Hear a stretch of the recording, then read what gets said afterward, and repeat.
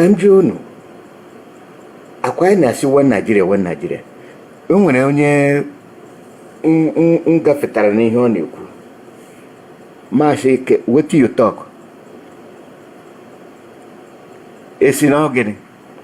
I say, I beg, make I listen to them.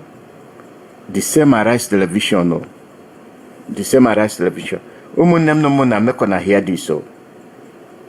Make on hear. And I sing the bolano. How'd you?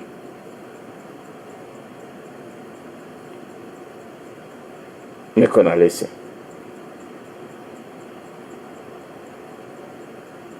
Comment section. Thanks for watching. People.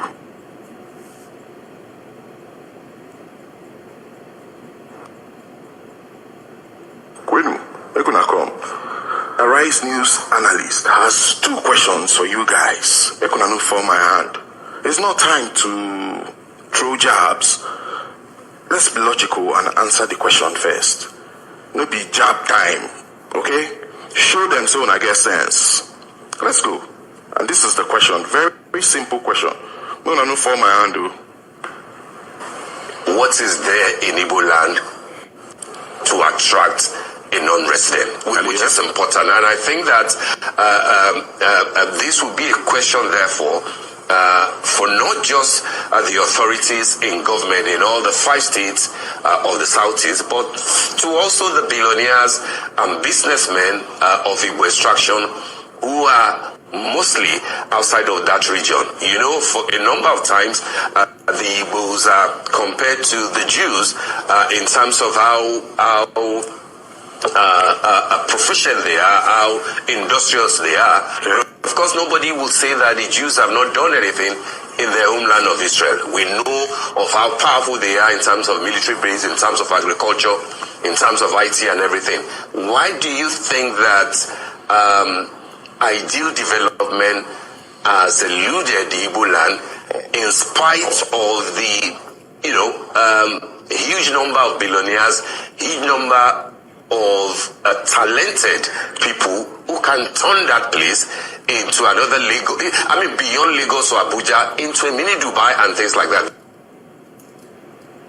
That was the whole point of Aba and the revolution that was meant to happen there, but which we never saw. Why do you think that this has endured for a while? This unenviable reality that there's no point going there to want to buy land, even if you have the authority to buy land. And then secondly, because of time, I would like you to touch on why is there so much anger on the part of many people from the Southeast? Senator Yinaya Baribe spoke about the fact that Nigeria should not think it's progressing by suppressing the Igbos. Do you think that the Igbos are still being suppressed?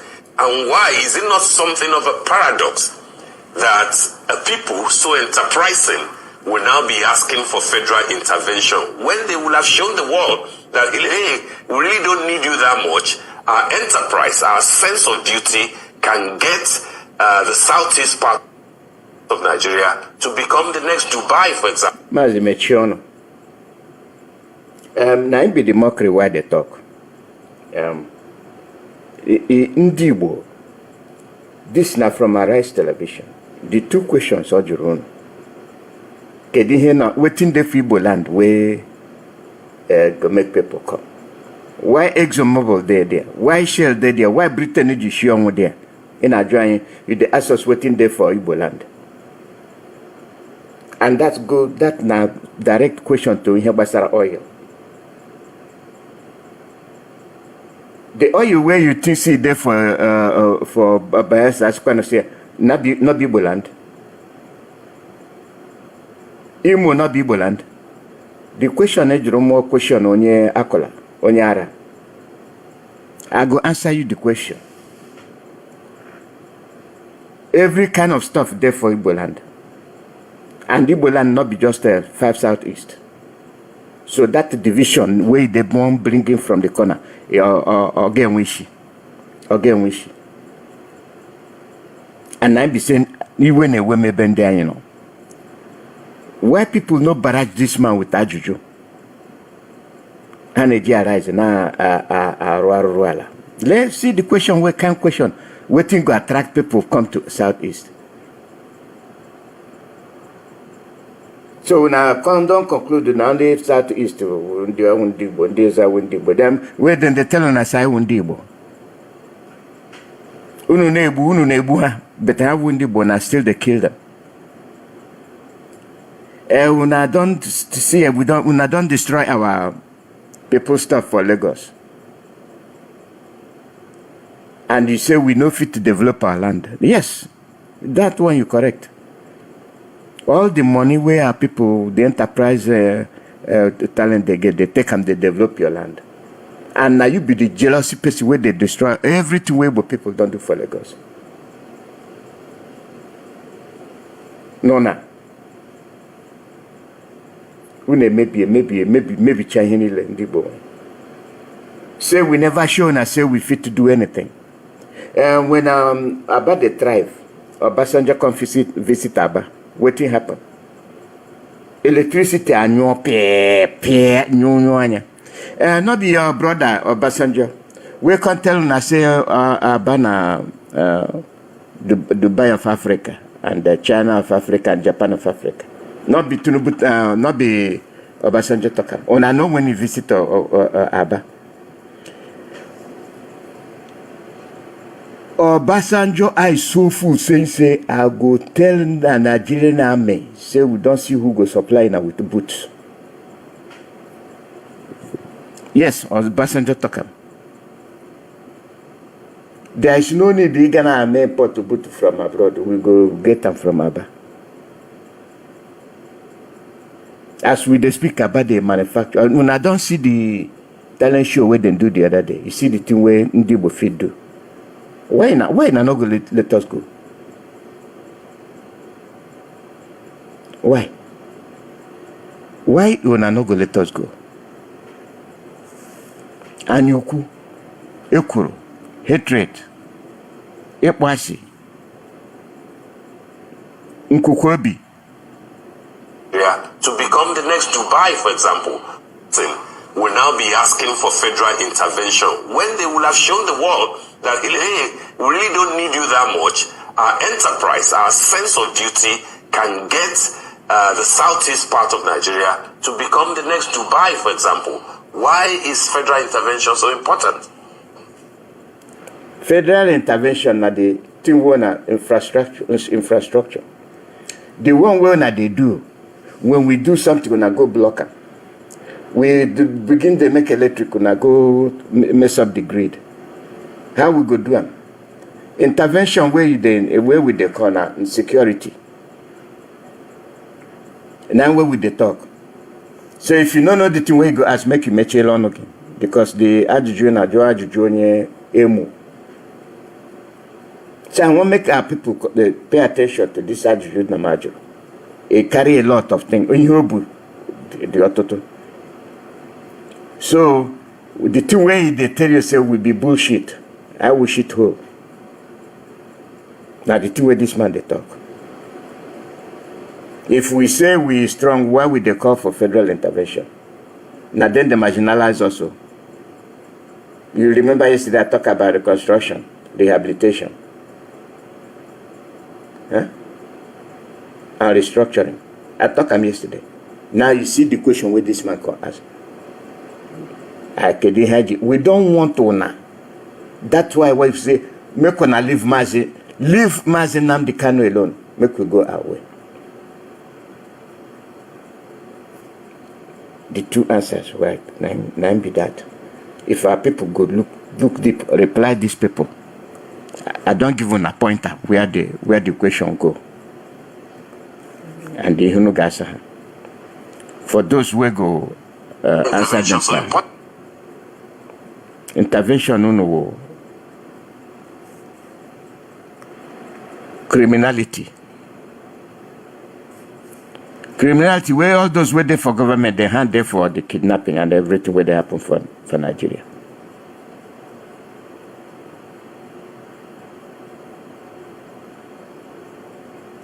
As we they talk about insecurity, Una dey there. Una dey the army, the Boko Haram, they take the equipment from Nigerian army. Bandit 6 machine guns, 30,000 rounds of ammunition from Nigerian army base. But una get power. We are Biafrans there.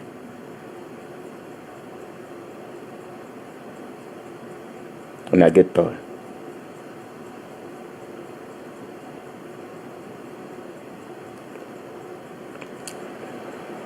Make una see am.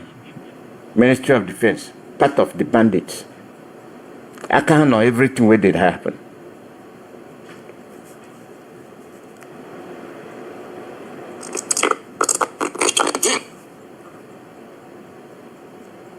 He's talking about your Minister of Defense. Your Minister of Defense state. That is what an incumbent governor came to a national television. This is TVC News. Telling you that, come on, this man is part of these people. You understand?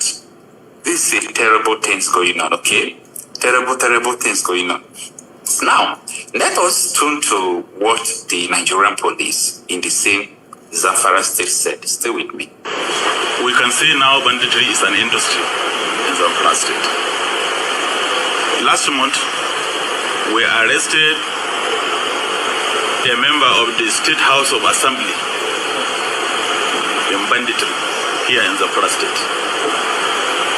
We arrested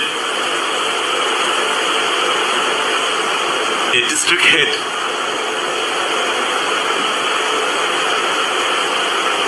we also as well arrested a former local government chairman. So you can see that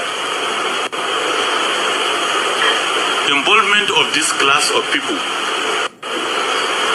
in banditry is more making the situation to become more and more complex. So what we are hearing now is from a police officer. Do you not agree with me when I come to tell you that your politicians and your leaders are responsible for your death and your woes? Do you now understand? This is what a commissioner of police in Zamfara state is saying.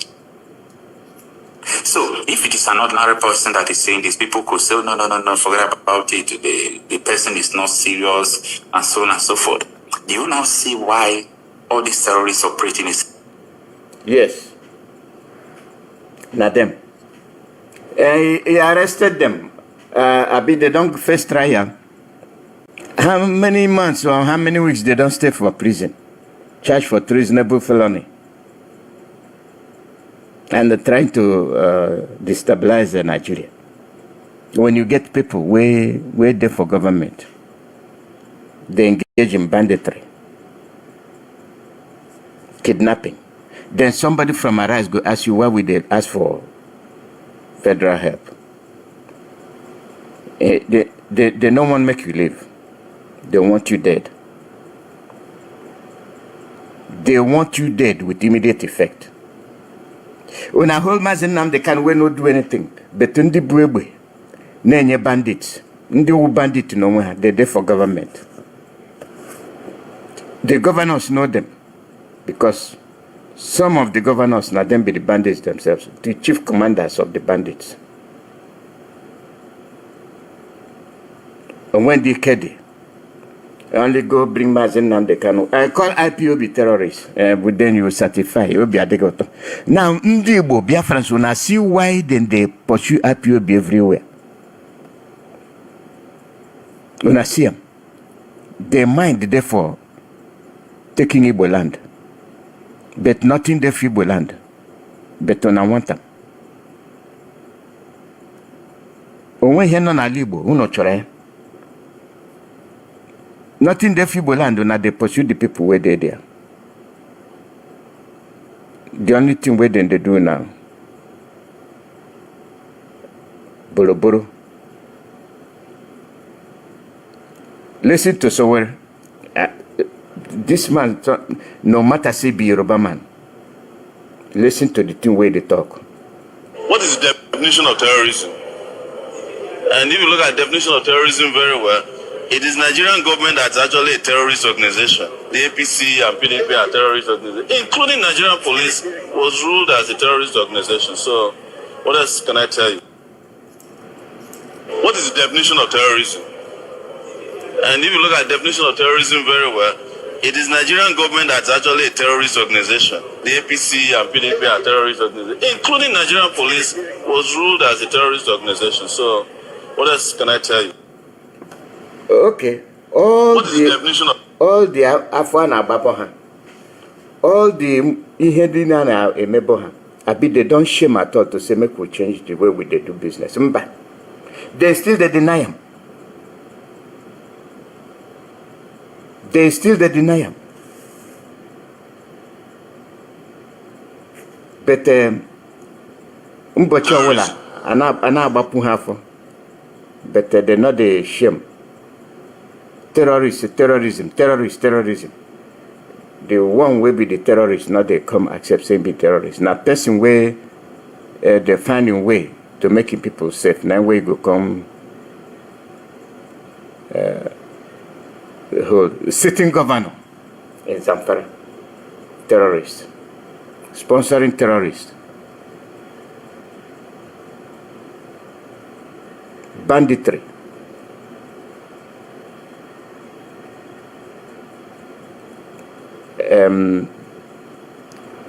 Our people. Make we not they watch them deceive us. Upon all these things, no way you no go wake up.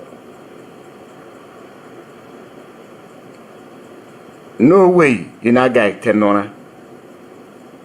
You guru all the many way you go to sleep like that, you know fit wake up. What I hear man.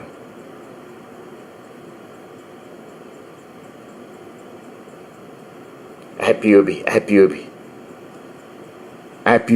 day happy Obi. Now I know. Go nanya why they want IPOB. Paula knows it not go work.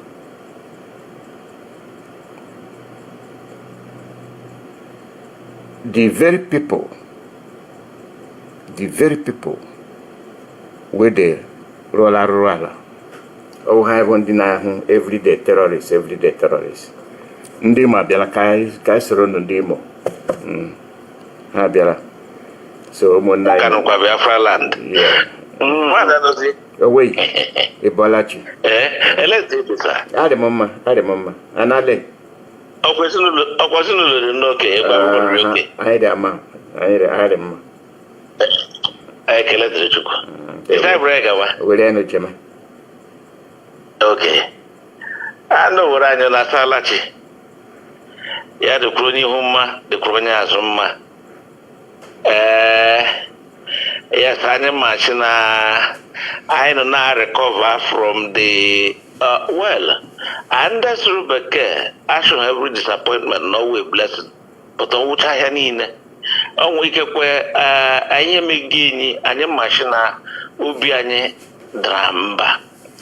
But can you really nubi?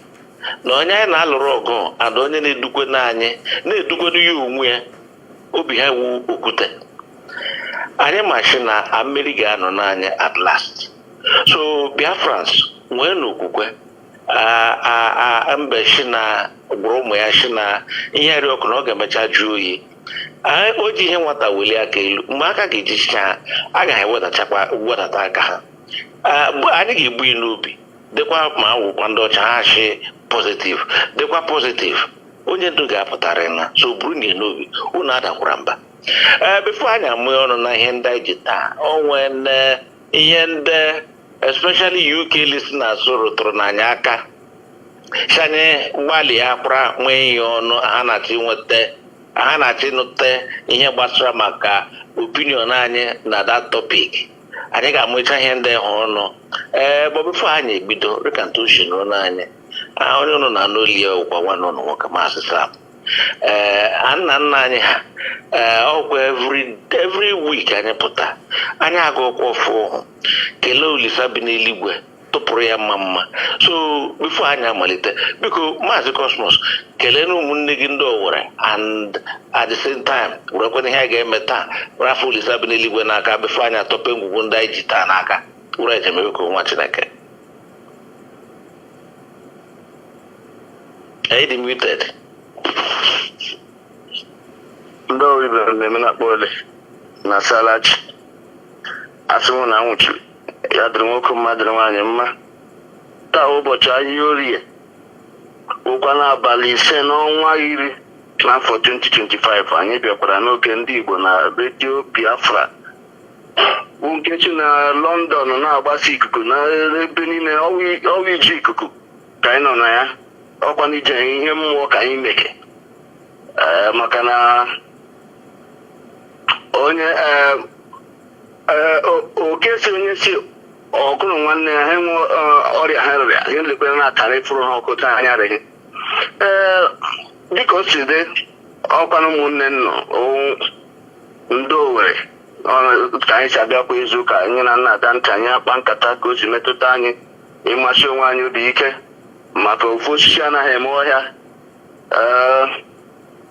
ka anyị si abịakwa izu ụka na-asị ọnụrụ ya ka ọrụ ibe maka na ọ na redio Biafra ihe ọbụla na-anụghị na redio Biafra gbasatara njem nwere onwe a egene ya ntị nke na-anụ na redio ndị Naijiria ma ị na-ahụ na dia telivishọn ọwụ nke gọọmenti chọrọ ka ha gosi na ọwụ ihe wee eziokwu mana ichenụ nke wee eziokwu bụrụ oche gị kwukete nso na redio Biafra ọrụ ma ọwụ nwa gị nwoke ma ọwụ nwa gị nwaanyị ndị nwere apụ na redio orute mbọchị izu ụka otu ahụ mgbe ọnwụ na ọ nọ nso kesị nwa m tinyekwurere m redio Biafra aha ka m nụkwana ndị ntị m nụrụ maka abụ ofu onye nwere na-ahafụ iwu eke tụ ọnụrụ ya ka ọrụ ibe maka owebe nke wee eziokwu ebe a na-agbasa ozi ọma nke Chineke ozi ọma nke na-enye ndụ ozi ọma njem nwere onwe a nke Obinigwe mere ka nwa uru ya onye o jiri ozi bịa napụta ụmụnne ya na ụmụnna ya Maazị Nnamdi Okwuchukwu Kanu ya si ya mgbe a gaghị iwe redio Biafra ọwụ ngwaọrụ iji alụ agha inweta mmeri ya ọkwa n'ebe ihe mere na o ji si ike na onye ọbụla ga na-ege ntị ka na-anụ nke eziokwu ka iji ntị gị nụrụ onye nọ na n'ụlọ ya nwanne nna nwoke nwa Cosmos a na-ekele nnọsi onye ọbụla bute oche ya nso adịkwana ka o si dịrị anyị ka anyị si eme maka na egwe m glasị na agaghị iko maka ọkụ na-agba n'ụzọ ha sị gị iji ọka na anyị ji nwere nne na nna ya yakwana ihe ahụ iji mara ndị ka anyị ejiri m anyị mgbe gboo na anyị bụ ndị Chukwu họpụtara anyị bụ ụmụ Chineke ụmụ Chukwu okike abịama ihe nwere metere mgbe gboo ndị nna nna anyị ha tebe n'isi ụtụtụ ha ebu ụzọ kpọkuo Obinigwe ekekere ụwa onye bi n'eluigwe onye pụrụ ime ihe niile akpọkuo ya kene ya bunye ya bụ ekene maka na otu a ka ihe nna nna anyị ha na-eme orube na anyị n'aka anyị na-agbakwa mbọ mgbe ọnwụ na anyị pụtara ikwu okwu hụkwa mgbe onye ndu nọ ya ọ pụtakwado ime brọdkast ọ ga-ebukwa ụzọ kelee Obinigwe kelee ndị mbụ na ndị egede ya nwa kpatara anyị jesi Obinigwe bịa buru abụ ekene anyị ụmụ gị ụmụ Chukwu okike abịa ma ụmụ IPOB ụmụ Biafra gba gburugburu anyị sị gị bịa nara ekene maka na taa bụ ụbọchị ahịa orie bụ orie ahụ bụ mmiri nke ndụ mmiri na-enye ndụ anyị na-asị gị ebe ị mere ka nwa oru gị guzosi ike n'ọkwa n'ala ndị dị ndụ taa ụbọchị ahịa orie ruo taa anyị sị gị nara ekene maka ị ga-eme ka orie ahụ bụ mmiri ndụ aha mmiri na-enye ndụ nke onye nwa ya ọrịa niile nọ ya n'ahụ nke niile hazire na a na-amịrị n'ọbara ya na-ewere na eksperimenti nke ihe niile ha gbanyere n'ikuku ihe niile ha na-eme ị ga-eme ka mmiri onye ọma mmiri ya nyochapụ ha asị gị nara ekene Obinigwe nara ekene maka afọ wala nke ọzọ dụrụkwu na ikpe ka isi ya kụọ n'ala ikpe ka ọbara ya wụọ n'ala ikpe ka o ji ala zere mmiri ndị bụ na ndị gere unu jiri ya jisie ike si na ọ ga-eguzosi ike n'ala ndị dị ndụ n'agbanyeghị mkpagbu niile olili niile nke ha tiri ya n'ahụ na-ele agba na-eche mgbe ọ ga-etipịa akụ ngwa ya niile na ya n'ahụ ka o tipịa mana ị mere ka o guzosi ike ka ọ dịkwa ukwu guzosi ike n'ala ndị dị ndụ ha afọ nara ekene ndị bụ na ndị gede nara na-ekene gị Obidigwe maka nkwọ bụ ikuku ndụ nke ị na-eme ka o kuru ime ndụ ha chere echiche ọnwụ ha na-echere echiche ọnwụ sị ya nwụọ na ha ya siri na ọ na-aga eme njem njegharị iwe otu wiiki otu ọnwa everything na-agabiga mana Obidigwe ihe mere ka nworugo a na-ekuru ume ndụ kwa ụbọchị anyị agbanyeghị ihe niile mkpagbu niile ha na-akpagbu ya donye ya n'ime ụlitiri na-agbanyere ya ikuku ọjọọ ka ọ na-ekuru ikuku ga-eme ka ọ nwụọ mana ihe mere ka o guzosi ike anyị sị gị na na-ekene maka mkpọ na-ekene gị Obidigwe na na-ekene maka eke bụ ihe nke ndụ ahụ ị na-eme ka ihu ya chakee ị na-eme ka ibi n'etiti itiri niile ị ga-eme ka ọkụ igbo gị ahụ mụkere ya igosi ya ihe ga-ememe mgbe ọ na-emebe anyị sị Obidigwe nara ekene maka eke na-asị Obidigwe dịka o si dị na-enwere aka mkpagbu niile si na-akpagbu ya onweghị ihe ọzọ na-ekwu okwu ya onweghị onye ọzọ na onye ọ na nke ya onweghị onye ọ dịrị aka n'ọnụ ọ naanị na ikwute nke eziokwu ịtụte ndị ke gị n'ụra sị ihe mba ihe ala nke Chukwu Okike na ngozi nke Chukwu Okike nyere anyị azụ ụmụ ya ndị ọ họpụtara na asị niile akpọrọ anyị n'oge ji atọ nwa mgbe agbụ ahụ eruole ka anyị hapụ anyị ka anyị nwere onwe ọ bụ na iwu ọ dara Obidigwe ị ga-eme ka ndị niile ma ọwụ ifu ma ọwụ ibe ma ọwụ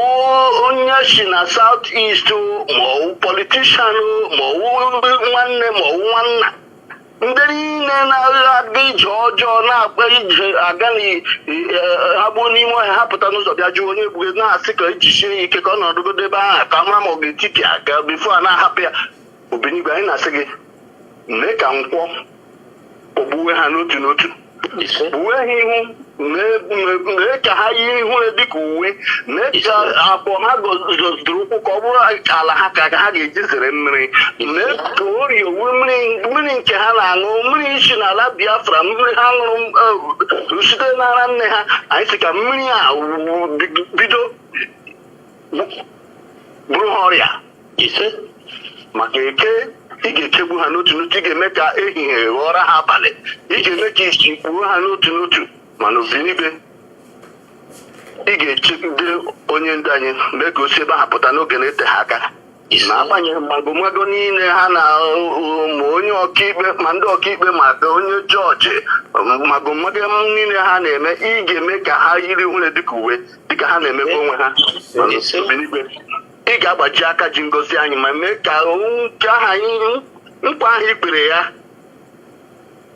maka ụlọ ikpere ya nkwa na gba ya sị ọ ga-agwụ ha na ọ ga-akwụ n'eziokwu na ị ga-anọnyere ya Obidigwe ị ga-anọnyere ya mee ka mmeri ya rute anyị aka n'oge na-ete ha aka nara ekene na-asị gị Obidigwe chegide IPOB otu esi chegide anyị ruo taa chegide ESN ruo taa anyị gị Obidigwe bịakwa bịa nye ndị ka anyị akọnuche nye anya ma ihe dịka anyị na-akpa nkata a dịka anyị na-akọwa ihe dị iche iche ka anyị siri n'eziokwu n'ezi asụsụ anyị sị gị Obidigwe bịa nye anyị akọnuche nye anyị mma ihe nye anyị nghọta mee ka ndị ka anyị nwee ike dị ukwu ofu ebe na-adịghị ụgbọ na mgbe lete ha aka na anyị ga-abụli aha nsa gị elu bịa bụ abụ otuto n'ala nke ihe nyere nna nna anyị ihe ndị a ka anyị na-ayọ gị n'aha gị Chukwu Okike abịa ma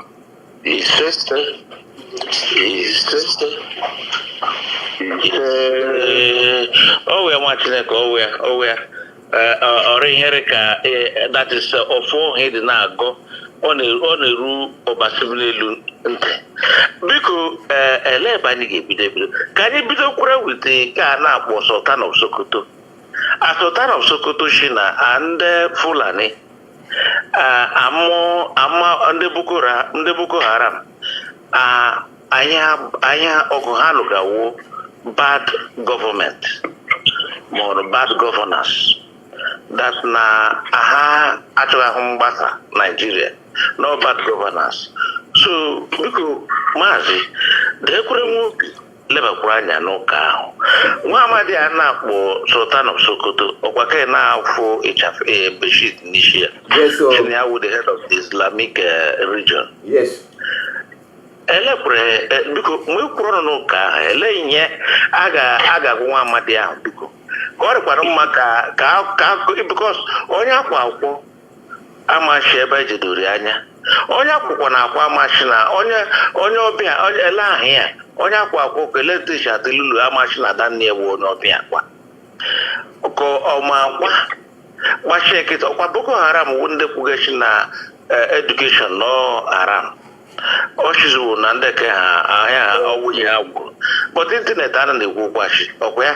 So biko mgbe kwuru n'ụka ele ihe ị ga that is mgbe kwuru n'ọnụ n'ụka then no nwoke tolite werekwuru ejeme ndị owo nwa Chineke ya ga mana ọ na-adị mma ka nwa ọkụkọ vodozi nwa nkịta, maka nwa nkịta vodozi nwa ọkụkọ ndị mmadụ si na onye nwa dagburu ya. Sultan of Sokoto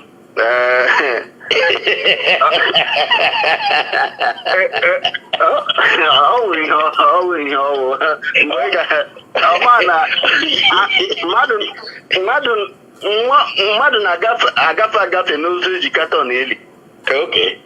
A na-agafe na nwaanyị kpọrọ nwa nwoke n'azụ ya ga na-etinye nwoke ọzọ.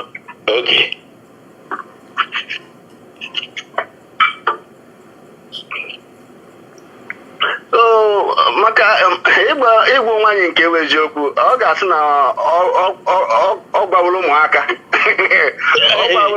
ọ gbaworo ụmụaka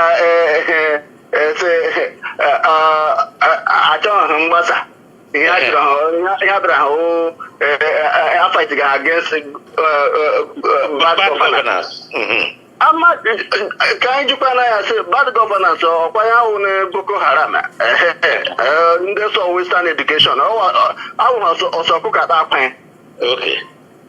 A na-asọ ọkụkọ be na ji ha ata akwa hapụ ọhụ na ọ dịrị ebe a na-eke ihe eke eri ọhụ na ụmụaka ọhụ na children ka ọ bịa kọwara anyị amara na ihe nwanna gị ga mba ya rifọrọ ihe tinye ya n'akpa ma ọ dị bandits ndị ha kpọbara n'obodo mepere ha ụzọ maka ewu gburu aka ihe para arịa aka n'ike chie n'ime ya ọkpọwụ one Nigeria. One Nigeria because always ga na ọwụhụ one Nigeria eleghị emekwe na ha jiri kpọọ IPOB asị kpọọ ESN kpọọ Nnamdi Kanu because ọwụ stumbling block ha nwere around Nigeria up over maka na ọwụla onweghị ebe ọzọ a na-epiri ha aja na garị na ụkwa the same eastern region na-apịrị nwa British aja na garị gbachire ha ụzọ. All the same thing, all the same problem ha nweghị from rounding up Nigeria, not even Islamization.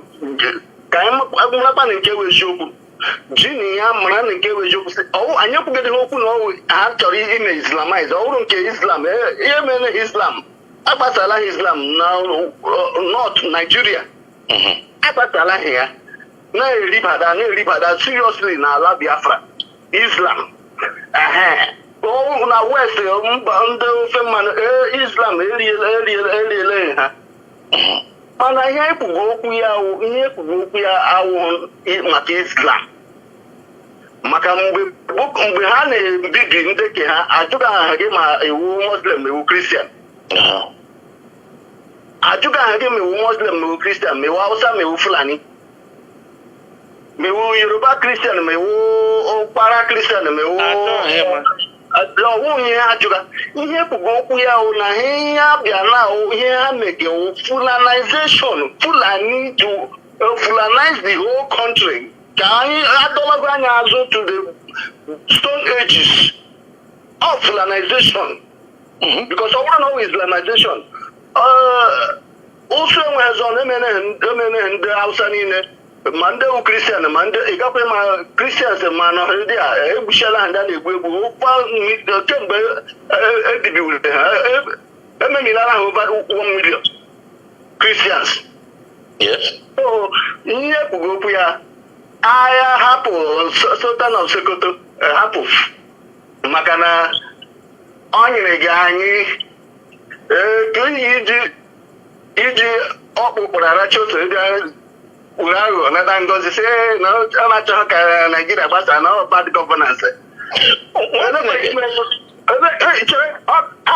gara Boko Haram and all these militants, all those bandits. Then for center, go straight to Abuja, Asoroko. I got Buhari Popara. Say I'm for bad governance. I got Tunumbu. Nandani no Yoruba as the ministers as the area. Gamme Milawa. Oh, maybe Gana occupy our forest. Our pushing the nine destroy our crops.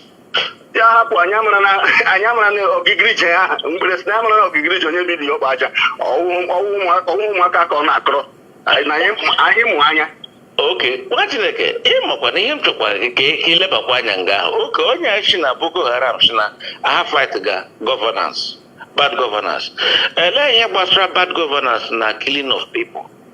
Onye maka mgbaga na gị so ebe ọ gara agara ewure wọ ha gawa para all this ammunition ha natara ha Nigerian soldiers wure ya ga mmemi lawa ndị gọọmenti ndị ahụ na ha mege meeting mege negotiation ọ ndị aka ekwesịrị ịsị na mgba anyị bịara for you people anaghị achịdaga ha obodo anụsị anyị chọrọ ka sharia naanị sharia wuru ihe a ga na-eme n'obodo a nye na anyị sharia ka anyị nọrọ onwe anyị ọhịa a gara ikwu na ọwụghị bịa abịa abada n'ọhịa niile ndị ofe mmanụ achụọla para niile agbaga ha ọsọ Yoruba section niile nọ na para agbaala ha ọsọ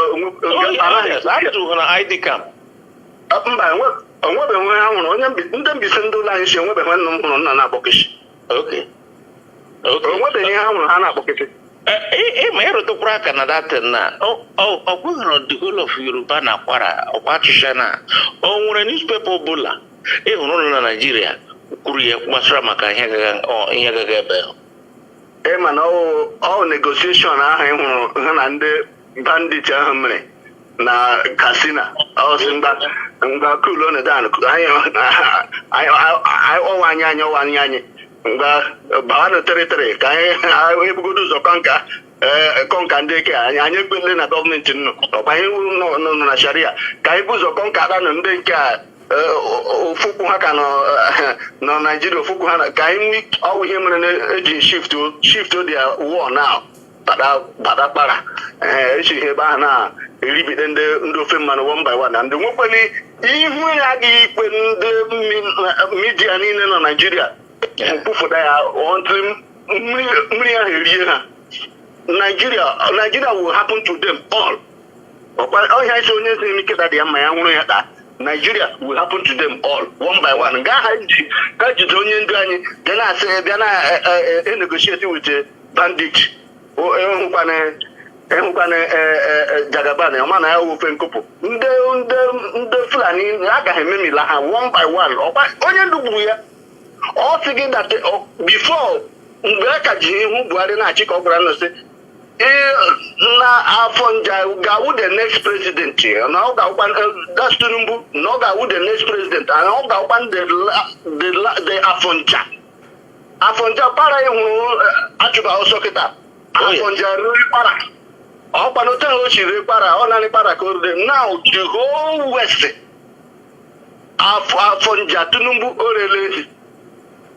o rele ha because osu onwe ha ọnụ ndị agaghị na-akpa mkpamkpa ha agaghị na-akpa during his government the same way ejiri mekpe ya during Obasanjo regime. Obasanjo duru dịka oche baba ha akpala ebe ya gbachi nkịtị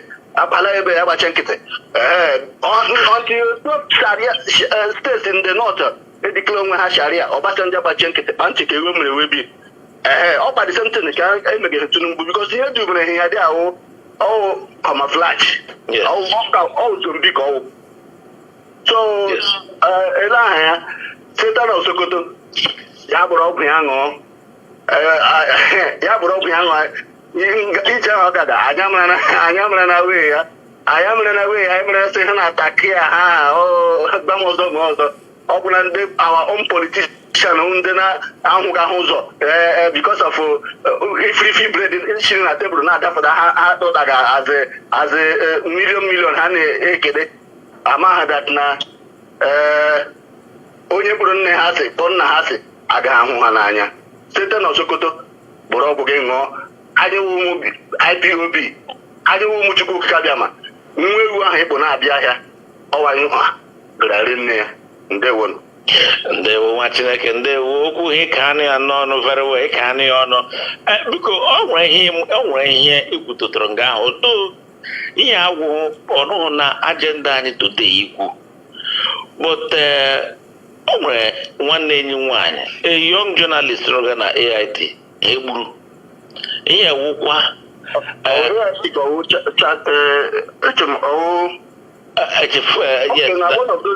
television station abi yes the girl and she jere na ihe wa arranged is arranged yes but ka anyị dị awụshi ihe awụcha the young Igbos ndị nọ na AIT naanị ikwupụta eziokwu onye amụkwara n'obodo owu Britain ya ala Nigeria sheki ya ajije mmemme chụmọrụ ya dị eme organize ihe awụcha ndị a ga-ekwupụta ihe gbasara maka Biafra ihe gbasara maka onye ndu ha pụta ya ashe mba anyị sọpọtụ hụ anything gbasara Biafra anyị sọpọtụ nke na Nigeria have happened to her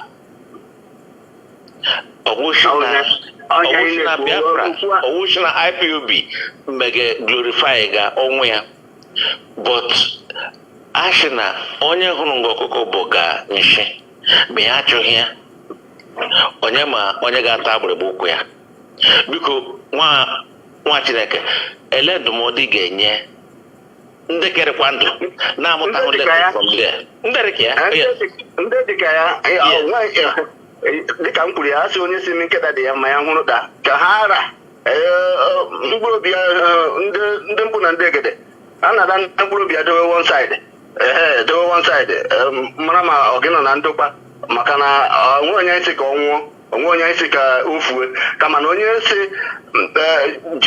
onye ọwụna asị jide onye ndu jisie ya ike nnekwule ka ọ fara bịa kwuo okwu ihe gbasara Biafra nnekwule ka IPOB members niile ma ụmụnne anyị ndị niile akpụrụla n'obi Igbo ga dọmpụ na prison na Kaduna ndị niile ha n'ebe a na-ata ahụhụ maka na ihe Biafra maka na ha sị anyị chọrọ ịnọ onwe anyị ndị niile nọ sobe won Nigeria ma ị nọ na TV station because of ụgwọ ọnwa na-akwụ gị hụta eziokwu ga-ajụ asị eleghị chọrọ ka Tinubu mekwe na what does what this government to do he has to face ma ndị na-akpọgbu anyị akpọ IPOB proscribe IPOB unu machakwa nke wee eziokwu ahụcha eziokwu because of ka gọọmenti nke hafụ ịba na bad book gọọmenti ga-enwụcha nke eziokwu ga-arapịmanya onye kpọrọ ime interview ya kwudewekwure nke eziokwu gete mba that's not the side anyị chọrọ ikwuni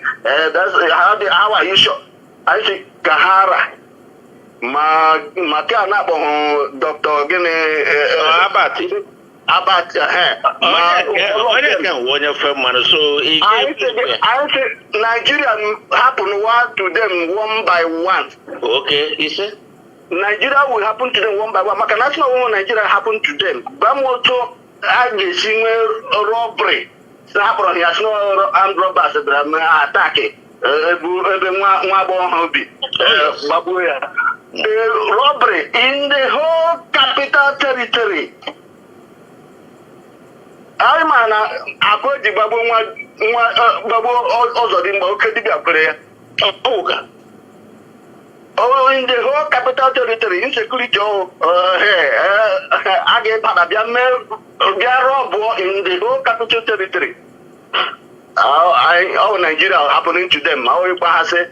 Onye hapụrụ ya so wenda ahịa mgbe ahịa gbasara ọ ga-ahụ ọ gaghị so n'elu ọ gaghị so n'ala ụwarịkwara gị mma nwa Chineke bulite olu ndị niile ha nọ na redio maka na ụgwọ ọnwa na-akụ gị ka hapụ ịnapụ redio nọ laịsensị ma TV nọ laịsensị ka hapụ ime nke ọnwụ na-ahụ eziokwu na-arapị m anya I say Nigeria ga-ahapụ to them one by one ọtụkwa because ikwuru eziokwu ị ga-anwụ ikwuru eziokwu ị ga-anwụ ọ ka gị mma na ikwuru eziokwu ka ọwa ọkụkọ sị anyị ekpebeghị akpa ka anyị eji ya na ha ọ kawa ha n'olu ya marakwa na anyị tigburu mkpu kpụpụgodo nke eziokwu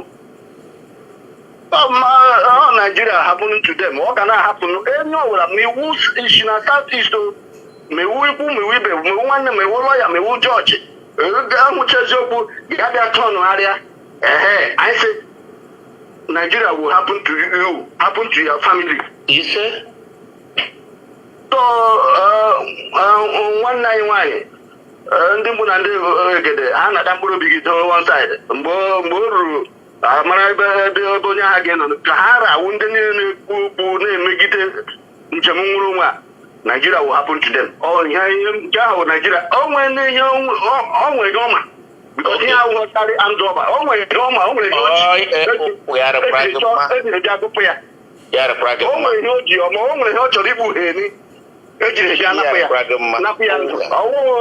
No one grabber. Oh, the came by I want to let you Nelungo. Oh, you're not. I genuine. Happen on that. Oh, Nigeria. Oh, Nigeria. They want in the kind of apple.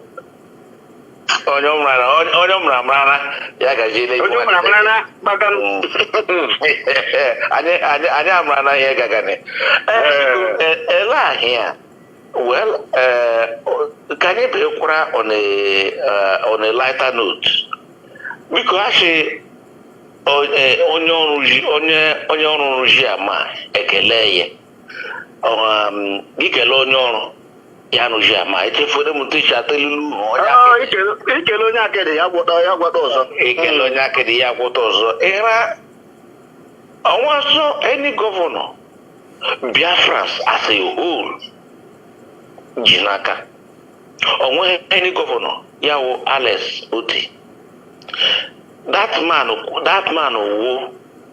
wo ya bụkwa ndị ọcha ha si na onye n'ọhịa ewu true blue-blooded Biafran ihe nwa afọ nne na nna ya na-enweghị any tainted blood n'ime ya olesmọgwụkwa gbanwe n'echichi ile ọ dị mkpụmkpụ na-eme ire so biko nwa Chineke asị m ka anyị were ka anyị dekwere nwa obi nwee na kelee ya because asị na onye gị kelee onye akịdị ya gwọta ọzọ ka anyị kelee nwa amadi ahụ ọwụchi na anyị na-ekele sọsọ na transformation ya rụkwa ndị ọcha ihe iro mege na Eyimba na Aba but nwa amadi ewure nne on his own side mee Biafra reassure that na ya ma nsogbu anyị ga-etinyere na pressure n'ebe Tinubu nọ ka onye ndu anyị pụta anyị hapụkwuru ka ahụ biko ọ dịkwana mma mmadụ kwuo otu edekwere nwa obi kelee ya biko kelekwere nwa amadi ya na nwunye ọnụ ndewo nwa Chineke ịma na nke weziokwu awụrụ na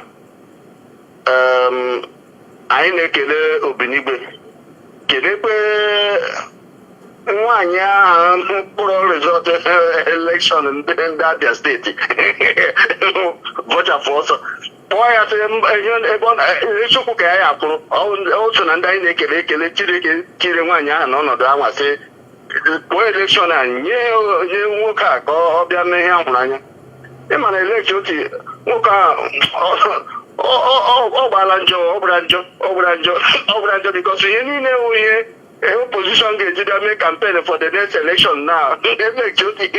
Otipiala everywhere. When we campaign against you, let's come on in and be campaign. Mbao, even I elected a minute cocoon, none about I had your hook. Okay, cocoon, none, not the Ayacho Hoko,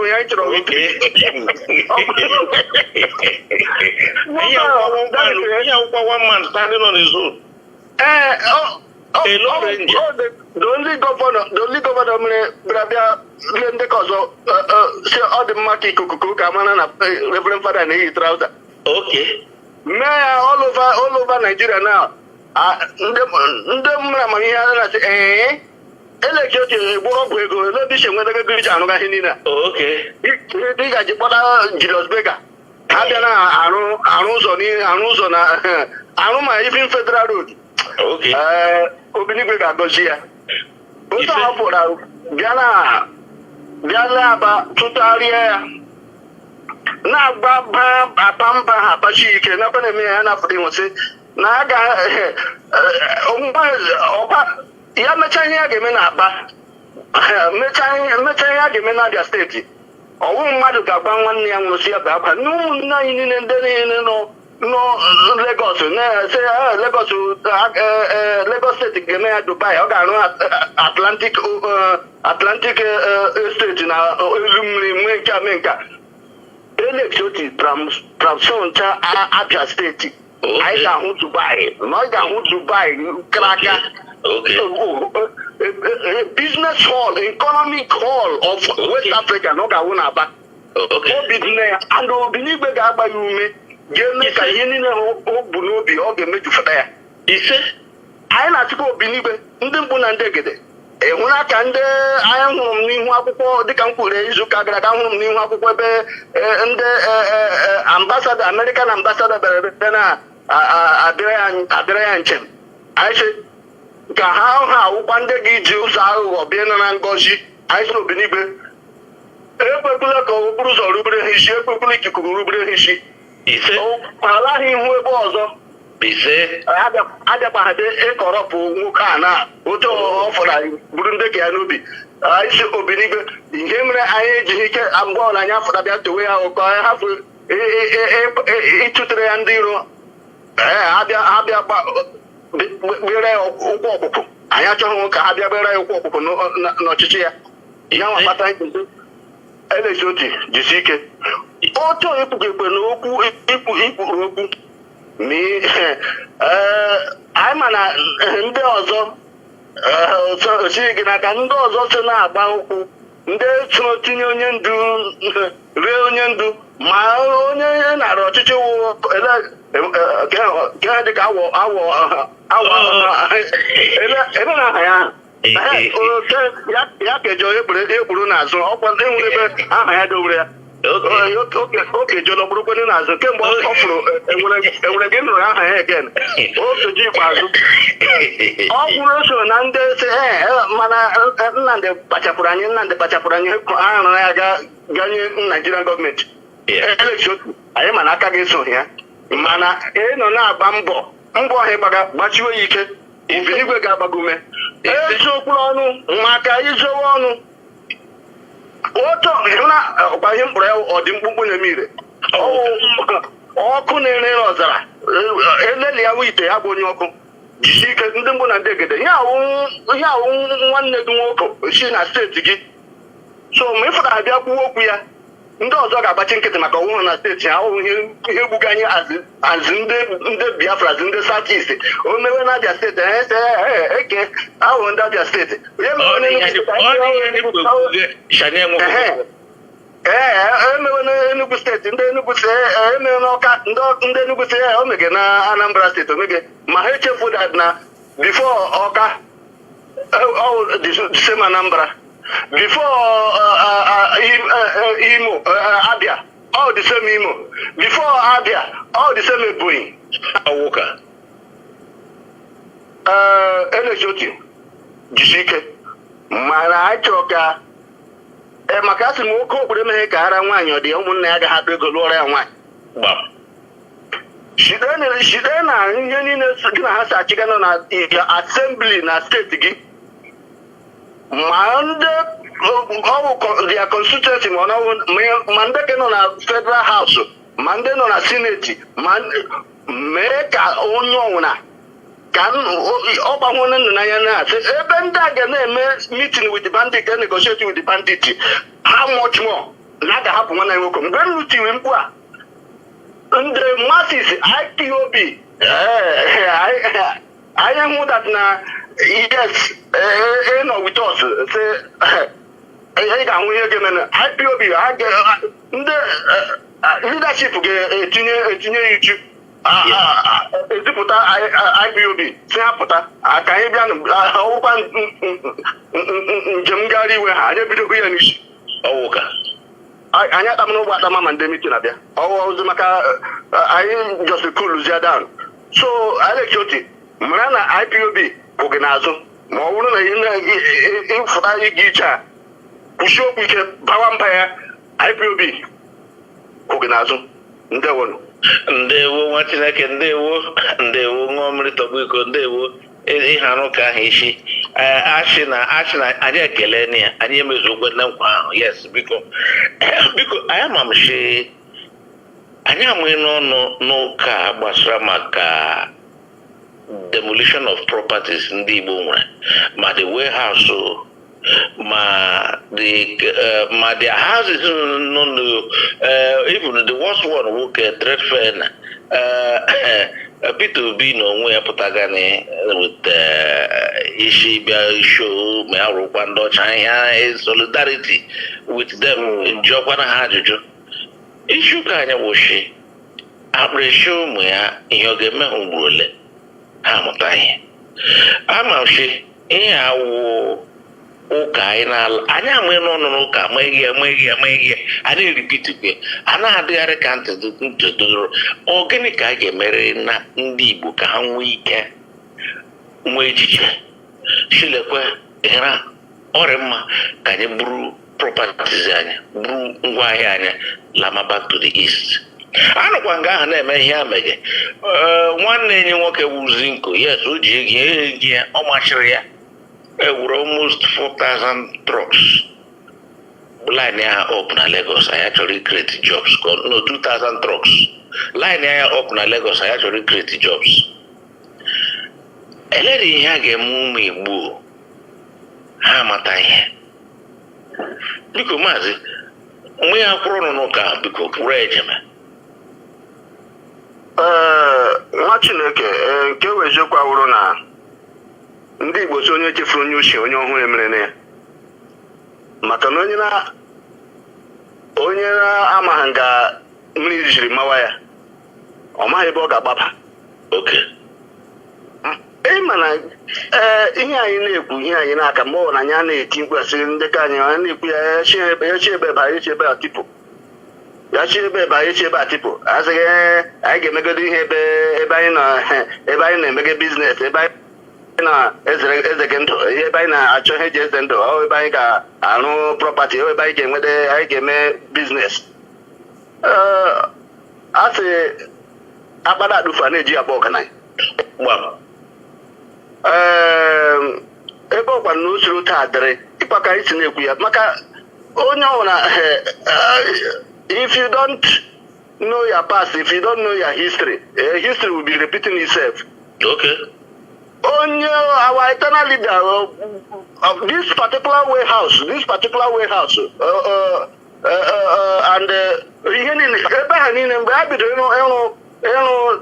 that they are trade fair everywhere. Our eternal leader, Tiembu, say Amba, Penu. That's all in your game. Oh, Ed make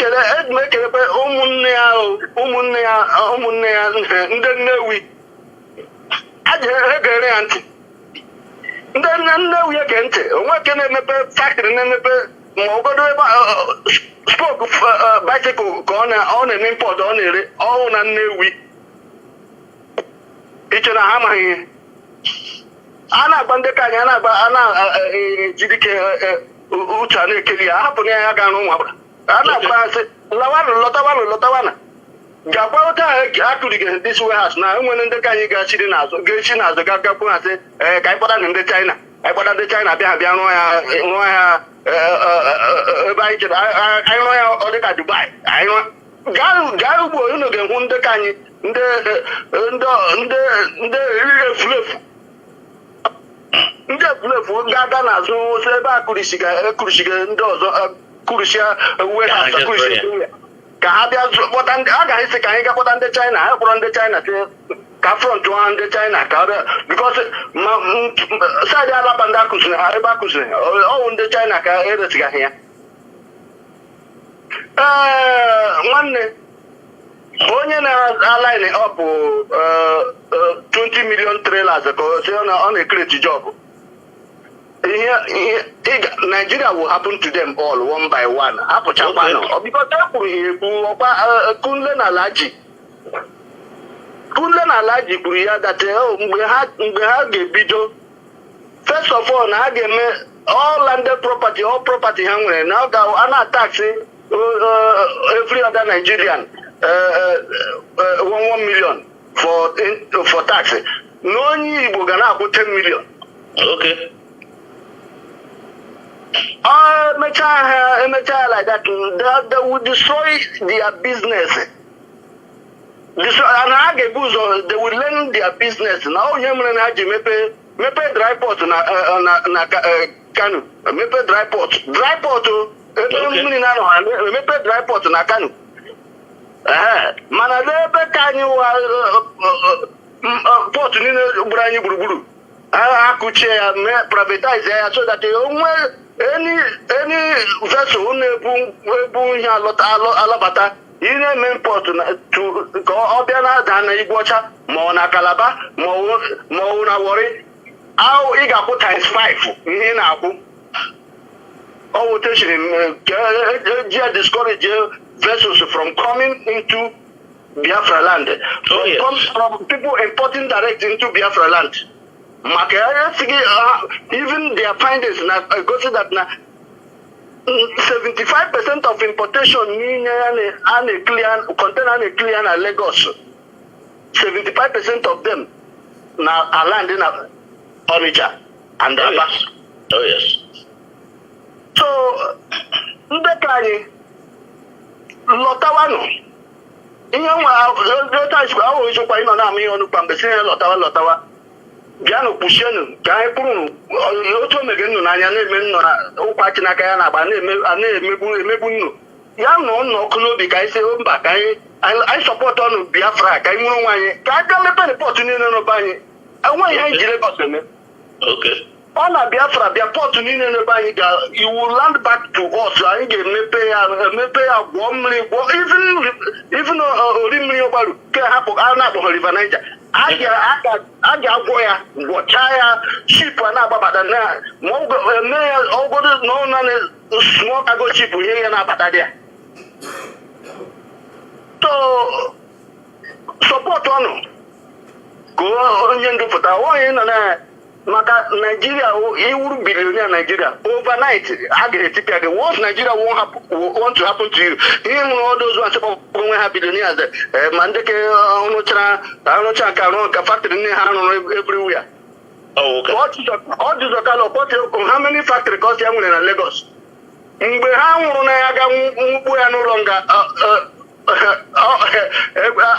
asụkwa na anya asụrụ ha anya ewezụgakwa dis IPOB ewezụgakwa dis Nnamdi Kanu ọ gakwara ịnọ n'ụlọ nga nwụfuo ọkwa IPOB tiri mgbu ya akpọfụta factory niile ọrụ ebe ahụ Nigeria asụrụ ha anya sị onye ahụ ọgbakwa na mbọ ma airline ma ihe niile ọ na-arụ emepe company na Lagos ọsịa nwere about 5 company na Lagos 3 or 5 so lọtawa n'ụlọ mana maka nke anyị wụ nke anyị nke m nke m oge anyị na-agba nkeka anyị lọtawa n'ụlọ maka oge na-ete ha aka Biafra bịa ha na ọnụ ụmụ nye sọpọtụ asị ebe ihe a chịrị taa dịrị elotu ihe mere nọ na-etipịakwa biznes anyị etipịa biznes anyị hapụkwana anyị ka anyị la mba ya nọ nnọkụ n'obi ka anyị rụsi ndị a gosi ha were anya nwoke na-eji anya ochi were ya ụfọdụ sọpọtụ njem nwụrụ onwe a Biafra bịa ha na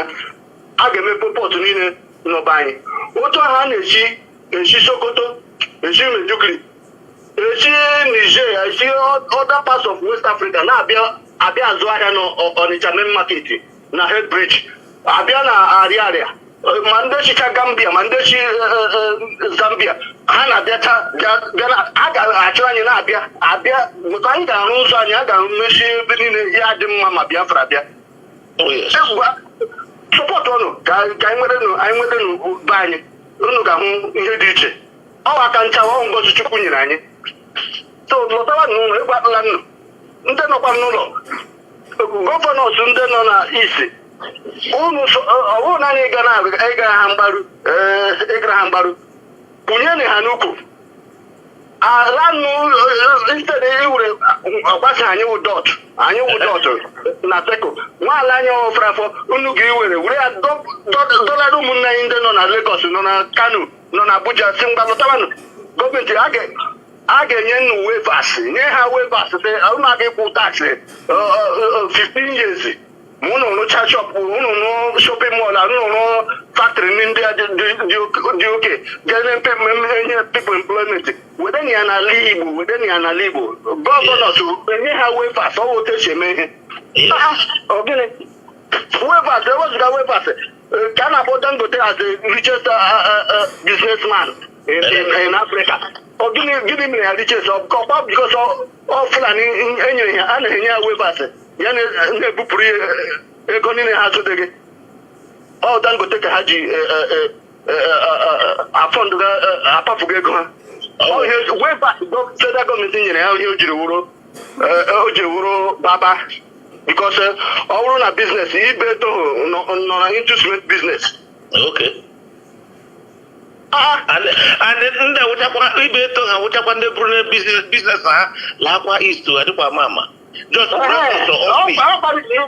because na achọghị mmegide ahụ Naijiria jiri mmegide ahụ ha megide anyị ihe mere ha ji na-achọ ka etipịa biznes were ka a chọrọ ka etipịa Innocent because the bank na-achọ ka etipịa Innocent because Innocent chiri ọnwụ na factory ya agaghị ebu factory ya gawa Lagos ihe njakwaga gịte ekele dịrị a na-ekele ndị Nnewi ụmụnne Ojukwu anyị na-ekele ha otu ha na-echi ege ntị na-eme dia biznes eme ya na Nnewi eme ya na Anambra so ndị ka anyị ndị nọ na ụzọ ije ndị nọ na Lagos a gakwa na-akụwa biznes nọ na-aga n'ihu lọtawa n'ụlọ ndewo nwa Chineke ndewo onye adụmakwe ya gajie n'ihe in fact anyị amaghị n'ụka ahụ ọnụ onenogwu fokeshọn kwuo ya fụọ ya ka ntị tụtụrụ agha anọ ịma na ele ahịa a Bible shi many accord only few are chosen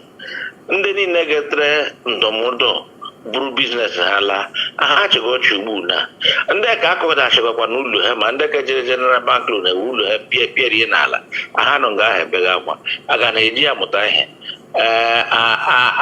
ekpere anyị wụchi anyị achọghị ka ụmụ Igbo Biafrans ma ekwere ekwe ma ikwe ha anyị niile wụcha Biafrans anyị wụ one. You may not be an indigenous IPOP member, but I need to watch Biafrans.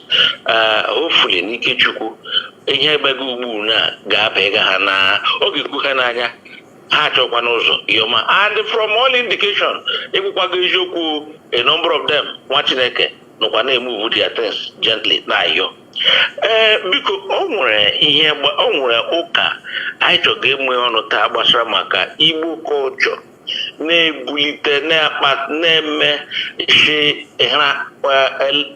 a number of ndị Igbo anyị nọ n'obodo oyibo ụmụ ha nwa ọnwa ha were invitation wejere nne ha ka nne ha bịa lee ụmụ ha ọmụgwọ na-apụzi ụmụ ha na-apụzi di ha erụzi ebe ahụ mgbe na-amatara ihe na-amara ha na-anụrụzie chefuzie dị ha n'ụlọ adịghị n'ụzọ na-awụrụzie a single man but ihe awụ onye tara ahụhụ zụcha ụmụaka ahụ chịpụta ya n'obodo oyibo biko maazị ndị UK listeners particularly from Forest Gate achọrọ m ịmata position ndụmọdụ gbasara maka ụka na because o nwere eje na meeting na-ekwu ụka ha si ele ihe redio Biafra gbasara maka this point, this topic, because ọ na-eme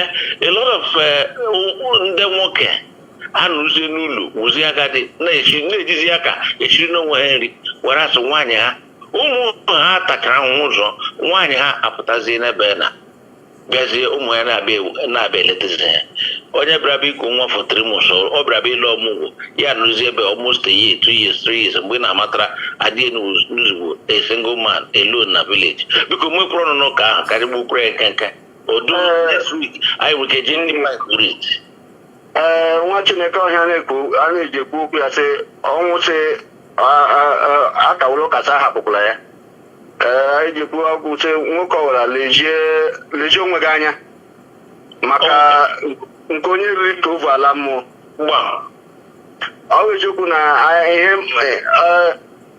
nwoke onye anyị ji wuru nwoke ọbụla na ekpere nwoke ọbụla na-ekpere sị ya mụta ụmụ nga ya na-agaghị ịga rufunu ka ụmụ ya gafee ebe anwa nga ya na-aga rufunu ka nwa ya akara ya mana dịka anyị na-ekpekpe ekpere ahụ na-agba mbọ niile ahụ ịhụ na ụmụ anyị topụtara ahụ anyị nọ na-aga n'ihu asị onye ọbụla na-elezi onwe ya anya lie ihe dị mma maka na ọ agụcha na nna ala na nne ọgbanye nwakpata na chike ugbu a ị na-emere ụmụ gị ihe mana ya anyị ji kpọ ndị nna anyị ma ndị a na-akpọ ha odozi akụ nkenwa ihe ọbụla ụmụ gị chọrọ ha gbakwuche nne ha amakwa na ụmụaka aka ha ama na ọwụ nna gbaga mbọ niile anwa ụmụaka aka ha gaghị eme ụmụaka mara ihe ọbụla ma gakpọ misisi were nye ya ego ụmụazị ụgwọ skuulu asị mmanya abụọ ma akwụọla ha ụgwọ skuulu ewere ọma na ọnwụ nna nyere ya ka nọ na-eme ihe ya na-eme ya n'ihu ka ụmụaka marakpasị ma site na nwata ka ha marasị ọwụ na ha gbaga mbọ niile ahụ nwaanyị ọbụla ọgwụkwa na nwaanyị ọma obi iru ala ọ ga na-agba ụmụ ya sị ka m gakwuo nna nnọ mgba bịa na ka anyị gakwuo nna nnọ maka mgbe o ruru na nka dịka e kwuru ya ọwụ ije ọmụgwọ ọwụ nwaanyị na-eji na-aga ije ọmụgwọ nwoke a na-aga ije ọmụgwọ mana nke ebe o si eme ya ahụ na a bịaziri bịa na-eme ya na ihe eji aka na aga na-agbagote nwaanyị abịa bụrụzie n'obodo oyibo ebe anyị ejiri fọs kuru nna nna anyị ugbu a na ọzọ anyị nwa na-eji aka anyị kpọfere onwe anyị bịa slavery ebe ịgba plen a na-ekwu okwu ịgba plen ebe ebe a na ya baa na milion akpụrụ naanị nne ya bịa chọbiri ije ọmụgwọ ahapụ nna n'ụlọ nye nwa kpatara anyị hụra ihe anyị kpụrụ okwu ya izu ụka ole gara aga gbasara onye orule ya lụọ nwaanyị abụọ lụọ atọ maka awọ nwere ọtụtụ ime eju bikọs ọ bụrụ na mgbe ị mụrụ ha ọmụọhụ bara like that ofu ndeke nọ n'ụlọ ga-eledewe gị nwaanyị gị ndeke ị nwere n'ụlọ ga-eledewe onye ahụ lejiwe ya anya onye nke agawakwa n'obodo oyibo mana ọ bụrụ na ọ naanị gị ụmụazị etofuna ndị lụọ di lụọ nwunye biri n'obodo oyibo ahapụzia naanị nna n'ụlọ alọta holidays ha ewede apanye mmanya ọkụ bịa bunye nna mana a ga-azụrụ nne akpa zụọra nne zụọ nke a zụọ nke a ọ lọtawa ije ọmụgwọ ya were naanị akpa mmanya ọkụ bịa were nye nwoke sọ nwubi obi so ka anyị nwoke ka anyị lezie n'onwe anyị anya lezie n'onwe anyị anya mara na dat na aka chi na ngofuo buko ọ ga-awụ n'izuụka ọzọ anyị etinye ya ọnụ tinyesie ya ọnụ ọfụma mana ebe anyị na-agbado okwu anyị n'izuụka wụsị nwoke ọbụla lezie onwe gị anya o ruole gị ihe ahụ anyị kpụrụ okwu ya o ruole gị ịlụ nwaanyị abụọ lụọ atọ lụta dowe n'ụlọ maka asị ama hafụ ime ga amụ ọgaranya ndeke isi nwaanyị kpụrụ usoro ụmụ ya gawa njem ọmụgwọ ndeke nọ n'ụlọ anọkwa na-echiri gị ihe ị ga-iri maka anaghị amụ aka ekpe na nka ndewonu ndewo nwa Chineke, ndewo yarịkwara gị mma. Ịra ụka ahụ anyị ga-eleba ya anya deep ma arụkwa ndị ọcha. Anyị ga-agba mbọ leba ya anya next week very well. Because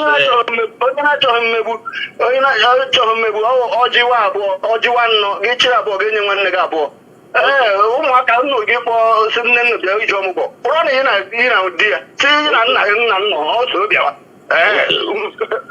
ụta ha chikwe nnọọ tugeda lezie nna anya lezie nna anya nna etofụtawuru mmadụ ụta ka ha ga-echikwe bịa tugeda na-eledekwa ụmụ ha ọwụghị bịa na-akpọrọ naanị nne bịa dewe n'obodo Igbo ya chi na Amerịka ya gafee ya ga Japan echi Japan ya ga Canada nna nọzia n'ụlọ gọzie oke obodo mba onye ọbụla onye siri ike narị ya mma ya hụrụ da onye ọbụla ịchọ ịkpọ asọrat nna gị ka dị ndụ ya nne gị na-abịa ọmụgwọ ma iji ego tiketi mmadụ abụọ chọrọ housekeeper ka o ledewere gị ụmụ gị abịazina na-adọfụra especially ndị gị n'obodo Igbo asị gị na ụra atọ m ụtọ ekwume next week anyị ga-revisit that particular topic because ọ nwechara culture ndị nọ n'ala Igbo. Ihe wu one of them anyị ga-eleba anya otu anyị ekwu okwuru ya HDOS ekwu okwu ya another one nwụkwa ke ha ozu ga-anwụ adọmịa ya na-agba 3 years 1 year anyị ga-ama ịchọ ọnụ na ya biko ịma na achụrata ụmụtekwumekwu ma anyị amara achị n'oge na akara kpapụ anyị nwere 3 minutes biko achị anyụcha anụchi ma aka ahịa ọnụ ya wụzie nshotoro na werezie minute 3 taa biko ka a na-anya ụka anyị ọnụ ngwa ngwa biko ụka anyị na-aka ọnụ election oti dịka anyị kwuru ya leadership IPOB anyị ga-agba ha ka ha depụtara gị akwụkwọ ha jipụta gị oji gba gị njem agha gawa ya kpuchiwe ya ụkwụ anyị ike na Biafran sụpụ gị n'azụ ị gakwa na agba mbọ hapụ ndị ọjọọ niile si na South East politician ndị iberibe na ama nga nnọke nkụkwa wụdara na ama ha na afọ nọ ha n'isi ndị hụchakwara dat na oke ebe ndị a na-negotiate with bandits ha gbache nkịtị hapụ onye ndu anyị ihe rope ụzọ dị mma ya na ihe mekwe Tinubu invite to come to Owerri because not the commission ụzọ how many years mma were ya na the only achievement o mere for 8 years ọ gaji nọ n'ọfịs o chiri azụ ụlọ bata ụzọ Mbaise road ha ọ bịara ịkọmishọn ka ha rawu gọvanọs ndị niile si na South East na-emeghe ụnụ amarakwa na ihe mere unu gị eme invite unu ezo ya gburugburu adịghị ịpublicize ya unu amarala gbanụ nwoke ahụ nwoke ofe mmanụ a gbanụ ya elekchoti gbanụ nwoke ahụ adatna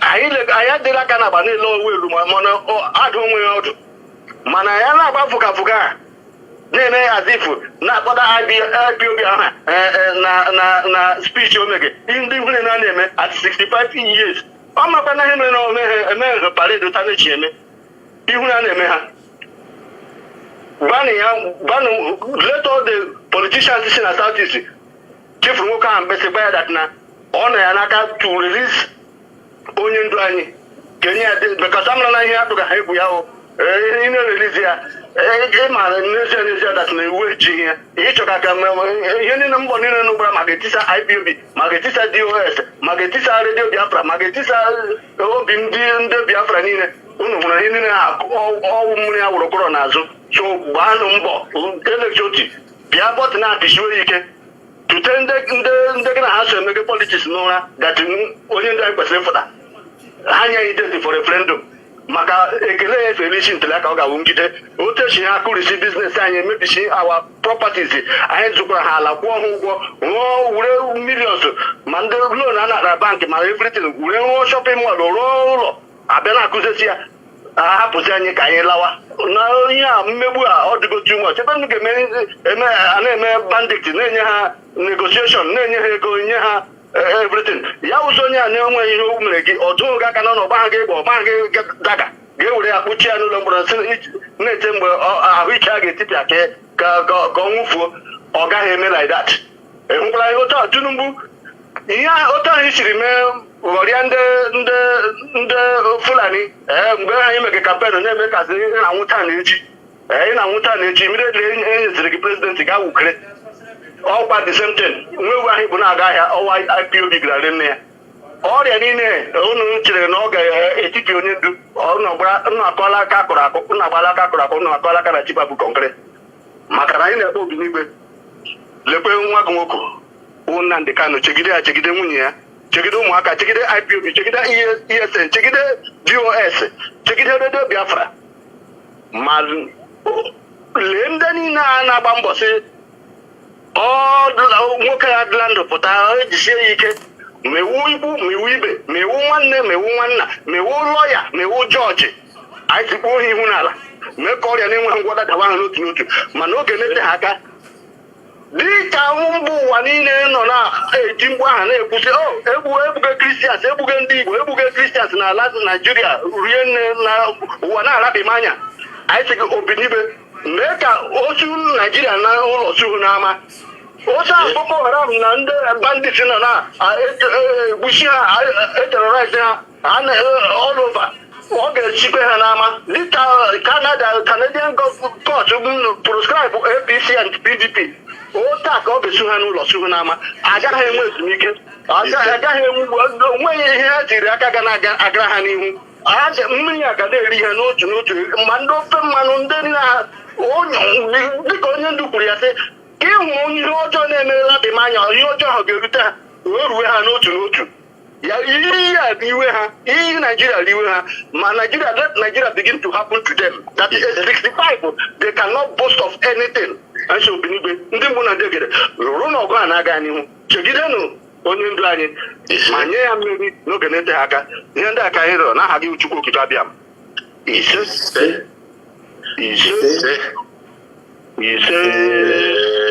ọbịa nwa Chineke maazị Alọzi Owei una gbali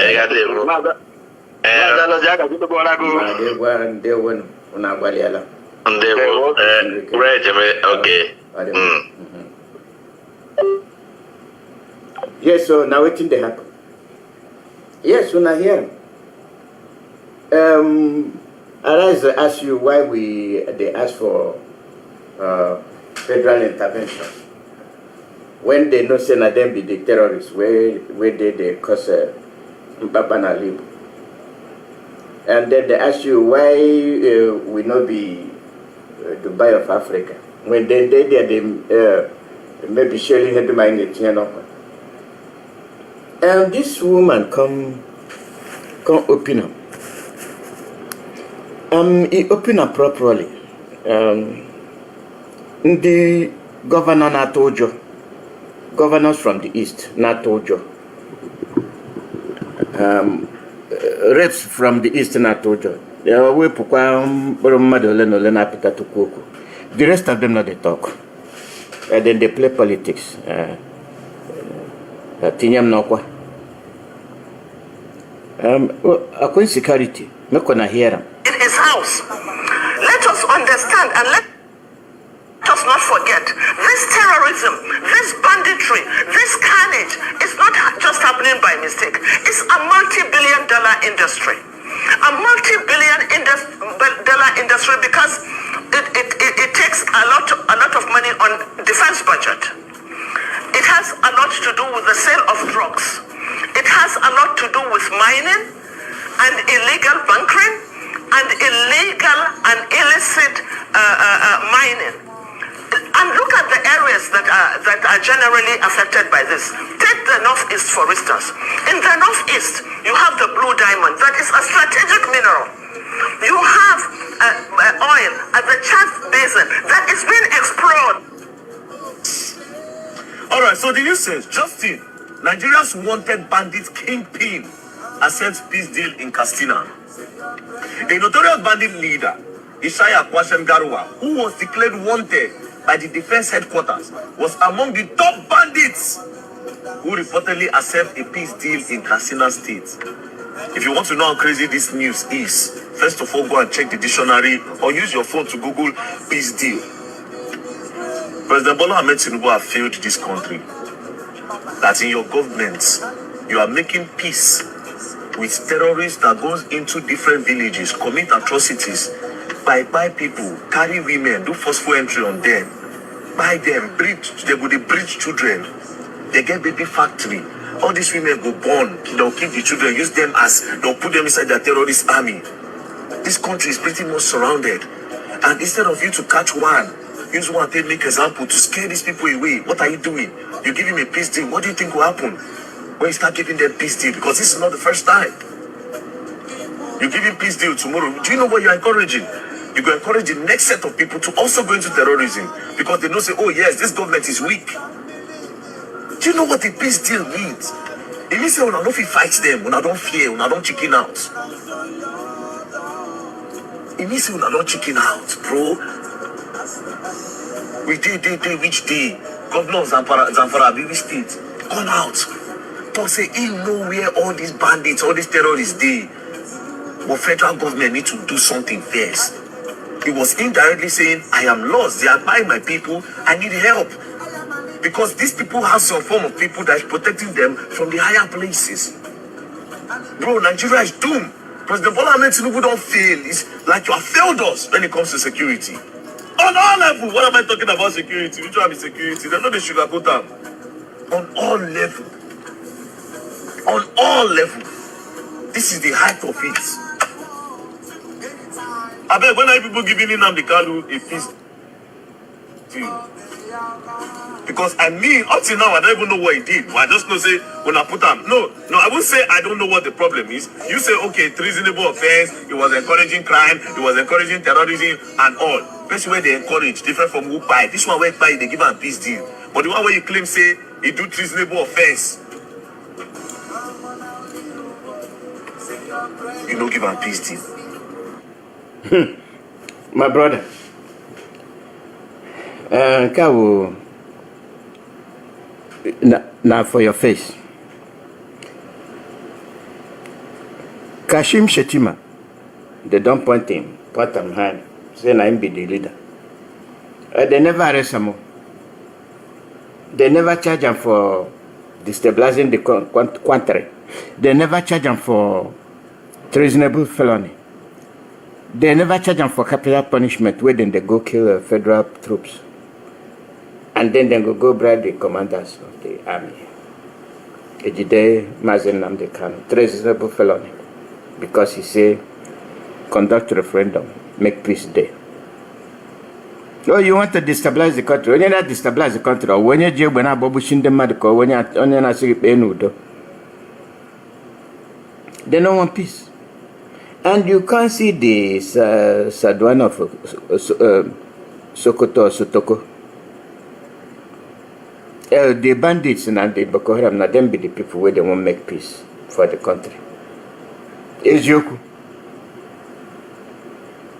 Now them they protect peace for country. And the people for Yoruba land, they run. Say Fulani don't come home.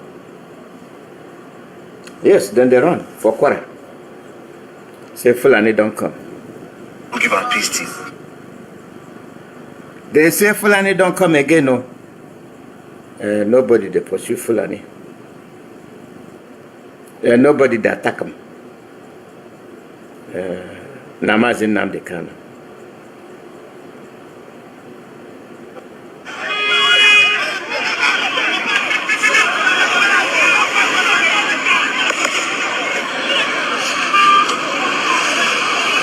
Soldiers are cheating on us.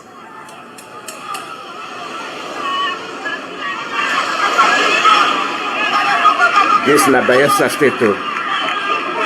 This na for Biafra. Fulani herdsmen, they attack a village of Kayama community.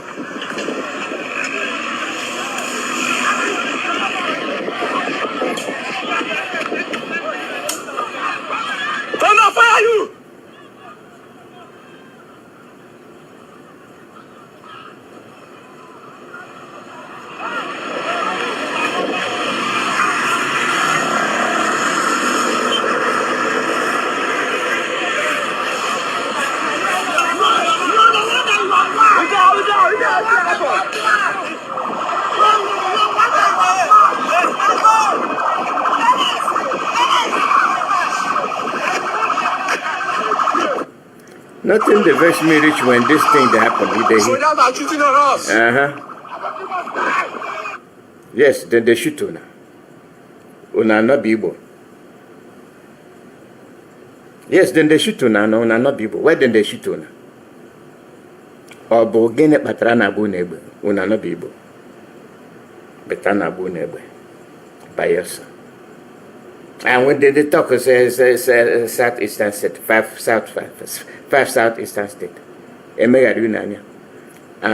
It go take time before Obi Meme Jonah Tinubu. We come for my papa land, stand for my papa land. Call us terrorists. Onwe Onibo meredere ahụ. Onwe Onibo karubisi ama Baba Bola Tonabu withdraw that statement with immediate effect and alacrity. Why would they make pete? Which they no go call you mad.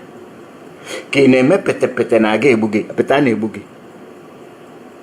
Kine me pete ni ge kuku ka enye ge contract go. Any contract to Leon, chop and quench, chop and die. Chop and quench. But the two-way be. All the things where did they do? Bribery, corruption. Now chop and quench.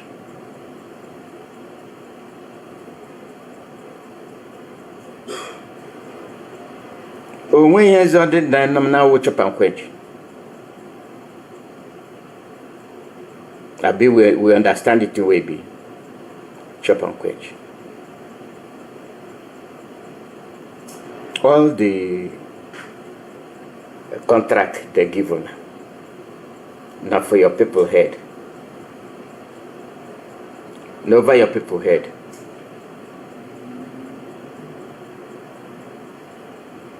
If you go do this for me, I go give you post.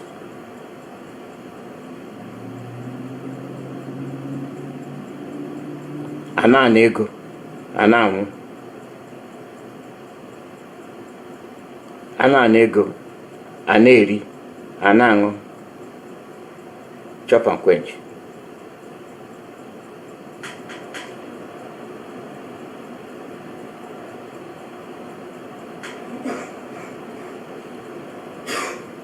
Which time? Now which time? We go Mepolania.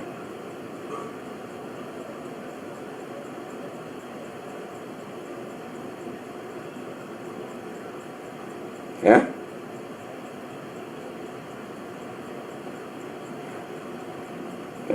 Fela sing the thing and you don't tell when this is no rubbish they go on. Ekuchekwa na ori Yoruba ndị Igbo. Yoruba ndị Igbo. Onwekwa onye kwuru eziokwu na offende Yoruba. Ekwu yes na onye ahụ kwuru eziokwu. And I be reporting without bias. You not go change them from n'ihe ahụ. Ọ ga-agbanwe ha. How?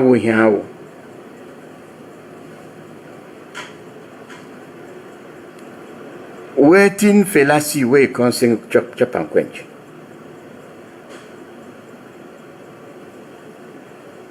Now waiting.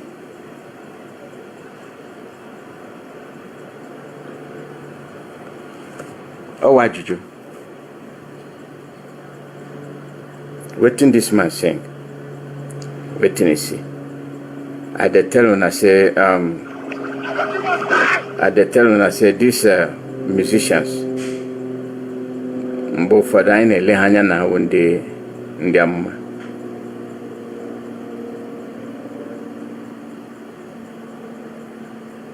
yes so and lehanya na wonde amma and when the man they sing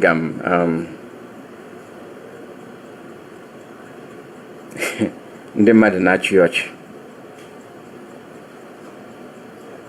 Yes, people na-achị ọchị.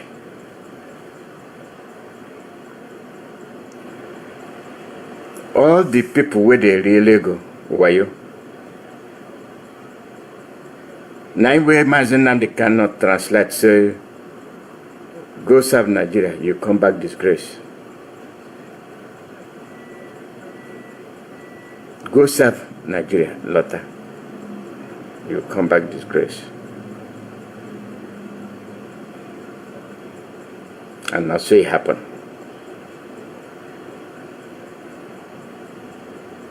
Now, so it happened.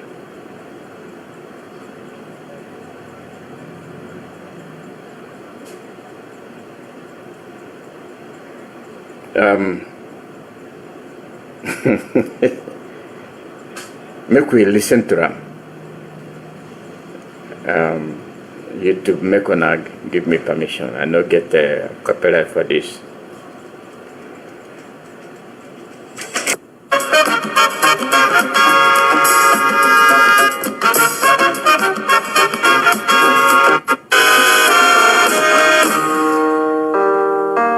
This not get the lyrics. I wanted one we get the lyrics. We chop and quench. Mr. Who are you? Who are you? Already? Now, if you listen to that lyrics, you go understand. Who are you?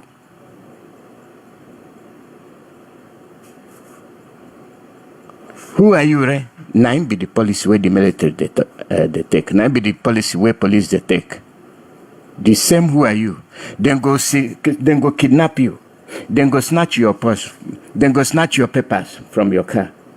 And they ask you, who are you? Do you know who I am? I go dash them to you. So you no talk. Banditry. And somebody we saying be government official, federal government, the same federal government where they said then they fight terrorism, get commanders. They get commanders for the federal government where they confront this terrorists. Them be the terrorists. Them na them they do and then they say you be terrorists. Onyoshi na we be onyoshi.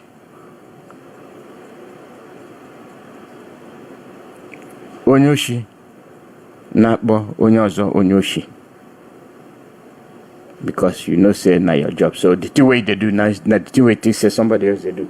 The call number na +1 48476708848. Now waiting they happen. So make una live on a trouble. Go they pursue politics. Better na go no. Aladegema. Those people where they tell una go pursue politics. Na them with the robbers, with the bandits. No na etitiai. Na them. Na them. Look at them, na them, na them. Mbawul insecurity. The Togari has insecurity. Why not the end?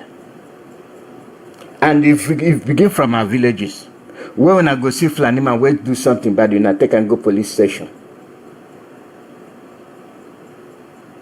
What thing they do? Then go wash them, give them clothes, give them chop. They come out again, and when they watch them. Call her your name and where they come from.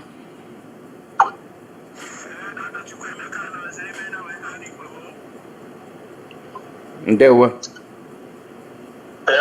day we come both way that is scavenger neku. It's from South Africa where na bo. Africa Sud. Ekene mo yen do aye bo masa nam de kanu. Onye sioku ana mipe. Ekene mo yen do aye bo masa nam de kanu. Onye Master Nam the Canaya, Mamma from Madanina Naya, Mandu, Manda Sa, Mand Fulani, Mand Yoruba, and the Hana by Yoga Nakahan Chatindo. ihe ga-eme ka ha dị mma mana ndị mfoja aba si mba ya ndị ọchịchị si mba na ndị ọzọ rie ha chọrọ ebebere ugobe na ha chọrọ ka ndị ọzọ rie anọghị ihe na ebe a na-agwa anyị ihe ahụ niile ka ahụ na-anụ ihe niile ha na-ekwu ma ihe ndị fere ha chakwutesịrị ka ị na-agwa anyị maka ya na Odechukwu Emeka Anọzie jisi ike nwoke ọma na-edozi obodo nwoke ọma ezichite oke abịama nyere ọrụ gị isi iwee na-emesisi ndị isi agbalị na agbalị ndị bọtụrụ gwakọtara ma ụbụrụ ha ndị were efi nama ụtụrụ ndị efi Fulani wee tinye n'ụbụrụ fa mana enyi na-ekene ezechite oke abịama bụ na bọsị ahụ na-ekwupụta nna m dịka ọbụbọ Odechukwu Emeka Anọzie kwuru okwu ndị na-atụ ọcha akarịrị jisi ike nna m Odechukwu Emeka Anọzie enwe ihe m chọrọ ịma ajụjụ ihe nwoke ma onye kwuru okwu a na Arise telivishọn ajụjụ ya ọ si ka ihe ndị Igbo ji wee na-achọ enyemaka n'ebe ndị Naija gọọmenti ọzọ South East so ọmara na ndị Igbo nọ na Kogi ọmara na ndị Igbo nọ na Benue ọmara na ndị Igbo nọ na Bayelsa ọmara na ndị Igbo nọ na ebe ndị ọzọ dị iche iche ha maka ha si wee ebe ihe a ka m ji wee na-agbaghịsị gị na ndị ọgụgụ isi ya ọ bụ ifuru ndị Naijiria ndị agụrụ akwụkwọ sọsọ akwụkwọ ha gụrụ akwụkwọ amụsụ ka ha gụrụ akwụkwọ ihe ha dị n'uche ka ha ga-esi wee na-akpagbu mmadụ ibe ha aghụghọ na mpụ ihe juru ha n'ime ajụjụ ha na-ajụ ha jụọ ajụjụ ị gaghị ama ihe ị ga-ebido ebido na-ajụ ha na-ajụ ha jụọ ajụjụ ị mara na ihe dị ha n'obi ọnya ka onye na-ajụ si na black man ya amaghị nke ihe a tinyere black man n'ime maka onye a na-ajụ ajụjụ akịta ị na-achịrịkwa gị na ọdọọfọ mere dịkwa nje na East oke na afọ a na-agbakwunye ebe ahụ agụele gị ndị mmadụ na ndọfọ mmadụ na-eje n'ala Igbo na-eyi ị ga-agụta ha ọnụ maka ha na-eje ha na-abịa ebe anyị na-achọta anyị nwere gaga ha na-ejide ebe a na-ebutara ihe ọbụla na be ha ebe ihe ọbụla zuru oke na be ha ebe ihe ọbụla ha chọrọ onye Igbo ga-eburu ya jee n'ọdụ ha n'ọnụ jee n'ọnụ be ha ole bata ọmọbụrụkwu na-eleghị ọrụ Igbo ọmọbụrụkwu na-eleghị ya anyị onye Igbo ga-eburu isi osi na akpa wee jee na-amụ ụlọ ọnụ ya nọrọ ya n'ọnụ be ihe a mechara ọrụ na be bụtara ya bụtara ihe ọbụla n'ọnụ be ọhịa na ọhaja ama akwanyere anyị mana oge Odechukwu Emeka Anọzie ihe ajụjụ onye ajụrụ nkịta ajụjụ ịma ọ bụrụ na obodo na-eche ka esi eche echiche ị naanị na ajụjụ onye ahụ ajụjụ kamgbe nya ajụjụ anyị IPOB agafego ụdị ajụjụ mana anyị ga-asakwa ya maka na ihe ọ bụ IPOB anyị na-esi na n'iru arịrịọ ka ndị Suu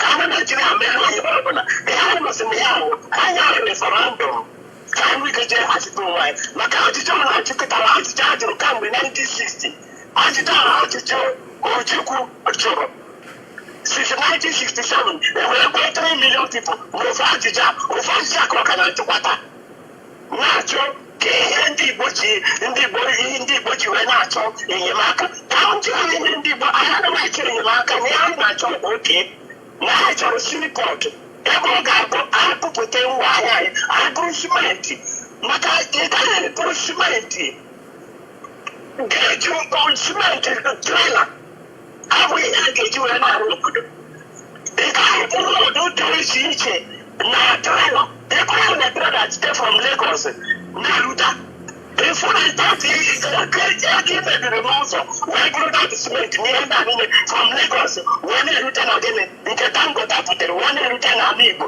dat simenti ahụ ọ bịa na 1,000 naira ebe anụ ọhụrụ mesị na ya bụ 2,000 naira ka ezi ka ị ga-eji wee rụzie obodo gị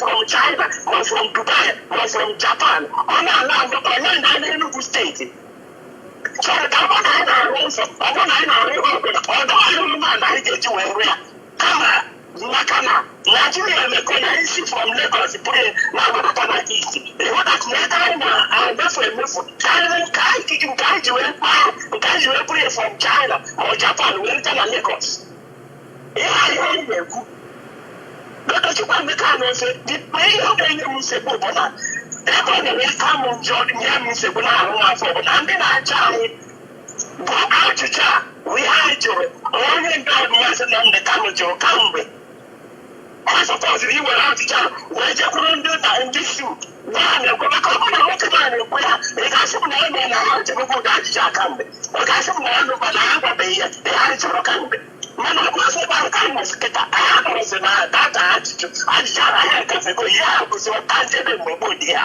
ọ bụrụzi nke taa anyị achọrọzi ụdị ihe ajụjụ ahụ anyị anaghị achịzi ihe anyị chọrọ bụ ka enye anyị ọchịchị ka enye anyị referendum ka anyị maka ma anyị chọrọ ịnọ ebe ahụ anyị nọ ka anyị maka na anyị chọrọ ihe anyị na-afụ abụrụ ihe anyị na-afụ anyị na ha bụrụ ofu anyị na ha meji emenwe mana ihe na-enwe m iwe bụ ndị na-amụchite anya anyị bụ ndị Igbo ndị dịka Peter Obi ga-abụ ọnụchi ha dị na Peter Obi ga-eji jekwuru ndị Fulani je na-aga asa ndị mmiri je na asadaladu siri asadaladu ime ahụ ọgbọdọnyere ya mmiri ma ọ bụrụ ọ ga-ebunye ọkụ ya mmiri Peter Obi abanọrọ ebe anyị na-aga asịcha ọnụ mmiri na-erere ise ndị Fulani siri n'udo nọ na ije n'uche ya ma ọ gwara Naijiria Peter Obi were na-atụrụ ya ka ya bụ na nna ha na-akpara anyị ebe Peter Obi metara ọnụ ya si na Biafra Lagos 50 years ago na Biafra ndị nwere nna nna ya anwụgo since 50 years ihe ahụ kwadoro ebe ahụ kwa 50 years ago ka ezi aka ji na-ekwu okwu kịta mana ndị ọ na-agba mana Biafra ka dị ndụ ndị ọ na-agba ka ama ihe niile George Obi azọrọ iwe anya mgba ndị niile ha niile ha jụ aka jụgori kamgbe ụwa kamgbe dee fọjụ na ha ji ọkụ efughị ihe dị na ya ọkụ efughị ihe okenye ahụ na-ana ndị okenye ahụ na ihe ha bịara anyị ọkụ efughị ihe ha werere anyị ọkụ efughị okwu eziokwu ọkụ efughị mmadụ ndị afọ mkpochi ndị kama ọ ga-adọ n'ite mmadụ n'afọ ndị na-achị ndị Igbo ndị akwụkwọ ndị a na-asị yes maka ọnụ na-eri ga-akwụsị iri ọ na-eribe buru ọnụ ọha ndị debere anyị n'ọnọdụ a Ọtọchukwu Emeka nọsị ọnọdụ nwoke mmadụ na ihe nọsị ebe anyị nọsị nọsị na steji ahụ anyị ji obi agafego steji a ihe nọsị na anya anyị referendum ụbọchị a ga-enye anyị referendum gana ha bụrụzi ụlọ ha niile ji anọrị ribe ihe na ha chọrọzi intervention eketa intervention nwata nke maka trapụ gịnị ka ha mere n'aka mgbe anyị mebeghị since 1967 after 1970 emebeghị wee rute today aka na-achịkwa onye aka na-achịkwa ajụjụ iwe afọ na ndị ahụ aghụghọ Ahmadu wee sị na ya adịghị ekwe ka nna ma ọrụ ha n'ụwa na ya adịghị ekwe ka nna amata onwe ya na ya adịghị ekwe ka nna amata onwe ya na ya adịghị ekwe ka nna atọ arụrụ onwe na ya adịghị ekwe ka nna nwee ike mara ihe na-ebe ebe mmiri si wee pụọ otu ụgbọgbọrọ ọkwa ya nwere ahụ ka na-ebe taa ndị nwa mmadụ nwayọ ji agwụ ya ọkwa ifuru ndị Igbo unu mụrụ anya ụnyaahụ na-awụọ ndị anyị na-enweta awụzọ Ọtọchukwu Emeka nọzi atịrị obi ọha dịrị unu jisie n'ike udo dịrị unu ụmụ Igbo ndewo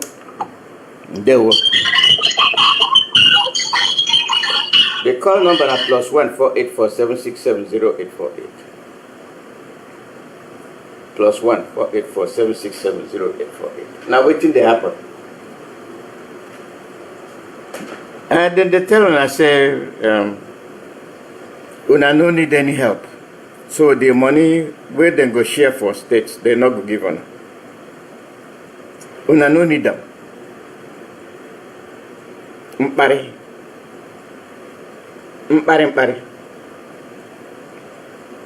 Yes, mpare. Everywhere na mpare. Parali wenu. I wouldn't call Kamana, but still, I want one Nigeria. If any Igbo man, if any Biafran, no fit see the Arroala, una no go see am. Oge tanya tupu na he.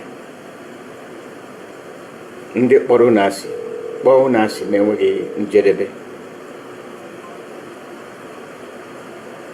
Asị akpọrọ unu you know, get rival. Omegato. So, make you know they come, they talk about one Nigeria and politics. Call out your name and where they come from. They were. Yeah, we they hear you. Make you the talk. Yeah, thank you. I'm calling from my location. I'm not going to Muslim Kano, Okuchuku Kano. When you see where you're now, I'm make a lady in I'm make a lady to the DS. They will get the bomb. So that Biafra struggle Agada. They will move this struggle to a permanent site. HODDUS and they will be seen again. IPOB all over the world, working assiduously with a true heart in order to restore this nation.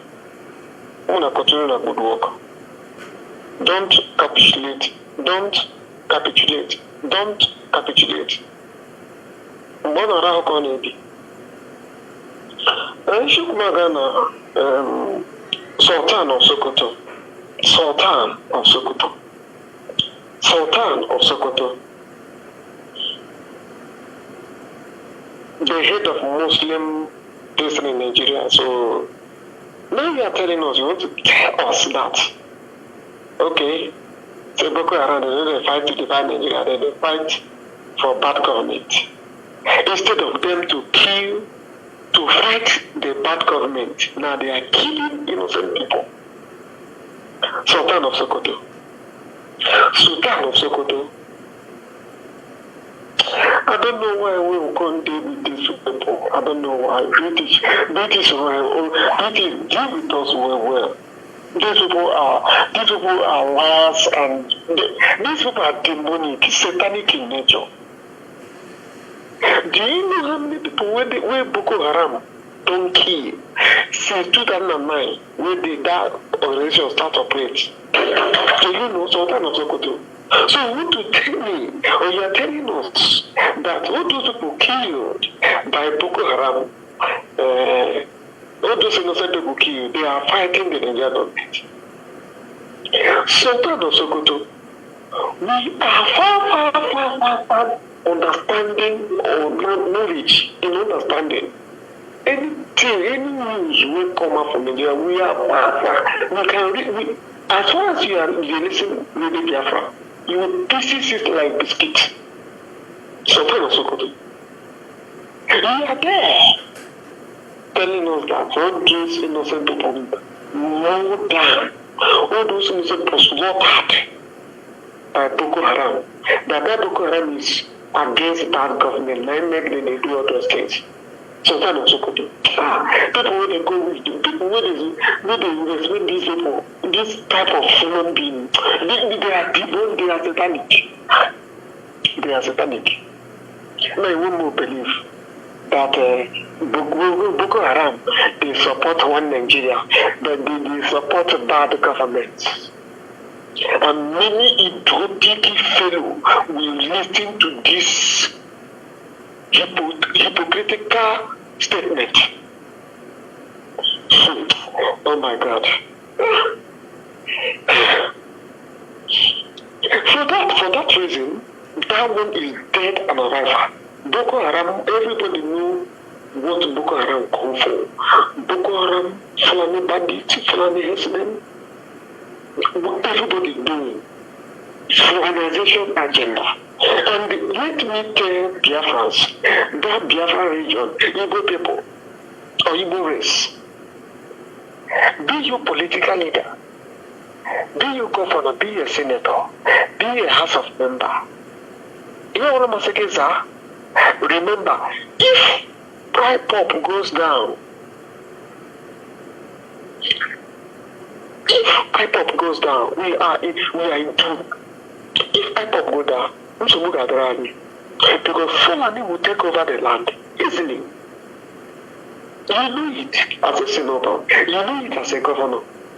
But because of that crumbs, because of that peanut where they pick from the ground of the people who get Nigeria, we cover your eye.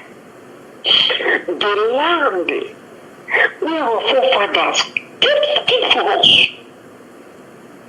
Now go reach our own door. And because of your political selfish interest, now you want to use us as a slave. You want to sell the land because of Naira. If you talk, you will call us bandits. If you talk, you will call us mayhem. If you talk, you will call us human eater, organ harvesters. You will call us criminal. You will call us terrorists, secessionists, rebels, because we are saying the truth. As Igbo leader, or Igbo political leader, your people first. The interests of the people first. But in our own time, in our own region, in our own Igbo land, Biafra region, you carry Nigeria first. Carry that side of Fulani first before your people. Now, how do you want us to follow you? No, tell me. See a Losuti as a case example. As in they do, they carry his people along. He remember his people. He remember the place where he come from. He carry them along. No, the people that in the talk anyhow for social media. No people they young for him. Then they show the goodness. The work the man are doing. Now you as a slave, as a conqueror of ignorance, now you won't come no when they allow you, they praise you. You're a fool. We can never do that. We can't. If you want to play politics in Nigeria, you see Igbo people, you're a politician of Igbo extraction. You want to play politics. You want to become a leader. You must carry us, your people, along. It is a must. Without it, we will never have anything to do with you. You're a murderer. You're a killer. Carry your people along. Like Aswaju, Parliament, His Excellency Parliament people. He called the whole Kundun Presenter. He carried people put there. When people occupy the place, they carry people along. If anything want to happen to Aswaju, in people, they will go back. But you, as you know, you as a conqueror, you are selling our future. You are selling our future. Now you won't come more agree, more join you. We're not going to join you. We can't go Fulani Hesman.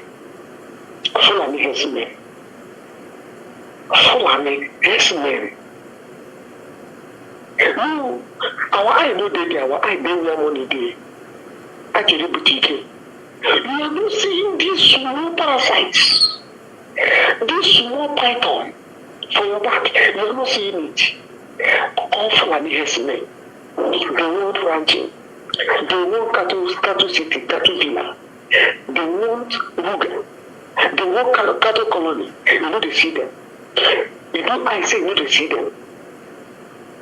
When you know that these people, if you allow them to occupy your land, you are doomed. And you are pushing this evil ideology of the people to us in order to swallow us because of our political interest. We don't agree. Bring it to the killer. Why can you talk like this? Killer. No, God, we are saying that we believe in superior argument. Right? Anything we do here for any Biafra. If that is not like that, come out and challenge us and say, no, not like this. We will listen to you. Now, we will show you the wisdom, the knowledge, the understanding, the information from the Biafra land. That information, everything about it is legit. Emaya drogaya. Eba kega nezu ukechineke.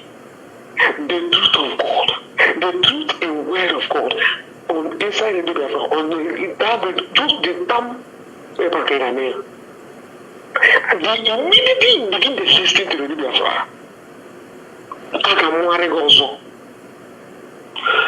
The clock that Nigeria thing put your eye will remove immediately. Yes.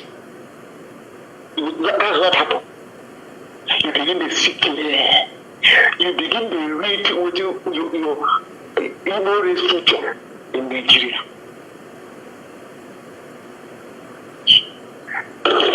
So champion the struggle, support the struggle financially.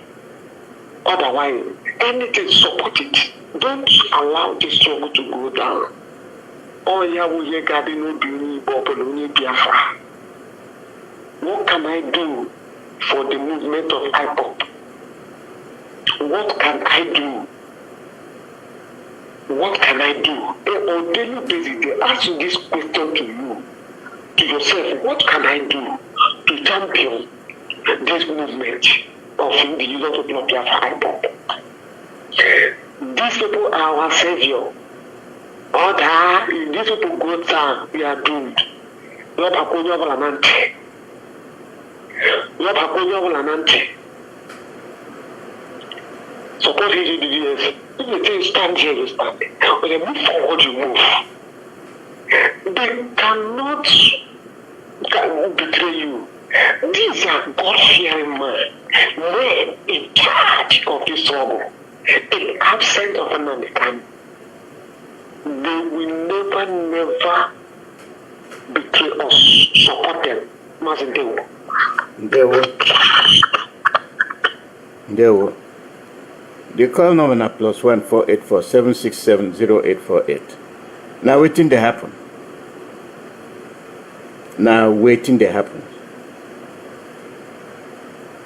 Now be the program. We there. We go to talk and we go to shout them. Until you are and not be when you talk and today, tomorrow you go disappear. We be the same thing where we the Naria. Dai, welcome.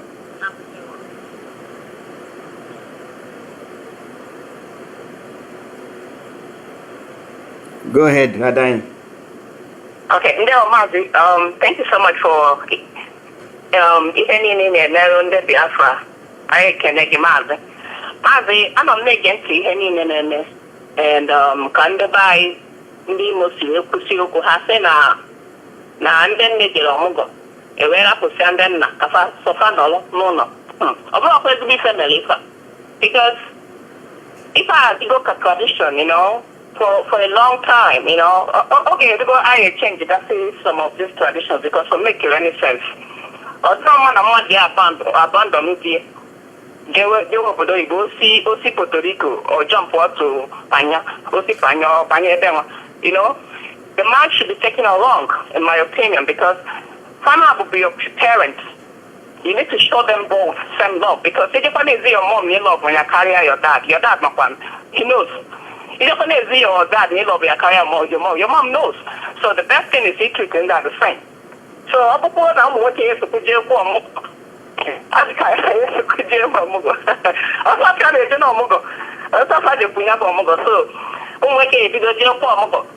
anyway, this morning it's so in the armed robbers. That's why I know it's going 14 terrorists, armed terrorists, Fulani armed terrorists.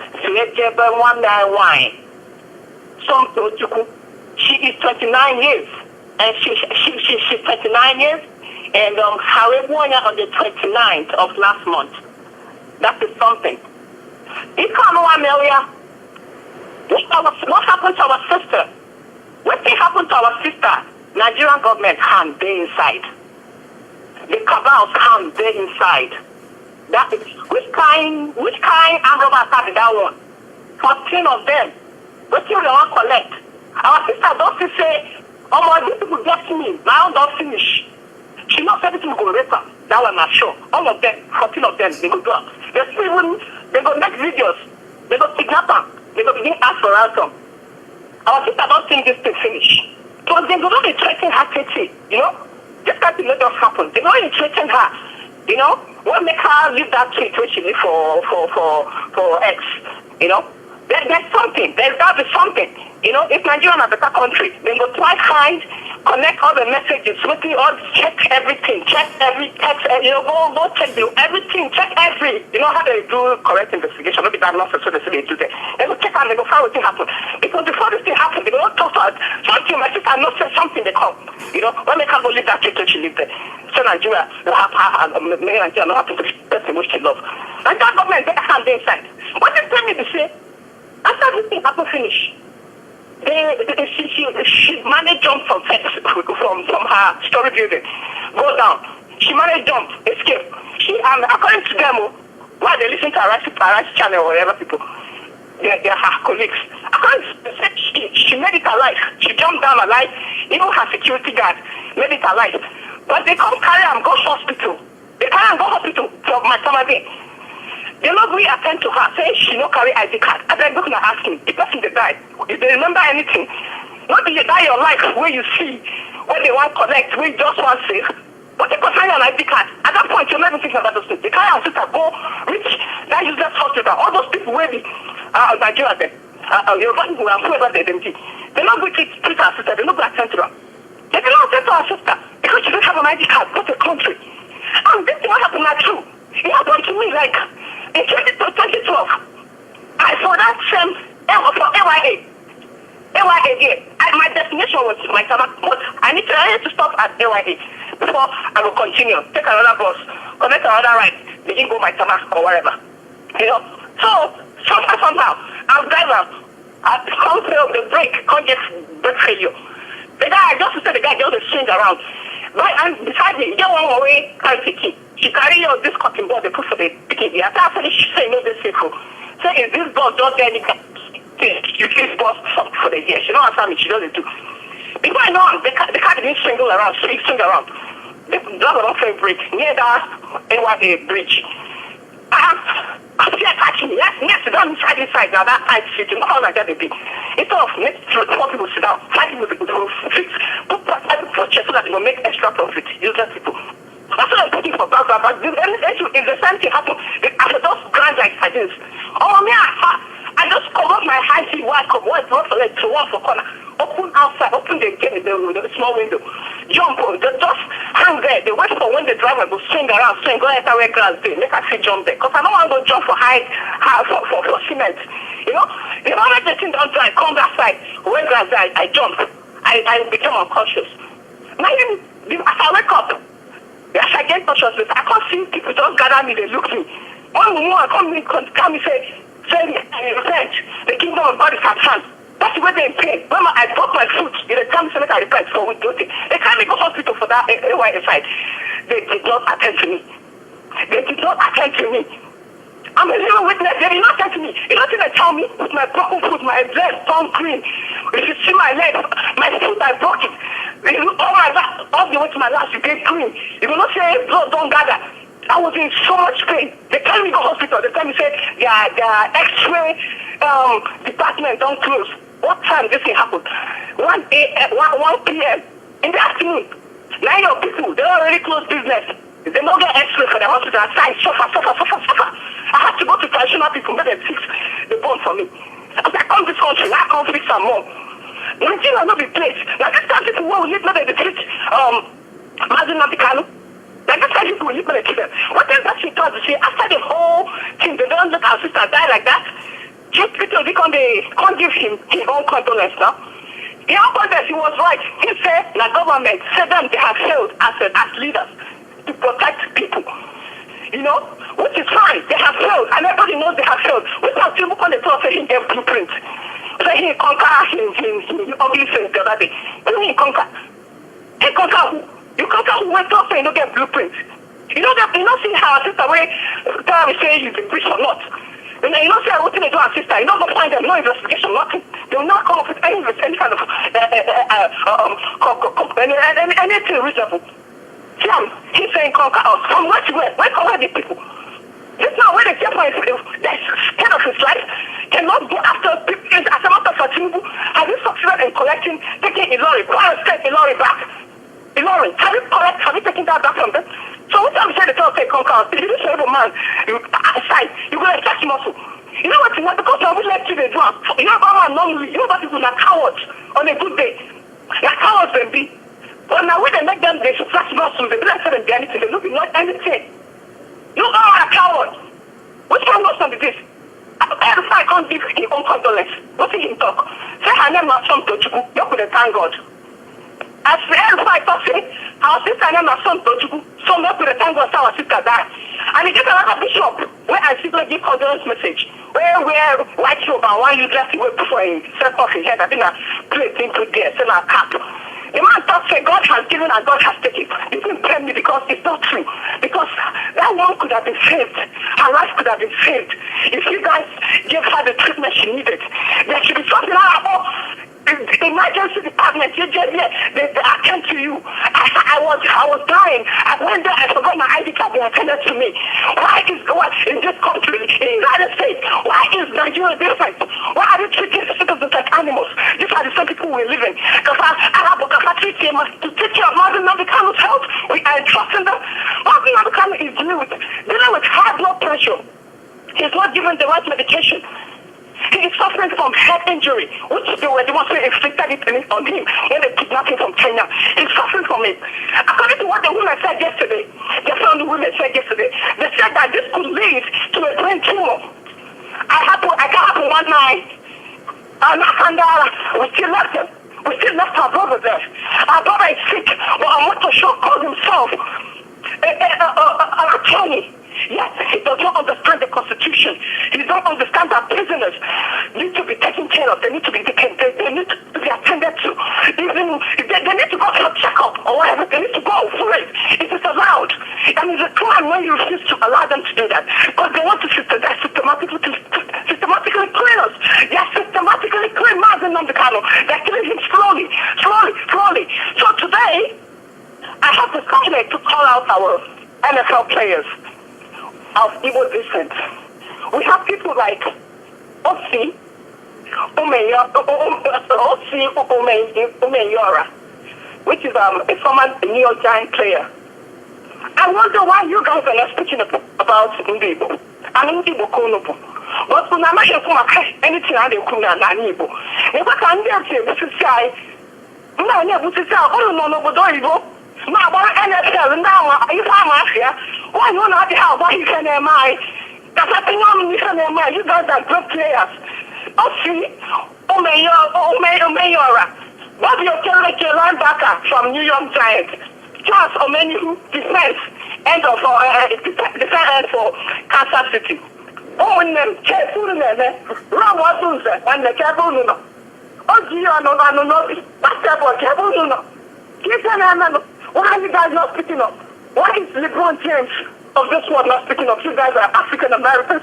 Your lineage is Africa. Motherland is everything. Motherland is everything. You guys are not speaking. You're not speaking up. Shakira, what's up, man? Why you not saying something, man? Yeah, say something for Motherland. We're getting killed. Christians are getting killed every day. Bill Maher had told you guys about that. And you guys haven't said a thing. Come on, man. You have to use your wonderful platforms and speak up for your people. How about the Christians, the pastors? Bishop Peter Jakes. The only title called in the capital. Where are you guys? Are you not there what is happening in Africa? Christians are getting slaughtered every minute. The one has said it. He said it. Why are we getting killed? It was Van Jones, CNN Van Jones just spoke the other day. Van Jones, CNN said it. He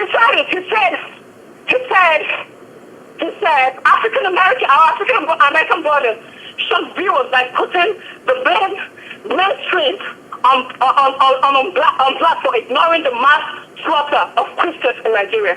Those Christians they are talking about are the Biafrans. We are mostly Christians. We all know that we're deceived. We all know that we are mostly Christians and we're the ones that are killing. They are killing us every minute. I'm happy that people are beginning to speak up. Van, speak up more. Van of Siena, speak up more. We need to hear more people say something. Africa is going to the train. We need you guys to speak up. We're getting killed every minute. You guys need to speak up. Man just said that the Sunday gate almost no response from the global people left and no attention from the mainstream media is a crime against Africa. It's a crime against African people. It's a crime against black people and human rights. We need to speak up. We need to do more. People are speaking up and I'm grateful for that. But we need to do more. We need to do more than this. Look at the Yorubas. They are destroying our businesses in Yoruba land. They are just killing us, destroying our businesses. Now let's talk about Yoruba. Let's talk about Lagos. Let's have a conversation. So Lagos have refused. They have refused to let every other region, to progress. We have a lot of water in our region. We should have seaports. We should have wonderful airports. We should have good roads. Look at Aba, look at Anisha, center of commerce. Our people are hardworking every day. They are there tilling the soil. They are there working hard. Yet it looks like nothing is happening. They refuse to give us stable electricity. They refuse to bring development into a region. But Yoruba has it all. Yoruba has it all. That is why Lagos is sinking. Lagos is sinking because Lagos is stinking. Lagos is pulling from Yoruba land. Yoruba people are stinking in nature. So you see all the trash everywhere. That is what's making why your canals are not working. Your canals are open. You have open canals everywhere. You have drainages everywhere. Things are not working. But what you succeed in doing is selling your things, selling your land, made for canals to eat the people, deceiving them. And after they do their businesses, you go there and destroy them. We are still in the same country, okay? You have no right to treat us like we're not in the same country. Whatever you use in the resources used in developing Lagos, we all know came from our oil and gas. The resources used in developing Abuja is from our oil and gas. So we want you guys to know that whenever action is about to split, you have to split the resources as well that you have used because it does not belong to you. The resources in Lagos that they have used in building Lagos airport, everything does not belong to Lagos. It's our resources. Biafrans, speak up. Speak up. Your kingdom king, stop taking root. Speak up. Tell the things that you know you're right.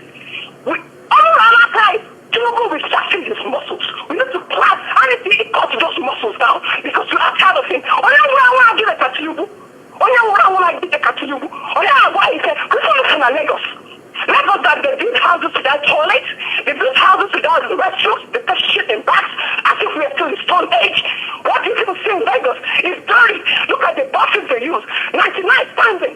Now tell us singer, look at me. Thank you, Martha Lopez, for playing for that music. That was my inspiration. It looks like you read my mind. 99 standing. They're all sitting in their buses like prisoners.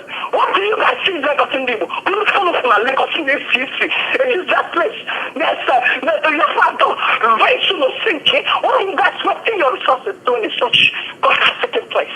Come back to our place. And let us develop. Let us do what we're supposed to do for our people. And for the international communities who travel to Lagos and Abuja, I'm advising you to stop going there because the terrorism there is growing more than you know it. Abuja, you see what they did to a journalist, an intelligent woman. They killed her. She jumped from 14 of them came to her house. She jumped for her dear life. Still, they did not attend to her, which is not okay. That they did not attend to her because she's an evil woman. That is the truth. She's a young woman who has aspirations, everything. She wanted to be a politician. She said it. Now they have cut her short. That is not okay. Because we're part of these stories every morning. I'm on my candles. I'm not calls on them. Why? Because I have to fight. Did I hear you? I did not for you.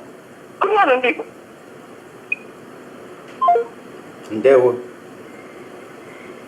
Obigi Jurejuta. The call number na +1 4847670848. Now waiting they happen. Now waiting they happen. Our people. Kanya imepo.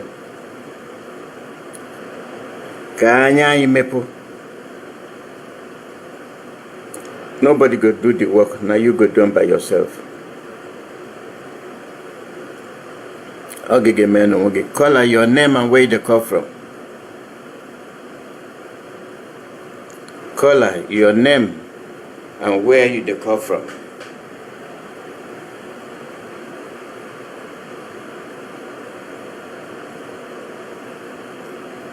Caller, go ahead. Caller, go ahead. Okay, yeah, thank you, my brother Mazi Alozie. My name is Mifak Kumadabuchi, and I'm reaching you from the Netherlands. Mazi, Adani, the Biafra, we hear you, we feel you. And all our people, the Imo people who spoke before us, we hear you guys. Say again, my brother? Ndimo, yes. We hear them. There are many things they touched that that are the jobs of our traditional rulers. We go to tell our people how we go try to maintain our lineage and our demography. When we say how we go maintain our society, make it no crash. Will the pursue money be true? But Nandi won't go kusu. Okukona atani ani yeakonia. I don't know how I go interpret and for you English interpret. And I say, make I give a little example with mother hen where carrying in chicken children they eat the chop. And I say, in go people side eye to guard against hawk or kite. So now they say our traditional rulers, so our elders, so they fail us, they fall our hand, they know they think forward, like the Bumba Galadima told us that they went and recruited the retired General Muhammad Buhari, the original one, to come and rescue Kwara, so that the Yoruba will not to claim Kwara. So, because they don't want to lose their foothold, they know how they capture Kwara, but they don't want to lose that foothold. They say, how are we going? What are we going to do to help our people in Kwara? Now make them go recruit General Buhari. Now, the pain way they pay me, they say our political class and elders know they think like that. If then they think like that, they no go say IPOB. I don't want to put my mouth for that matter because I don't want to rock the boat. Which boat you don't want rock? The boat where they sink. Now it make me they cry again for my inside the heart. So I can walk in the a man no be say when a man start to scream and they cry, saying in the cry. In case something where going to pain you, you sit for your cushion or for your seat or for your chair, you're going to think, is this how we go? What in the talk we say, the senator, when they come to Abia State, where they go to do whatever they do there, said everything that is in the heart, in the mouth of every Igbo, every Biafran, no matter what most of not those left we are talking about, any bona fide Igbo or Biafran person know that injustice they happen on the head of Igbos, on the head of Mazin and Kano, on the head of IPOB, and so. Even people who are not there for this struggle, when I call them or when they call me, they tell, hey, when they leave this our man now, I say with the way to they try our best, so but they go leave them. The people not there for the struggle, but they won't know what is going to happen with them. 9 Gaddafi, that Carlo, Deputy Speaker, Benjamin Carlo. In the whole opportunity wait there for this world, for the home state where they don't divide us like them, they divide the chicken for board. And in there for the home state of Mazin and the Kano. After Mazin, after Senator Naya Badi spoke finish and the white word will say, If you give us money or give us our location, you give us, you know, give us all good. But give us our son back. Give us our brother back. Now in the man where they call himself is this the 30th or 100 millionth in line for the government of the zoo. It be like say when you be crown prince, you go kill the king to become king. You go, what's your turn now? Whose time will it be your turn? What in I talk? Benjamin Carlo stand up. People no listen because when our people they narrate what in his talk, they need to talk what in he talk. He said, make he give us another pot. What one they first when they demand for another? Because you don't want to go direct. And if pick go up and down, go east, go west, go north, go south, Benjamin Carlo, the deputy speaker, cannot open his mouth and demand for the release of our leader, his brother, in his own state. That is the crop of politicians we have in Igbo land and in the east. They don't care. They want to amass money, then they die. Leave the money. My brother, make I go to your submission that made me say I go try, make I come in. Why I come cheap this one first episode because they say which and idea. If you know take you maybe forget them. Then so I want to tell Benjamin Carlo whatever is his reason of not raising that issue or demand is a eternal shame to him. Now we continue. We must continue. That man Farais, you know, we have a lot of learned illiterates and intellectuals in Nigeria.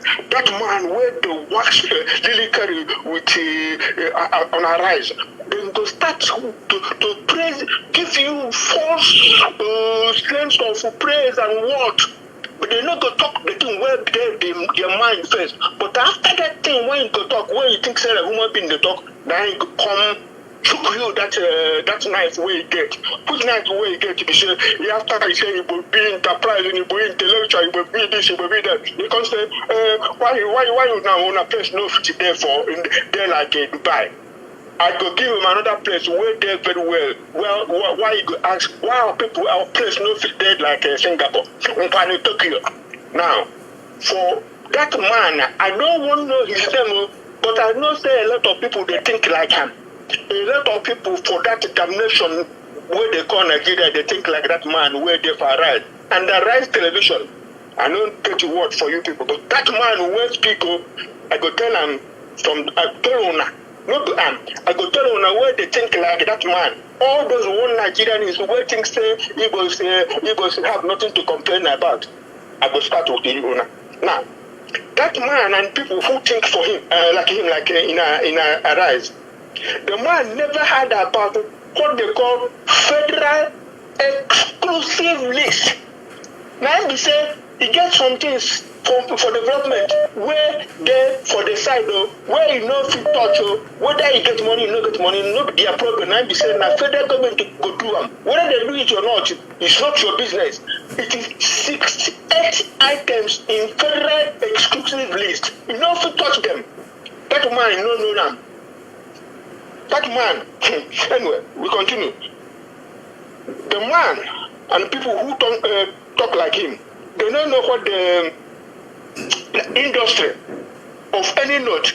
They don't know say that any industry of note that is doing very well, be it private or multinational, then go the pressure that the industry to relocate to the north or to the west. The man needed it. But the question is why? I don't think they can enumerate how many companies, but he himself know what they talk. And I asked them again, what is the federal presence there in the east, except armed forces and prisons? Now the only federal presence where I come from, where the ghouls that lay the golden egg not get anything, like charity get them, and people who go shoot anybody for looking at them. But they call them armed forces. The only thing where there for their armed forces and prisons. Then they ask us why you don't fit do our place, make it be good. What about infrastructure? The whole eastern region has no functional international airport nor seaport.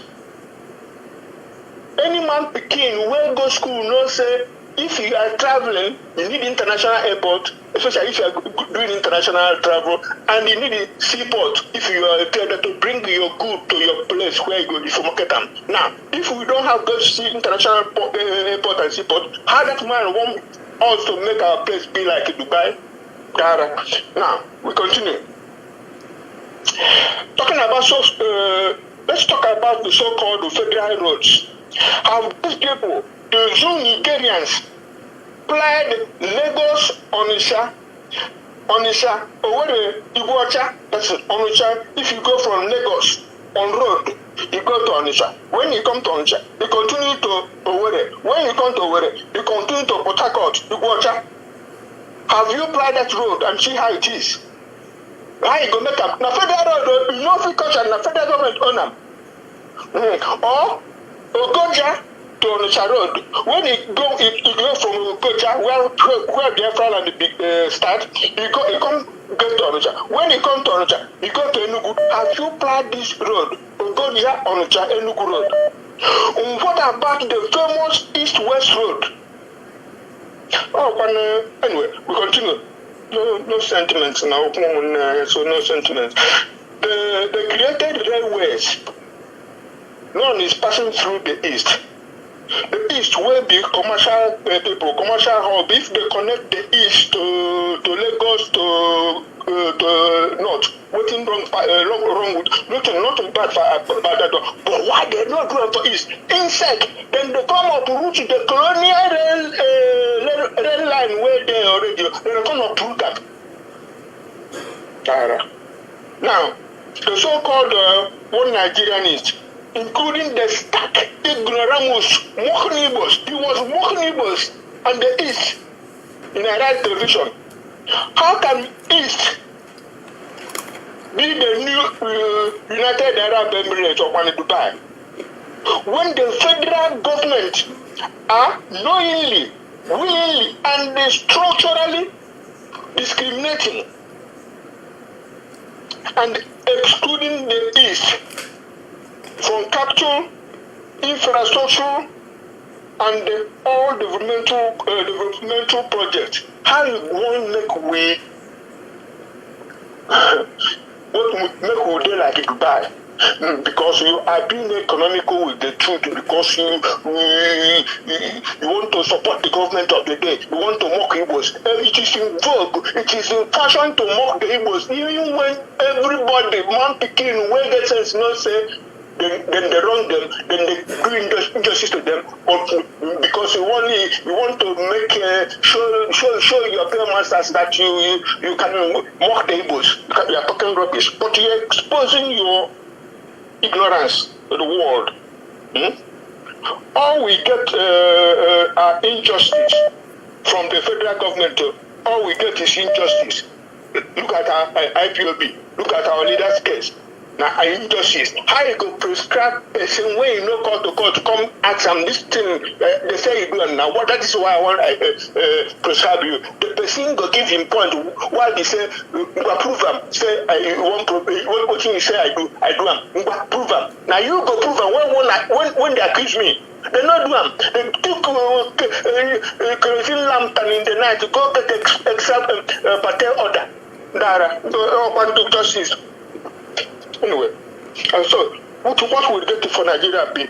Injustice, persecution, vandalism, destruction of our property, up and down. They knock our property down, our sweat, our blood, our hope for pension, our hope for sustenance, our hope for shelter. Then they knock them up and down. Nobody they talk. They talk. They march go. Some politicians march go there. They go say, yeah, we see what they do. And then what will change? But I'm not saying they don't do good or do well when they go. But will not be that kind of love and show we want. We want tangible, the thing where you go touch, the thing where at least make you say, if not so you they treat us now, Now they say they don't gain when they divide through Igbo or the East. They divide us, put Igbo here, put Igbo here. Also, we get 5 states. Now they say no one they talk for us again. And our political class, they don't want to talk now because they want to remain in the politics. Otherwise, they will look at them like say they no be good citizens or patriots.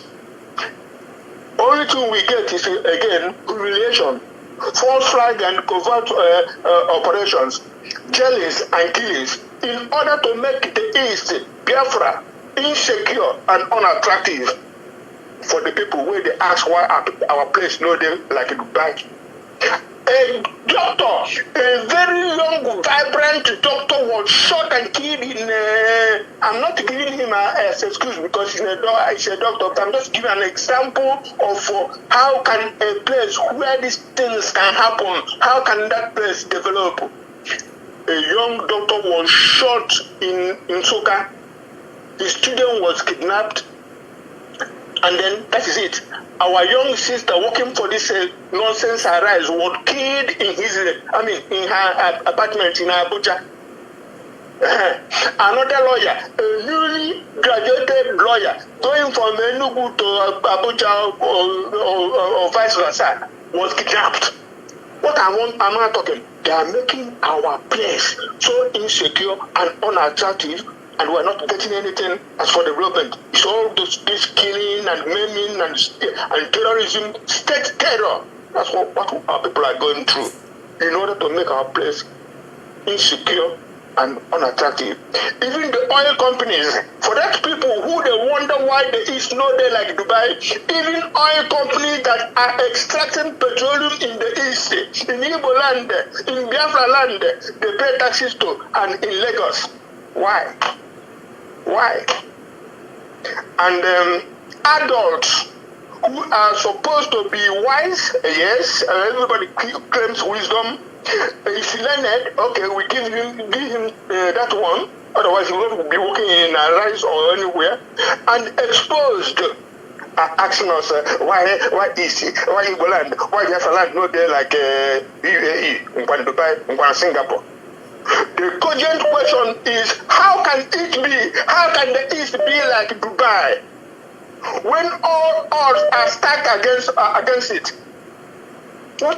I want to ask Nigerians, one Nigerian is so, where they listen, and Biafrans where no. Ask yourself, what is the meaning of Kobo? Where that word come from?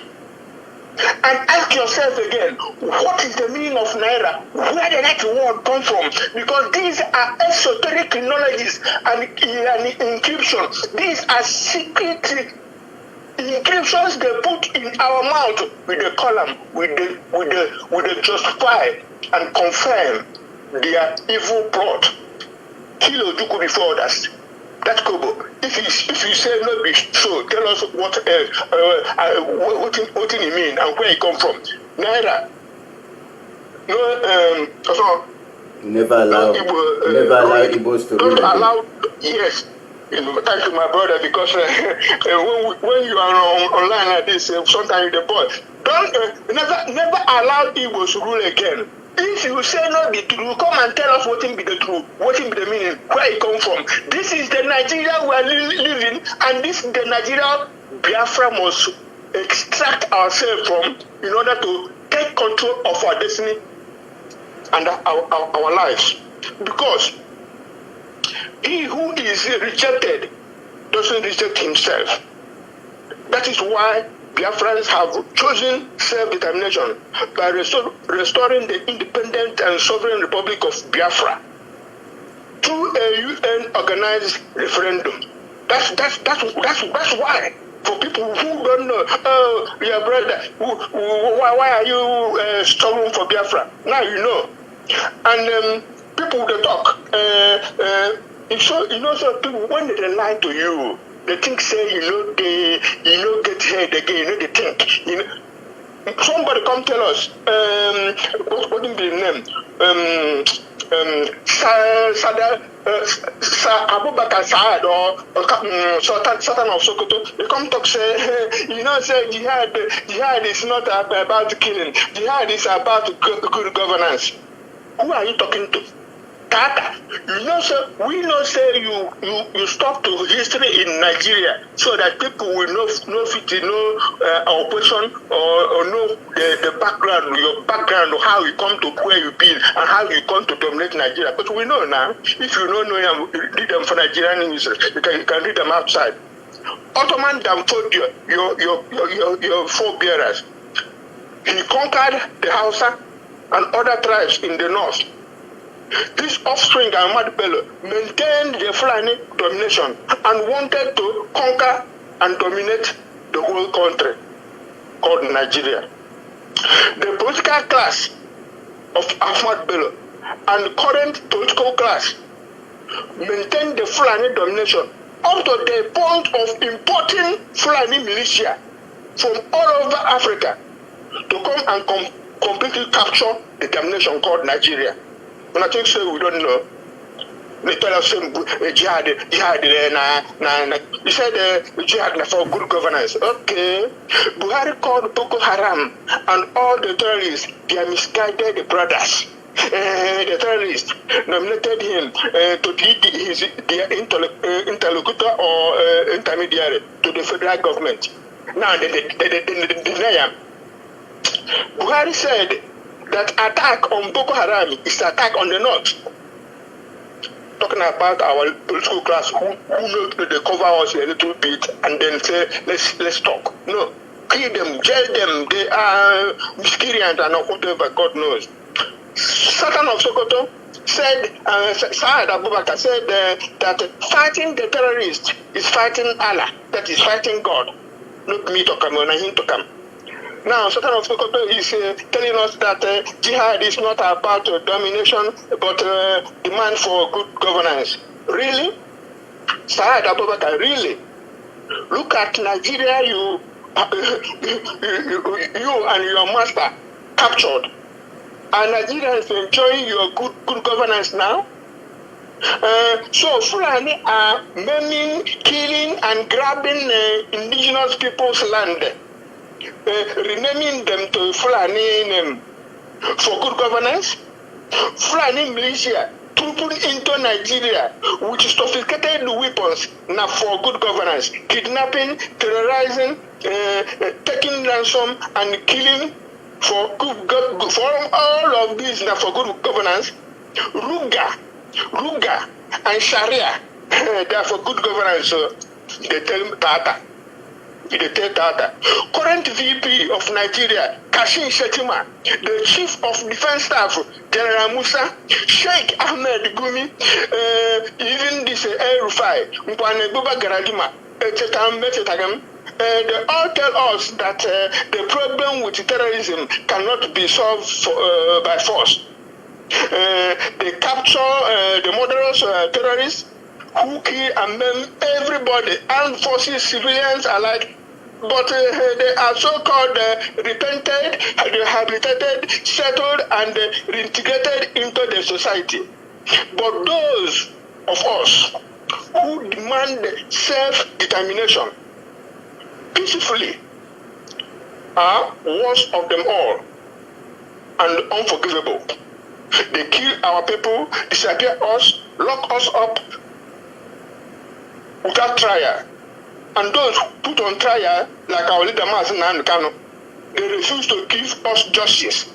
They keep on changing the charges and permanently postponing the just judgment. The issue is that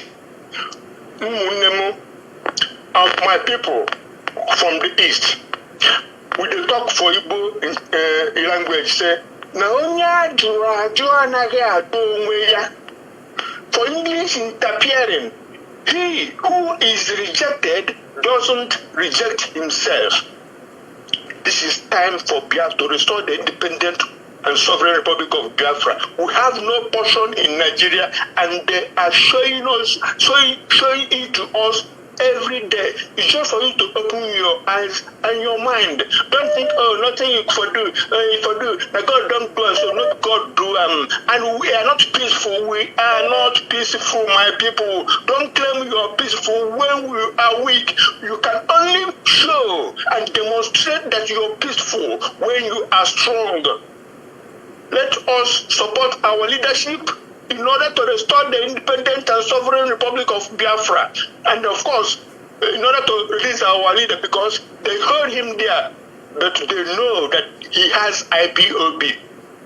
Not because of his family, because everybody has a family, but he has built an organization, a very strong organization with very strong structure. We must support the leadership. DOS and HOD, and we must support the Eastern Security Network. They are our backbone. We need them as a vigilante for our place. Our leader said it in clean video to the world that ESN is not Biafran army, but they have the duty to guard our parents and our sisters and our homes and our farms. Nobody will tell you not to do it, even in international law, even in local law, even the chief of the DSS, even T.Y. Danjuma, even General Musa, chief of defense staff. He can't tell Nigeria to defend yourself. How can you defend yourself if you don't have vigilante, real people-oriented vigilante? You can call us anything you want, but God and people who have eyes know that we are not fighting Nigeria. We want to defend our people. Support the Eastern Security Network. Let's join hands and restore Biafra. God bless Biafra. Thank you for giving me this time. Thank you so much, man. Thank you. Say you address the issue where the man asked question. We'll go end this program here.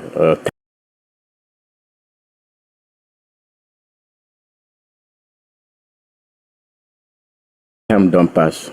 We'll go there for air again tomorrow. So attack on very well. Bye bye now till tomorrow. Boru Rechi. We'll go continue. Bye bye now.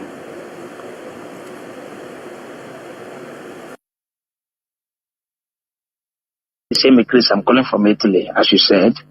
So, this explanation goes to those who does not belong to IPOB. Anybody that's an IPOB member know how our money moves. That the money we contribute in Italy here, you don't even know where it goes. Because I am the person paying the money to the account in Italian account here. I know how telematic account works in this European country. You cannot just find from where you are and come and pick money here. Somebody here must give it to you for one reason or else he demanded it and for a job. So if anybody remit money to you, he must document that as I remit money to our central account here, I document every papers for clarity. Tomorrow you ask me, did you pay this money? I said, this is the receipt. I paid the money. So all these things, you go too far to respond to that guy. And that guy being so foolish he ought to understand that leadership is leadership, not one person. We are not talking about Biafra. I'm not here because of our leader wake every one of us up to come for inside this struggle. It does not mean tomorrow he cannot make mistake. I told one of my member, he called me and said, what do you say on the 18th? Our leader is going to be released. I told him that if our leader is released on the 18th, obviously he has compromised. He said, I said, yes. He said, why do I say so? That our leader will not compromise. And then if he will not compromise, definitely he will not be released on the 18th. He said, why do I say so? I said, because Nigerian government have not gotten what they want. He said, why do I say so? I said, what they want is to destroy IPOB, and they are unable to destroy IPOB.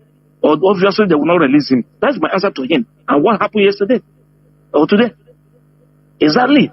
They don't release him because they have not gotten what they want.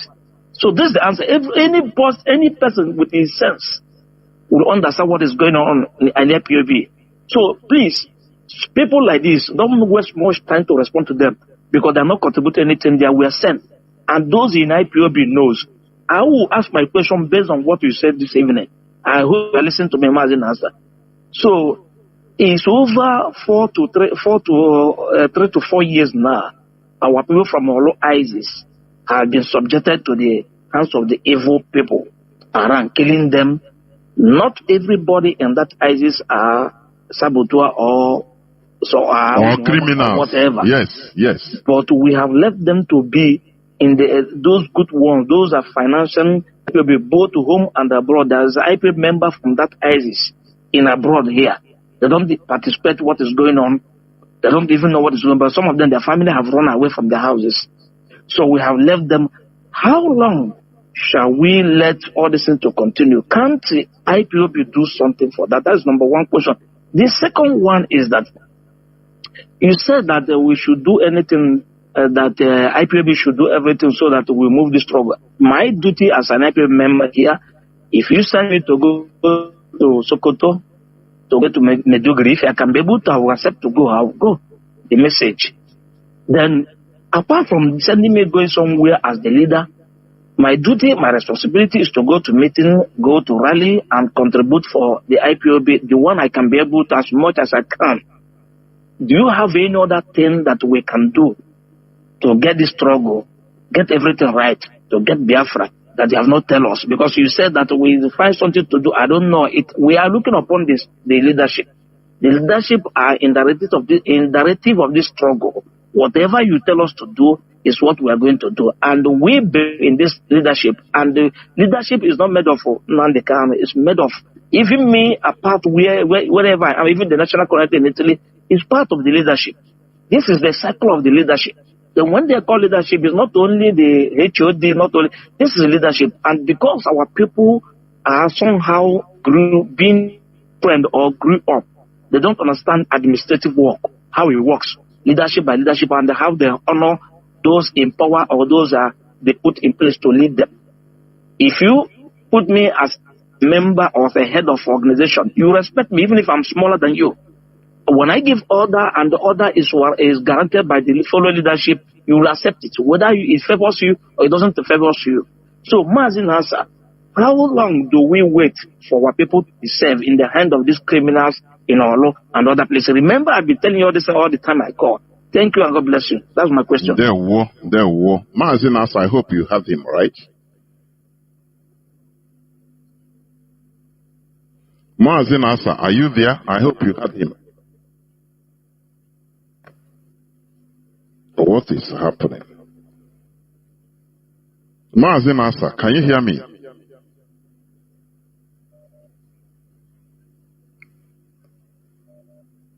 Why? I think Mazin Asa is here, but I'm not hearing him. Whether you're on call. Mazin Asa, can you hear me? No, call ended. Just hold on. Let me bring him back. My goodness me. No, I think Mazin Asa is having some technical issue. It is not from here, honestly speaking. But we must continue. We must continue. I don't know. Let me see whether he's trying to come back. Because, let us understand that some things have advantages and disadvantages.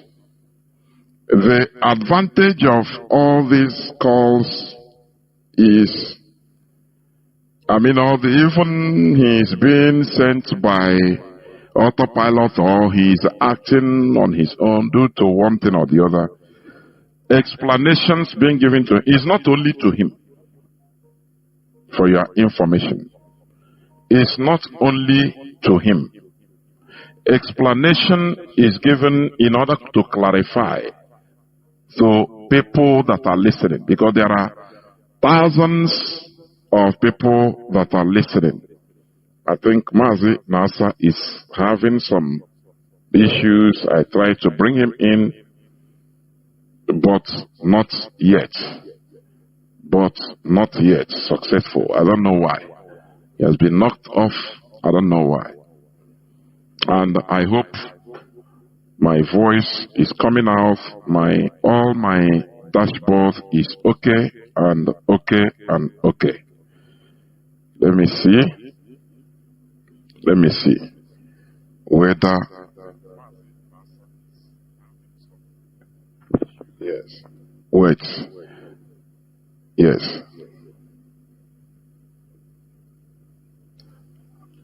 I think my voice is coming out, please. I need confirmation that my voice is coming out. Please. Because calls are coming from everywhere, honestly speaking. I love our people. Everybody wants to contribute. I love our people. Please, just hold on. Mazi Afokolam, let me just, please. The call can even confuse. Yes. Yes. Mazi Nasa, what is happening? Can you hear me now, Mazi Nasa? Mazi Nasa, can you hear me now? Mazi Chinasa. Yes. What is happening? Maz, I can hear you. What the heck? Please go on. Yes. Go on, because you have been... You can hear me? Yes, go on. Did you hear the question? Okay. Did you hear the question of Mazemi Chris? Yes, I heard his question. Okay. I heard all. Please go on. I was trying to respond, but you were not hearing me. Mazi, Let me say, he asked two questions. Yes. When they check whether my voice is coming out now, because I know people might say... It is coming out crystal clear, Mazi. Okay. Let me start from the last question he asked.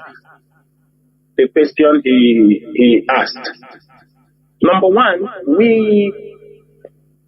on leadership, the things we want people to do, we are not going to communicate it on air, but I think the leadership have a means they communicate so that every country will be focused. There are countries strategically the leadership have given instructions and asked them to do certain things, and some of them are working. And that is how you see some of these offices you have seen that has been officially opened. We are not only operating officially, also Biafra is heading towards development of Biafra land with some countries on trade and investment. Everybody must know about this. While we are operating on the administrative and diplomatic angle, we are also pushing for a full. Now I have given them a cross or video Baba game. They start that bastardize there. I'm not going to say much, but IPOB, there was a discussion. We are going to have a leadership training. Every coordinator, from state to unit, I think the leadership will come out with a better program on it, because we are going to retrain our coordinators, because some of the coordinators don't even know what they're supposed to be doing.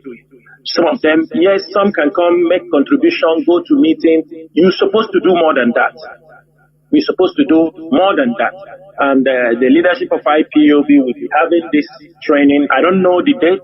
I cannot be able to, but the preparation is already there, the discussion, because we found out that without having leaders in each country who will understand the diplomatic language, who will understand, because many of us join this struggle, even though they are doing their business, they are doing their work, but they have not seen it that this is what they're supposed to do for the struggle. Some of them just see it, I contribute money, I come to the meeting.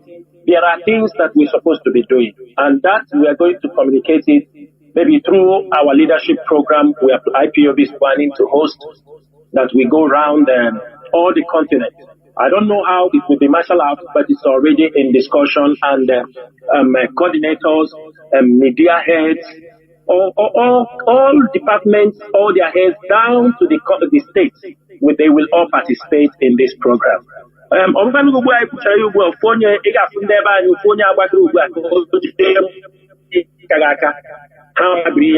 To bastardize it. Even some we start paying, say they are asking for money. This is going to be a free training. It has nothing to do with paying any money, because it's for IPO. Then secondly, Mazi, nobody is, you see, in Imo State, we have very strong leaders in IPO from Imo State. We are not concerned what people say what we are trying to solve in our law is a crime. Many people do not know that many IPOB members were killed in our law. Most of them were picked and killed just because they are IPOB members. Like you see this thing also, whether people just, you are IPOB, they will hunt you and kill you. That is what happened in our law. That is what happened in our law. And we are not keeping silent. But you know, I want Mazi, your voice, Mazi, your voice, Mazi, please check. Mazi Nasa, can you hear me? Your voice is no longer. I think it's from your side, it's faulty. No, go on. It comes out now. It ceased before, but go on. It's okay now. Go on. Okay.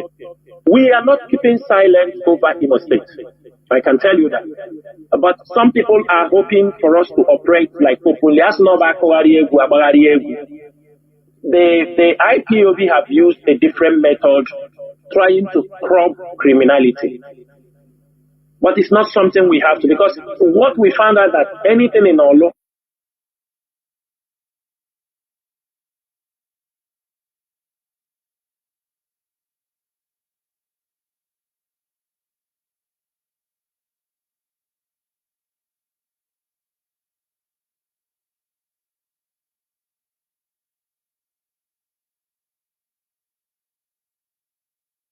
the bastard.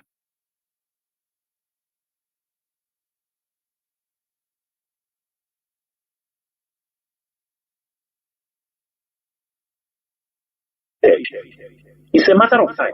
They will be defeated. These people will be defeated. But one thing is this. Like they said, they are arrested. They push them away from the state because it's a business for them. I told you here the DSS director, I think, was removed, or I don't know. But because there are allegations that there are people that were arrested who are causing problem in the state. And other politicians will meet them and they will release those people. Just like something that was happening in Isochi last time. The same military officer that conducted the kidnapping of that Methodist bishop, the people in Isochi area they know him as a notorious armed criminal. Even though he's a military, he was a commander. In the Nigerian military. From Isochi. In the Nigerian military. Yes. Yes, he was part of that gang that kidnapped that Methodist archbishop. There was too much uproar. People complained so much his activities in Isukwato area. And that time, because of the accusation, they removed him. Now, after a couple of years now, they brought him back again. And since they brought him back, also criminality has started in that area again. This is what is happening. We are not keeping silent. Imo State is on our way. And that is why I say we must focus to expose, because the moment you are exposing them, you see, all this while they have not gone to attack them. Because I'm coming on air today, they have focused. They are bombing. They know that we are going to talk. They have seen, because I spoke about Imo State. I put on the flyer, today the military have descended heavy oppression in Imo State. I don't think you people understand that. Most of you did not understand when I came last time, 28th of this May, to tell them that this is what they plan. They want to cause problem in Biafra land. Most of you did not. The military replied that China Sawolu came on Radio Biafra through Guardian to accuse them or so. We didn't say anything, but we achieved that sit at home for 30th May. It is a civil disobedience. It was one of the best civil disobedience our people have carried out. Today, they know I am coming on air since morning. They know I'm coming to talk about this criminality. They have been bombing Imo State. Before this evening, they have said they have captured over 100 people because they know I'm coming to talk about the insecurity. So what we have to do, we must continue to expose them. We must continue. the world what is happening in Imo State, because many people there must speak for themselves. Only IPOB can speak for them. We must allow to use IPOB and the agitation for Biafra as a camouflage to be conducting their illegal drug businesses, their call war. We cannot allow them, because the moment we go silent, they continue committing those crimes, because they are eating in criminality. Some of them are also doing so that they will be recognized in the next election. That is how some of them came into power. I have told you about Osioma worship. I am going to repost these pictures. Mas, these are the politicians are the problem. Most of them are already positioning. You see insecurity happening in Anambra. Look at Soludo. The moment he said that in Anambra,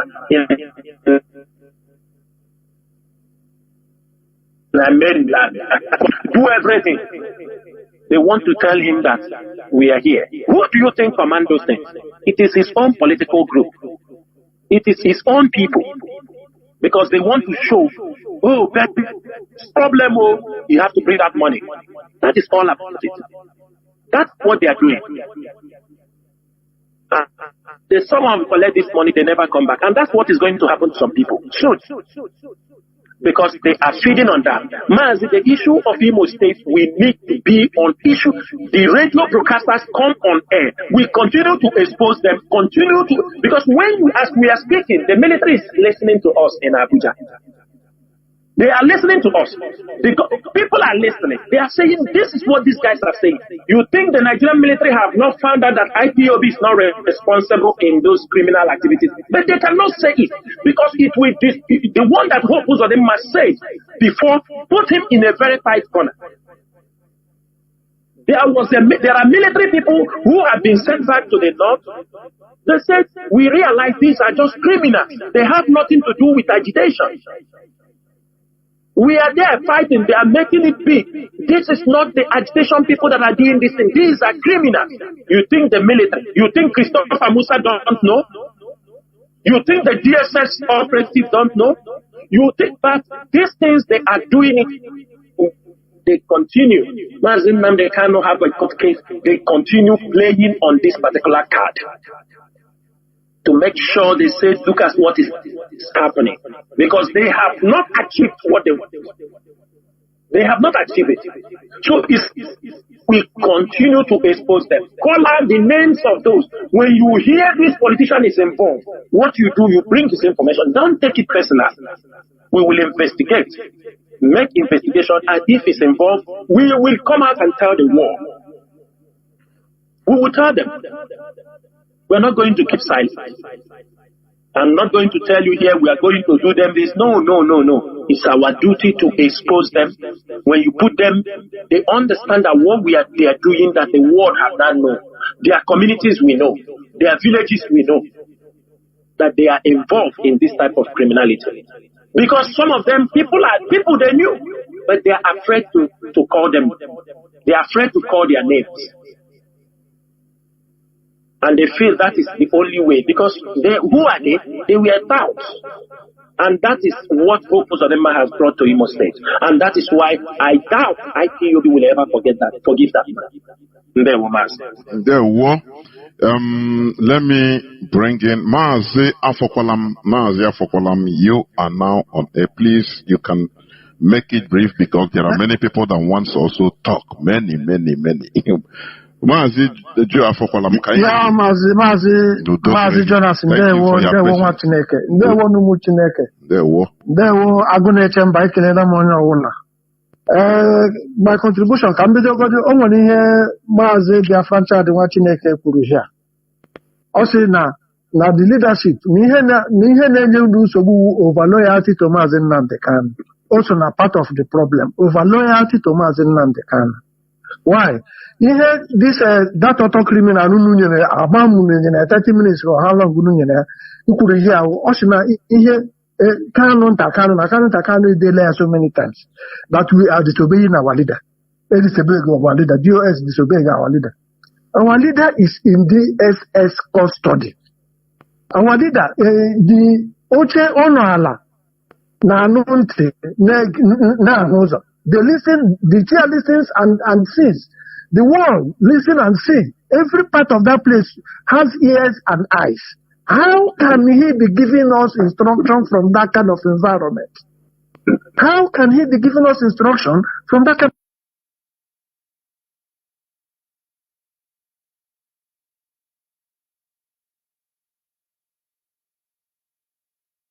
of environment? That means that instruction is given before he gives it.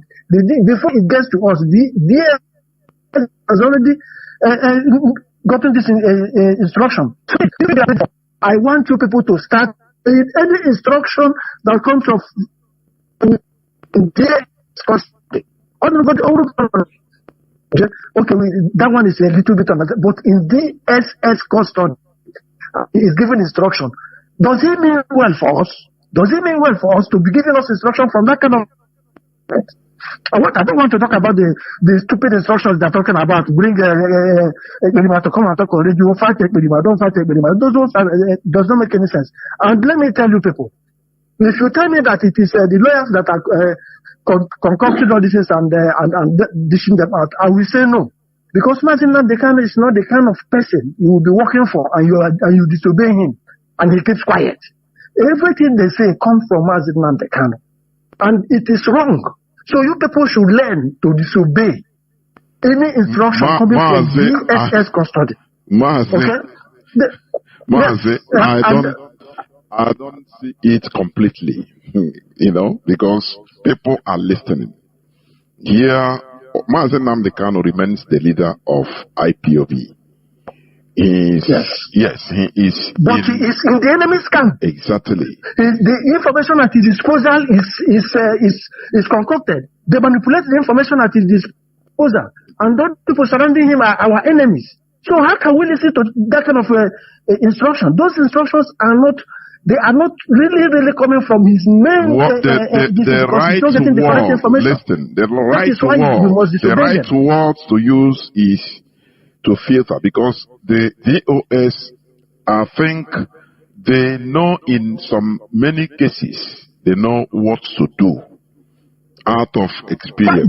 Not to disobey. They know what to do. Yes. But before we get that information, the DSS already has that information because of the place the information was delivered. I even want to ask you one question. We are hearing Kanu Takani this one. Does Ojukwu not have a brother? Did you hear about his brother? All these other people, Martin Luther King Jr., Uwazurike, all these people, how many of them have you heard of their brother? Since for 4 years you have been fighting Dekano. I want to ask, does this struggle belong to Dekanos? Does it belong to Mazin Dekano and his family? Or is it why? If it belongs to and his brothers, that means we pay for the dead. If we are for all the people who have died, they have to pay. But if we are working for ourselves, we are fighting for ourselves, we are fighting for our children, children. If we die in the struggle, so be it. But if I am working for you, you have to pay for the dead. So this is something you people need to make clear to us, because it's not every time Kanus. By the way, a question we are not asking. What is our leader? I'm asking you, Joan. You touched it a little bit. What was our leader doing in Kenya? Some people said he went for diplomatic. Some people said he went to meet Masanga. Some of us went to investigate. We went to ask. He never contacted any of our family members. He didn't contact our family. There was no diplomatic anything. He didn't contact Masanga. So what was he doing? Please round up. These are questions that nobody will answer except Maze Onyendu. That is for me. That is what I would say there. I don't know, Maze Nasa, you want to add anything before other callers? Maze Afokwalam, please. Okay. Yeah, thank you very much. Okay. Thank you very much. You're welcome. There were. Mazi Nasa, you want to add anything? Mazi, I'm not adding anything. You answered Mazi Apokalam. There are, like, you remember when this guy wanted to defend Aloy Ejimako, I told him, no. Are you speaking for Aloy Ejimako or if you are defending him? Then some of these issues, the time we would have asked these questions have gone, but we have to wait. You understand me? Because already those things have cost us a lot. This kind of thing is, Mazen Namdekano is out. People who want to ask can ask. But for now, the stage we are, we cannot come start asking this thing because as no Basota Chala, as a Wute. And one thing I want to, one thing also I want to clarify. I worked with Mazen Namdekano for many years. I know him to a certain level. There are decisions, maybe if taken, he may not be in a, he's not having an accurate information about that thing. Are you understanding me? He's a human. But when you explain to him, he will understand. We are not here to dispute what is happening, what somebody brought as a message. But one thing is this, when this guy came, while it is in Emeka that wrote this thing, but he told us that it was Aloy that delivered these messages to us. And if you look at that write-up, there are a lot of things, words that doesn't look like it's from Mazen Namdekano, even though Mazen Namdekano may defend it. When they talk about to the family, go and read these things again. Everything is talking about the family. One of the questions also, when if you come in technical, is which family? Is it personal family? Is it IPOB family? Because it is written, and the person who wrote this thing is a lawyer. The lawyers used to be very technical in writing things. When you told me, don't ever touch anything IPOB, money for IPOB, it is very clear, I will understand because I am contributing money for over 10 years. For over 10 years. Now, there are some things and you need little more clarification. Or you want to say, this is how this thing happened.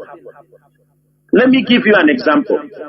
I don't think Mazen Namdekano will see the truth and he turn it down. I don't think so. I don't believe. We will explain to him if there is anything that is not understood, but I want them to present those things than to use it as a blackmail. Because, for example, let me give you people an example.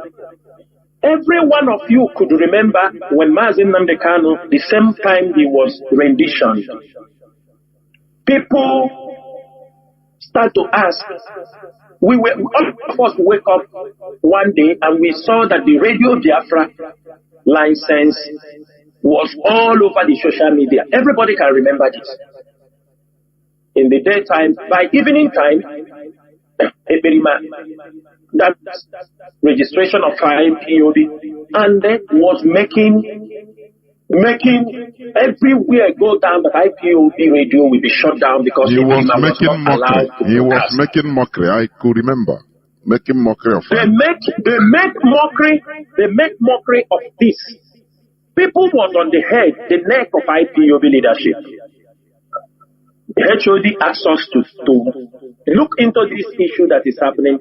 I, Mazabanyem, Mazio Former, Karumonde, and there is one woman also in UK there. We are not living in UK. We don't know about this. We asked the woman. He asked, how is this happening? Nobody accepts. We found out that the moment the rendition Mazen Namdekano, Darlington, Imo, who the address where Mazen Namdekano, this thing used to come. You see, those are, if it is an office of IPOB in UK, if it is where we have an official office, those nonsense will not happen. But it is because it was going to somebody's address. The person took the private address, the letters, yes, official letters for Radio Biafra, yes. That is it. These are one of the dangers. Because this letter is going to a private person. He took it, it's already against, many people have been contacted against IPOB, against this thing. He took the letter and handed over to the enemies. He knew that Uche Mefode are not part of the struggle. He knew that he used it and hand them over, and those people use it and hand over to Perima to make program. When we interceded over this issue, Karumonde, Mazofoma, me and Abanye, with Mrs. I don't want to mention her name, we start to, how do we handle this? And it was after COVID, COVID period. It was all these things. We tried to, the woman started working on it. She went there, they told her. That is to renew the license of Radio Biafra London in the United States. Thank you. Yes, to be able to renew the license for Radio Biafra. Now, the woman told us in confidence, thing has happened before. When Mazi Nnamdi Kanu was also in detention in 2015. She said, this is the way we handled it. And that is where we are not living in UK. We are not living in Britain. Mazi Dosem is not living in, not ready to go to live in Britain. For us, we are trying to keep an institution. But many of you have forgotten that when we were trying to solve that problem, we were being demonized. We were being said that we want to take radio from Mazi Nnamdi Kanu. Even when this thing went to Mazi Nnamdi Kanu, remove his name, to hijack his radio. There is nothing they did not say. We were just trying to solve a problem because we are trying to uphold his legacy. Because it will be very shameful that in our presence, Radio Biafra was destroyed. In our presence, that Radio Biafra was destroyed. We intervened. This sister played a very important role. Do the things she said, this is how to do it, this is how to do it. That the government knows Mazi Nnamdi Kanu is in detention in Nigeria. We cannot play any hanky-panky. You do it the legal way. And we told her, you know better, because she is part of this thing. And she did it. The time she was doing this process, there is no accusation that didn't come from the siblings of Mazi Nnamdi Kanu. And I'm sure, when Mazi Nnamdi Kanu heard about this, how these issues happen, he will testify that, yes, what happened is the right thing to do. That is why I said there are certain things we don't need to argue. Those people they are sending to ask this thing. They understand me. To what Jojo? When time reach, you are not the one that send this message.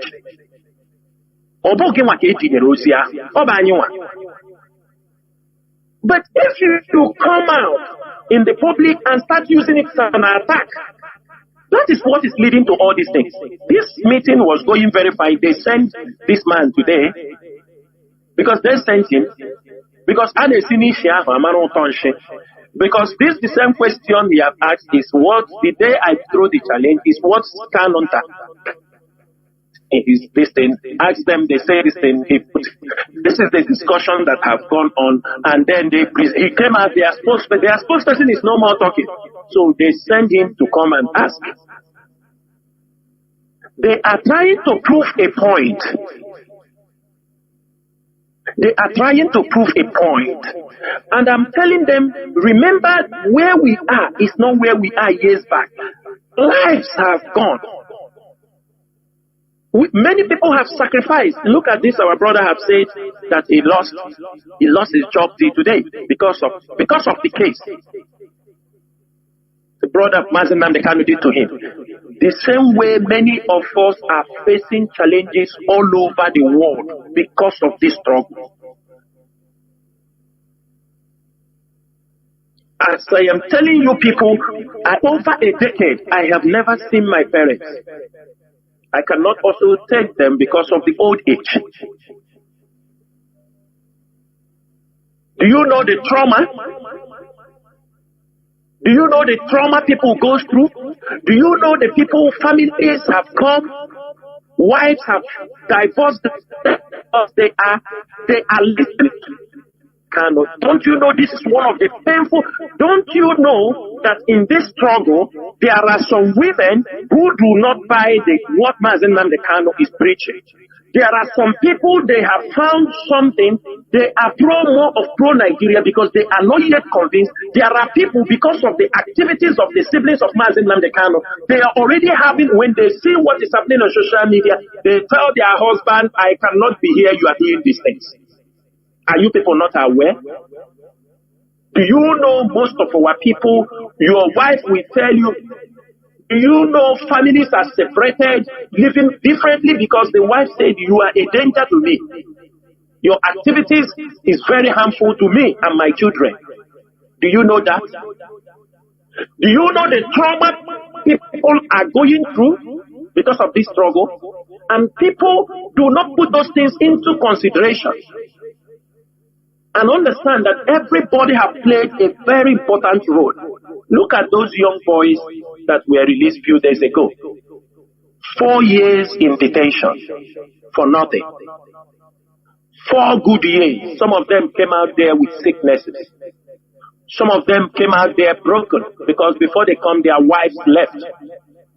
Some of them, as they come out, they don't know where their wife and their children are. They are just out to start life, to repair their life. And somebody who have not been affected negatively in this struggle will be playing with our lives. We're playing with our lives. It's not accepted. I don't see the reason why people who are coming to talk about this obey Mazi Nnamdi will Mazi Nnamdi Kanu because of 1 or 2 things that he needs to understand and forget the 10 years, 12 years, lives of men they have put in this struggle. Why are they pushing this thing to this angle? I want to know. Because there are issues that do not concern me. This is IPOD. There are things happening in South Africa. The coordinators are not under my control. They may be under the control of the deputy HOD. If there is issue, we can come in to settle these issues. But they have their line manager. And because you call me, you want me to go to South Africa, which I am not, which according to the system of IPOB structure, this is the person who is in charge. You want me to jump from there, go there, fight, beat people, do these things, and if I don't do it, I have now done something unforgivable. Put in 12 years. If it is so, so be it. I will die standing than die lying down on my back. And then we're watching it.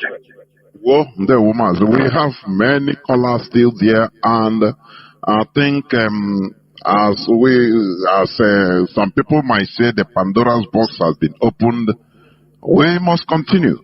I have a caller on WhatsApp. Mazi Collins, please hold on, I'll bring you in. I have a caller on WhatsApp. Let me see. Thousands of calls have been coming.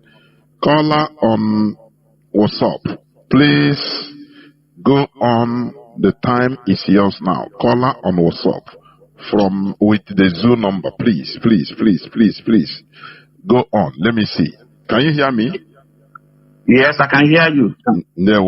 Wapu also, please. Yeah. This is Mazi So, yeah, I called because Mazi Chinasa Nwolu asked us to call. If we have any evidence that they have disobeyed Mazi Nnamdi Kanu, that we should call, we should bring it out. Okay. So that's why I'm calling. So first, now, like I said, Mazi Nnamdi Kanu is the supreme leader of this movement, and DOS see the day and the activities of this struggle. And Onyendu said, whatever DOS said goes. And when that is too much, they should be on the table. And head of DOS said again that if we try to reduce the authority of our leader Mazi Nnamdi Kanu, we are putting his life in danger. Now, let me ask Mazi Chinasa Nwolu about the Monday Ghost Town that he announced. Why did they disobey the instruction of Maazin Nnamdi Kanu for not suspending the Monday ghost town that he announced? Second, why did they not accept Madam Digest Okafor and Father Odumegwa in DOS? We know the activities of Madam Digest Okafor. We know what he said on the Biafra, which I'm not okay with it. But as our leaders giving that instruction, why did he not obey our Maazin Nnamdi Kanu? The third one, how about the Umwele account? Where is the Umwele account today? When Kanu said that the Umwele account is not from our leader Maazin Nnamdi Kanu, and head of DOS move ahead and announce that Umwele account today, the Umwele account is no more. I have a lot, but let me stop here. Just hold on. Don't go. You have been waiting. No. I'm here. Okay. No, Maazin Asa, please go on. Can you hear me? Maazin Asa. Do you hear what he said? Maazin, I can hear you. Okay, go on. Maazin, I want to understand. This, as Maazin Nnamdi Kanu told us to call off the sit at home, why we didn't call it off? That's what he asked. You know, I don't know. But Maazin, ask him. He's hearing you. He can reply. He's hearing you direct. Yes, Maazin, can you repeat your number one question? My number one question, no? Maazin Nnamdi Kanu gave you guys an instruction on 6th of August 2021, 3 days before on 9th of August. So Monday sit down. You announced it Monday goes down, and you guys just refused to obey the instruction. And you said, listen, and you said, coming. Everybody feeling our that message. And Maazin Chikadizum said again that because of unyielding did not give the reasons of suspending that Monday goes down, that he will go ahead and carry out, and he will get the responsibility. What do you guys are you using earphone? Because sometimes the voice is... No. Okay. Maazin Asa, go on, please. Go on. Yes. Maazin, I will answer this guy because I wanted to understand, is it when we have announced it or after we have, you understand? No, he said, why did the DOS disobey announcing stopping Monday sit at home? They sit at home. Yes. Okay. Yes. Okay. Okay, Maazin, let me make it very, very clear. Very, very clear. Monday sit at home is a civil disobedience. Everybody know about this. It is civil disobedience is never a crime anywhere. Put that one in your head. Maazin Nnamdi Kanu, let me give you the reasons why we did not call out the first sit at home. Let me give you the reasons. When Maazin Nnamdi Kanu was renditioned from the Kenya, when Maazin Nnamdi Kanu was renditioned, you know the problem that was in Biafran land. You know how everywhere was in tension. You know the leadership were having meetings. What are we going to do? On the process, we are planning this. On the process, because I know who sent. You know why I want to come down to ask this question is I know who sent him. I know who sent this guy. But after I have answered him, I will tell him who sent him. Okay? Now, so that everybody will know, whoever speak here, we know where you are coming from. Now, on that particular time, the leadership, the DOS were having meetings. How are we going to respond to the Nigerian problem? We are having a problem. When we said how are we going to respond, the leadership came in agreement. That time also, there were people who were advising, you people must do something. They were expecting more than sit at home. Let me tell you if you don't know.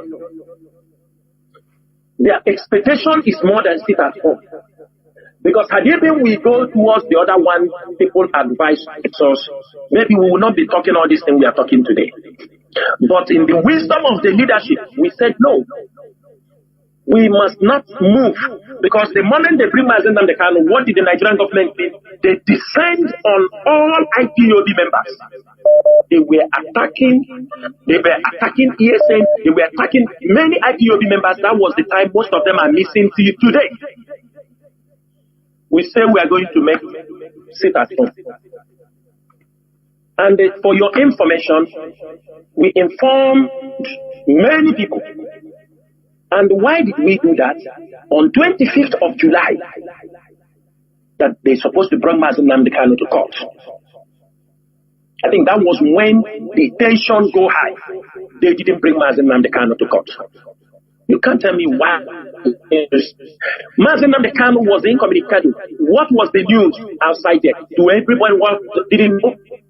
The people in America, women in America, everybody was shouting, Mazen Namdekano have only 2 weeks to live because of the shock he have undergone. You know one thing I'm saying here, most of you are living in the past, because this is 4 years issue all of you are talking today. They said Mazen Namdekano will die. That is why they didn't bring him to court. The lawyers were not given access. The whole Abuja, everywhere, DSS, the day they didn't bring him to court. If you are in the shoes of the leadership, because these are the people you people have already accused of also selling Mazen Namdekano, we said we have to do something. We are going to lock down Biafra land. We are going to put it at home.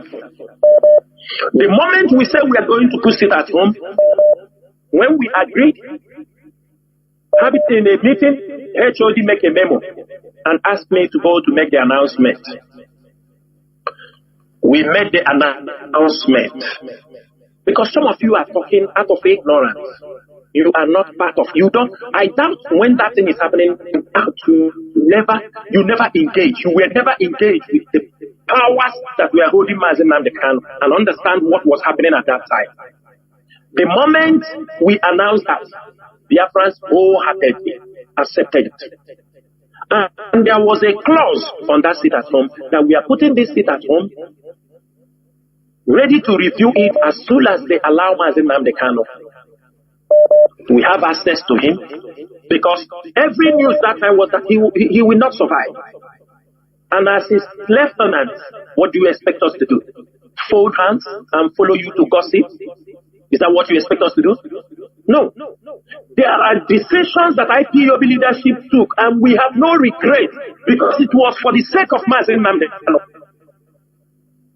And Mazen Namdekano was brought from Kenya, sad, humiliated. Who will stand for him? We are the one to stand for him. The moment we announce it, calls started coming. I told you that immediately it happened. Calls started coming. They said we should cancel the sit at home, that they're going to release him by the end of the month. I have said it at the early of this program. Kalonta, call a meeting. Benjamin Nimabu is alive. Emma Powerful is alive. Ofama is alive. Mazedosiem is alive. I think Mazaban. All of us came to that meeting in an arrogant manner. Kalonta asked us that who asked us to put this sit at home? Who did we take permission from to put this sit at home? That the Namdekano is coming out by the end of the month. That is July. I know on the 5th. Mazen Namdekano is coming out that I'm not saying I'm not the only one who cares, so that people are there. They are bringing him out at the end of the month. We told him, how? The same night we finished that distance, Ohaneze issued a statement asking us to talk. The same thing Kalonta told us in the meeting. The following day, Ohaneze issued a statement calling off the sit at home, that they are calling it off. We should not put it at home. Economic what? The next thing, a call came to Powerful. They told him, I don't want to say what those people said, but they told Powerful, let me go straight to the point. They told him, oh God. Told him they talk about Mazi Nnamdi Kanu, some few things they want to talk about. Even this Kanonta, they asked him, they will offer him $500,000 first time to abandon the struggle. Powerful is alive. He said, we give you $500,000. Leave these people, this is what they are doing, this is what they do. Take this money and go away. Mazi, who offered who? Mazi, one of the governors, gave this proposal to Powerful. Are you understanding me? Powerful is alive. Then because of sit at home, then on the process, he asked him that they are going to give him 40 million for this press release. The 500,000 is for him to leave the struggle, and move away. But the 40 million, he said he has spoken to people, they will raise 40 million to give to Powerful to write a press release that this sit at home has been cancelled. All this issue came to the leadership. We had a meeting. We found out that there are people that are very interested, that they don't want this sit at home to go on to see Mazi Nnamdi Kanu. This sit at home that's supposed to happen on 6th, the brother of Mazi Nnamdi Kanu, fine boy, he started threatening Powerful. Start threatening him, and on Saturday, before we do that sit at home on Monday, he told him, I will shock IPOD. Or didn't Powerful didn't. He told him, if you people, these are the questions. We want to see our leader. If the IPOB leadership, that is, if all these things you people are talking is what is drawing some people back, even to fight for Mazi Nnamdi Kanu. Because every move they make, it is turned against them. These things, all this behavior that are being exhibited, they are single who are habitual liars. Powerful tell them, no. Cannot do it. The leadership have to make a decision on this. On Saturday, that is, he rejected their offer of $500,000 and 40 million naira. He rejected the whole offer. He rejected it. Powerful told them he cannot do that because the leadership is there who will take decisions. He is not the one. He is just media and publicity secretary.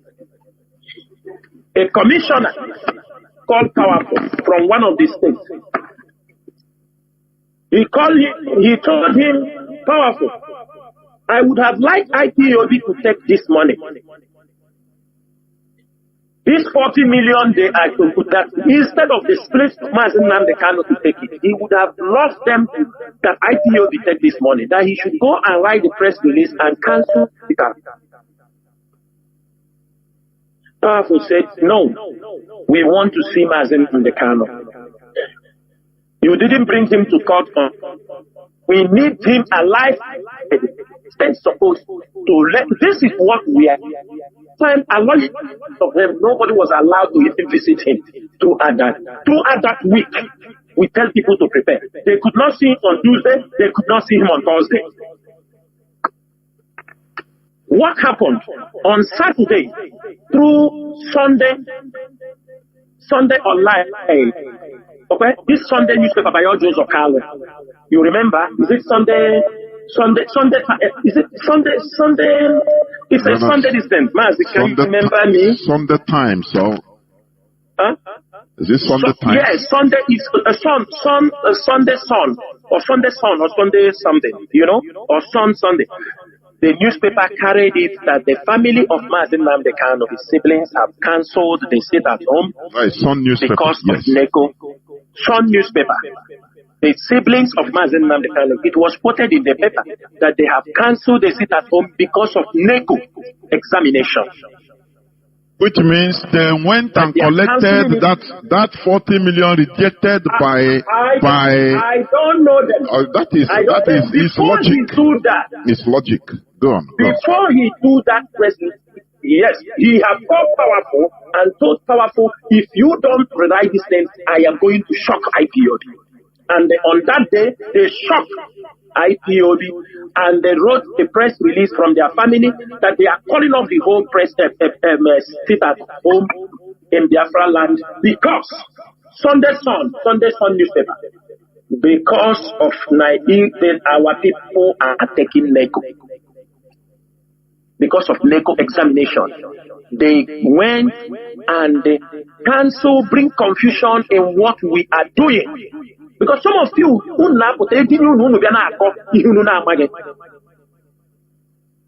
because of that, go on that day and check. The Sunday, the following day, all members of the GOS came on the radio Biafra and to reiterate that the sit at home on that Monday must go up. And that was the day when we made that sit at home, Washington Post, Al Jazeera, the whole world, it was very peaceful. Our people accepted it. Our people accepted it. You cannot tell me the whole world everywhere shakes. Even that time we were in a good connection with Ambazonia people. They shut down, moved across the border up to the whole Ambazonia territory. Everywhere was shut down. That day was the day. This is our strength. This is a tool for negotiation. But you people, out of your monetization of the Biafra struggle, you try to bastardize it. Some say, how can he be Chinas Aworu come and give order? It is not Chinas Aworu that gave order. It is the IPOB, the GOS, which must, on behalf of Mazen Nnamdi Kanu. Mazen Nnamdi, because of what his brothers have told you. Can I say something? Can I say something? I'm coming. I'm coming. You have asked your question. I will finish. No, because you asked me. I'm giving you a complete lowdown for other people also to hear. We shut down. It was all over. And on that Monday was the day they allowed Aloye Jimako to see Mazen Nnamdi Kanu. After they refused to bring him to court. It was on that Monday. Aloye Jimako came out. He sent us message that Onyendu say we should call off the sit at home. If we want that if we don't obey him, it will look like we don't have power over what he says. No, Aloye Jimako. It was on the following day, Tuesday. I think Ejiofor met him again now on Thursday, not on Jimako came out on that day, that Monday. He told us that he even showed him Washington Post.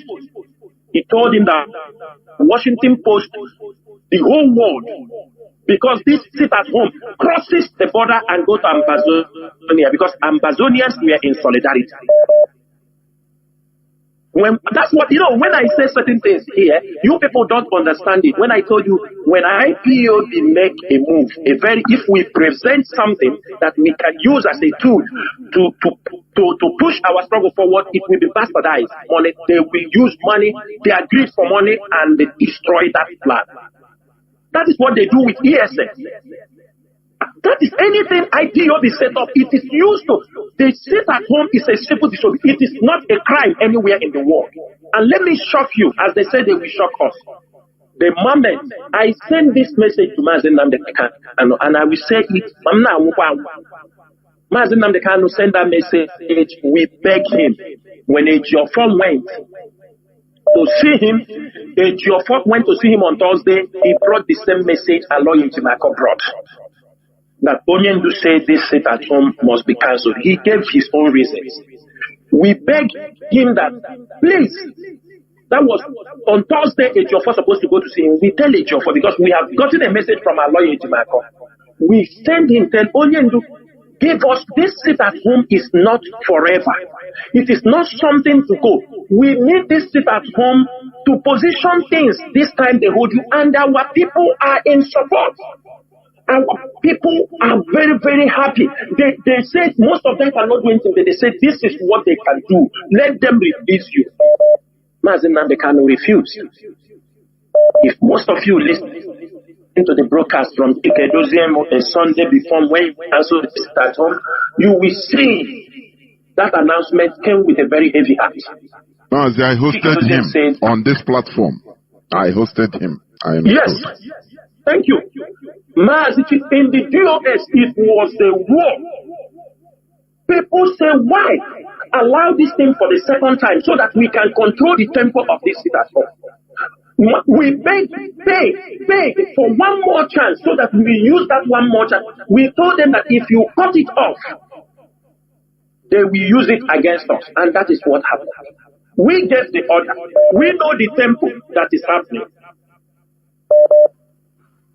On that day, Mazen Nandekano, Chikedoziem, went on air, announced it. And before it was cancelled, we already know that problem is coming. That is why we were begging Mazen Nandekano, but he refused not to listen to us because his brothers and for us, we have already witnessed a red flag. When money was involved, when people were called to buy off, because of, we found out that, oh, we have hold them now. They don't want this sit at home. What happened? The moment Mazen Dosiem came that night to announce cancellation of the sit at home, the following morning, the same night after Mazen Dosiem finished, the following day, which is Monday, people still sat at home. People were not happy that this sit at home was called off. As the week got, as both Mazen and the Kanu knew that people were not happy that the sit at home was, because we were in control of this sit at home. What happened? When they realized that people, our people, the majority of our people want sit at home, they saw it as it is a tool can use to push for Mazen Nandekano. What do? The siblings jump on the bandwagon. They must start to say, we sold Mazen Nandekano, that is why we cancelled this. They said we took 6 billion from Anambra state government, from people to cancel the sit at home. That's what they say. Have all of you forgotten? On the process. And I can tell you on Radio Biafra, as Eperima continued to do that thing, the siblings of Mazen Nandekano ran and they circled him. They became associates. All of you saw what they were doing. They organized prayers in Mazen Nandekano compound, prayers against the leadership of IPOD, against Tina Saworu. In the compound of Mazen Nandekano, there are people who were there. There was one of them I asked one day. I asked him, oh, it's not long. I told him, but you used to be in that place when they used to promote this Eberima in your presence when you are doing prayers. He said that his spirit told him that the guy is a bad person, but he couldn't have please, can you summarize? And when we went to live, you know, yes, take it too long. I'm coming. You came to ask me questions. I'm explaining it to you for other people to hear. So that is the case. You know, I'm coming. Okay, and that is the case. I want to stop there to tell you this is the reason. There is no smoke without fire. Remember, we are in a struggle. We are the people outside. We know what was happening. For us, if you allow me to I'm coming. If you allow me with what I know, with what transpired during this sit at home you are talking about, I will tell you, this is me. I will tell you the sit at home was sold. The sit at home was sold. It was so, that's why it turned catastrophic in our land. That is the consequences of selling the collective effort of the people. That is the consequences. They go and they start to support evil. And this is where we are today. I forgot the second question you asked. There was another man to remind me the second question. Yeah. Okay, Maz, before the second question, I want to say something, please. Just listen.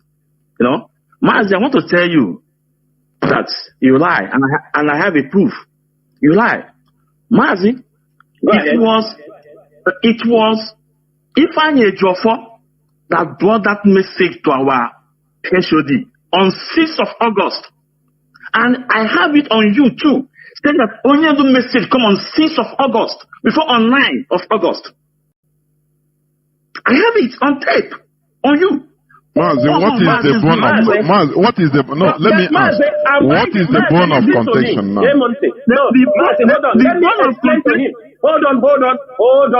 Hold on. I have explained it very clearly here now. That prior to that day of that sit at home, that this was what was happening. Before they brought the issue, people came to say, Mazinam, they can't say we should stop.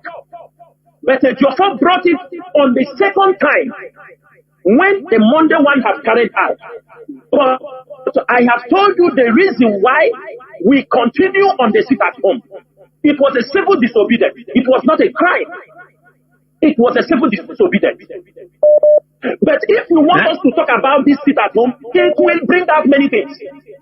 It will bring out, because people now you people now support, because I know you from your voice now. I know you are one of the Nenayanya boys that you come be sent to ask questions, and I'm ready. That's why I'm answering you. You understand me? You people were there when all these things were happening. Let me ask Biafra: sit at home, is it a crime for the release of the leader? Sit at home. What will that thing show you? Since that time, don't you witness the 30th May sit at home? I'm asking you. Hold on. Don't you witness the 30th May sit at home? Was it violent? Don't you know that before we make sit at home, we used to write to all the institutions in Biafra land? This last sit at home, you are not getting the point. You are not getting. Mazi, let me interject. Mazi, let me interject. Yeah. I don't understand the bone of contention. Yeah. The sit at home has been explained. It's what happened 4 years back. And all of a sudden is brought out here. It was given up. It was cancelled. I hosted Mazi Chike Doziem to come painstakingly to obey Mazi Nnamdi Kanu by publicly cancelling it, which I also quarreled with him after that announcement. Mazi Doziem is alive. After that announcement, I engaged him, I quarreled with him. I said, why will you do that? He calmed me down. He said, Mazi, I must obey. What is the bone of contention, Ndebo? I humbly try to and the same sit at home, the same people that cancel it went back to support somebody that was promoting it. Do you see? People say we are not ready. It seems we are going to become slaves forever. I'm telling you. The same people. It's what happened in my presence. They continue supporting. No. Nnamdi Kanu is the supreme leader of this movement. Mazi Nnamdi Kanu is the supreme leader of this movement. Whatever he said is final. And 3 days to this Monday goes down. Mazi, if you don't have any points, please, I beg you stop reiterating on no point. Remind me his second question. Go to your second question, because we shouldn't be busy doing nothing. There are people that have constructive questions to ask. They are very lenient, and that is how it is. The second question is about Madam Digest accepting him in DOS. Okay. Now let him answer. Thank you. Mazi, let me answer him, Madam Bridget and Madam Mewa. Yeah. Mazi, are you aware that Madam Bridget, they came on air and took over from the DOS. Were you aware? And the people of no confidence. Yes. And are you aware of that? So you are aware. So you were aware also when they say that the DOS, they are now the emissary, they are the one in charge of the struggle. You are aware of that? I say yes. Even when you come on Biafra. How come? Because you people did not, you know, this message you are talking, one day, a lawyer called me, and he brings Benjamin and Madu, and told me that Onyendu said that Mrs. Bridget and Father Megwa should be put inside the DOS. I told, I'm coming. The DOS is not one person. Before you do something, you don't come and, because let me tell you, I know some games when they use one person to cause commotion in a leadership that is organized. I said, okay.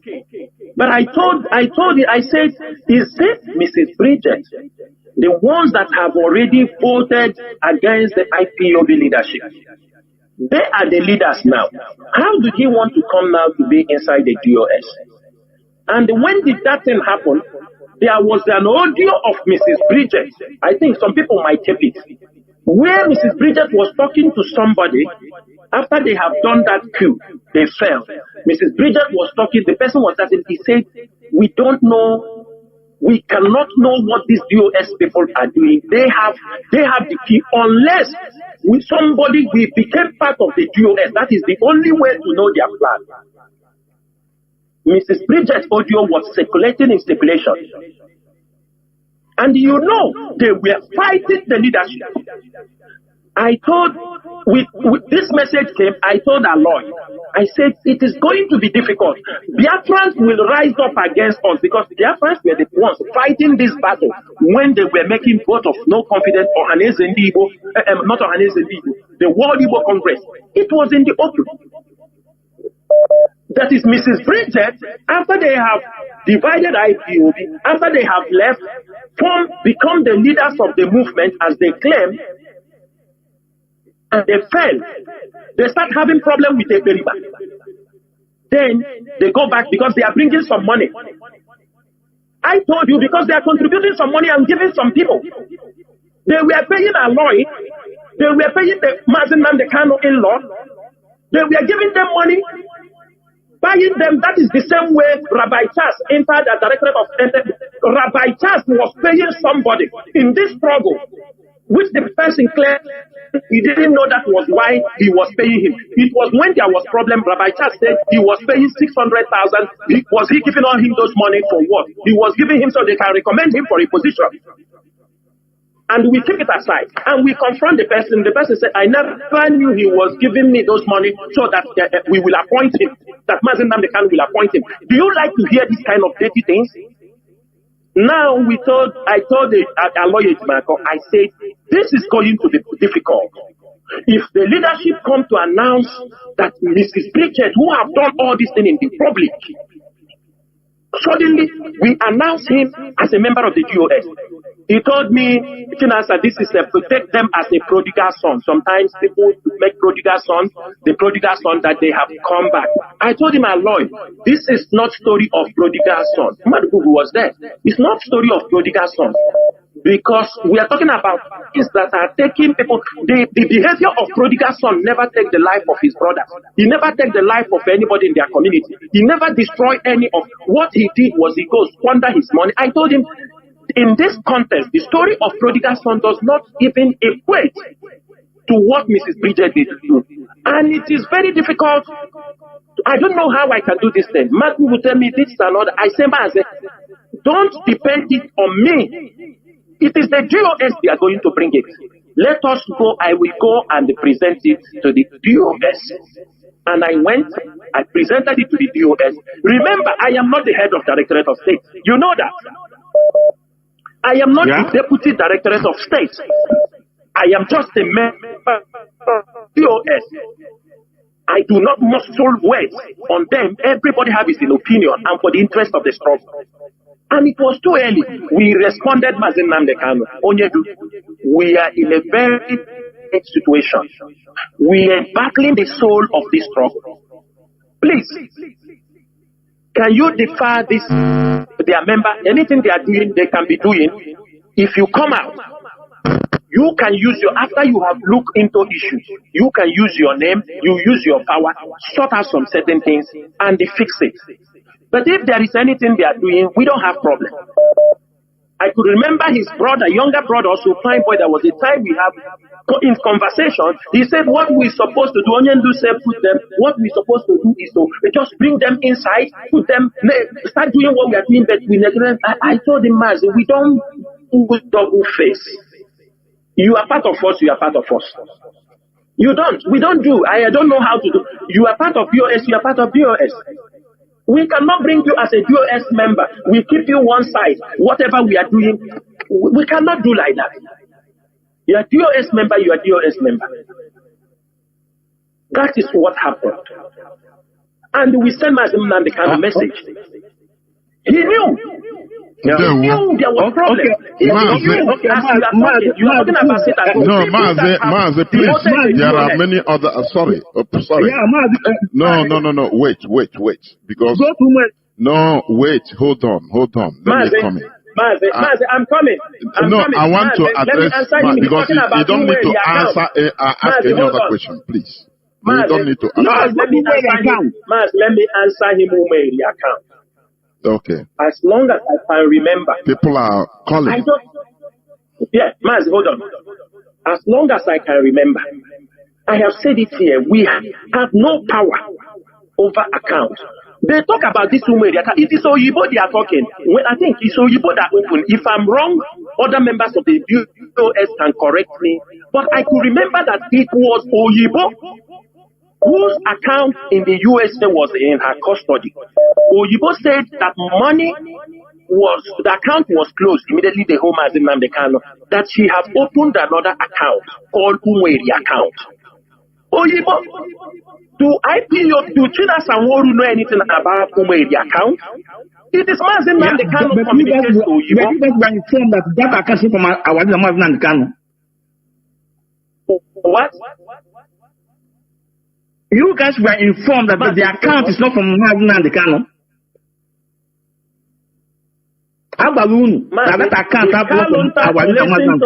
Listen to me. If Kalonta come to give us an order, we are not taking his order. Are you hearing me? Okay. If Kalonta gives an order to us, we don't take orders from Kalonta. If you don't know it now. Or if Mazin Namdekano is dealing, let me tell you something you don't know. That certain things we leave it when Mazin Namdekano stop. You don't know Mazin Namdekano. You Oyibo, is it not Mazin Namdekano appointed Oyibo? Was it not Oyibo here? The moment they hold Mazin Namdekano, they sack half finished. Mazin Namdekano, was he not the one giving him authorization from everything? Okay, Maz, I have to go. I have to go. Let me come. Let me tell you something. When you are talking about that account, the same Mazin Namdekano brought some people, some women in America. He told us to go and they talk with those people. He gave instruction, which all of us agree. Mazin told them, everybody we go have a meeting with them. The same Mazin Namdekano you are talking. We open account, we organize everybody. Mazin Namdekano say this account. When he was having problem with Oyibo, they are communicating. He's the one handling finance. He's the one handling the account. Mazin Namdekano send us. We spoke. Is it they call her Lady Chinyere and all these people? The HO, the members of BOS, we go. We have meeting with them. Mazin Namdekano told them to create account. They created account. We support them. We told them this. Mazin said this account is for USA for anything pertaining to our struggles, the students, all these things. He said like that. Okay, Maz, I have to go. But I'm coming. The same Mazin Namdekano send us when people start to contribute money. Mazin start to tell people to put money in that particular account. Money was being paid in that account. The moment Mazin, we requested something for people on ground. We were told that Mazin people have paid money to this place. They said there is an order. No money should be given to you people. All the effort we have made, they pay money there. When Chike Dosiem acts, they insult him, It's the same account. The same people Mazi Nnamdi Kanu sent. It is the same people that told us that Mazi Nnamdi Kanu told them they shouldn't take instruction from us, and the message come from our lawyer Timako. You know, here now, call even name again. You know, here now, call your name. Can you go for it? Mazi Nnamdi Kanu, Mazi Nnamdi Kanu, can you go or them man Mazi Nnamdi Kanu, or 2.5 need the show, or them man Mazi Nnamdi Kanu can them mad to divide by IPO. Or them man. Onion cannot do that. Okay, Mayor. Thank you. Yeah. Countries se potase ba bia kube ndị agwara na onye ndu si ha divide ya na GOS nke dị iche. Ndị ha ga-ejicha ọnụ ha bịa kwara. In this coming week, from Indonesia to South Africa to everybody, what is happening in their country? Struggle. The same onion say, feel though, you don't feel that things. That when they want to destroy IPO, you don't know. But these are the conditions. Many things happen because of contest. What of them can obey? What of things in them obey? These things you people are talking. Mazi Nnamdi Kanu, before now, have anybody disobeyed me?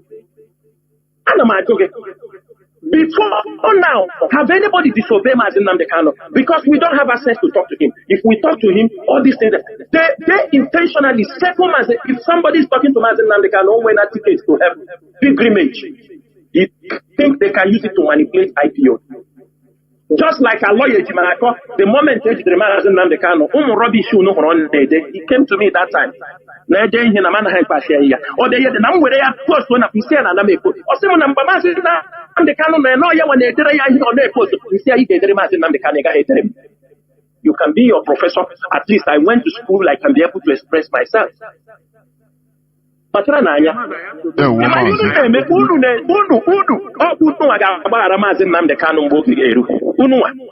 can ask you, have you done anything for Mazi Nnamdi Kanu? Have Mazi Nnamdi Kanu sent you for any serious mission? I'm talking about men they have sent for mission that in your life, your next life, you can never carry out those missions. These are the people coming to question. These are men you are coming to question. People who have done greater things that they may for the sake of Mazi Nnamdi Kanu. For the sake of Mazi Nnamdi Kanu. We have done things for the sake of Mazi Nnamdi Kanu, for his freedom. In or here now, Arwakani Nation in the mention as a attack. I love Biafra. What is Undewo? Many people are really agitated, but I crave Biafran's indulgence. Sometimes we need to mellow down in order, because these people, Mazi Chinasa, let me tell you, some of all these people are just, this is, they are drawing the clock back. Look at 4 years. Yes. Let us be rolling around. Yes. That is what many people want. I am not the person that we will solve it. I got lawyer here. I wish you a while. Because, no, I used to preach it. We cannot fail 2 times.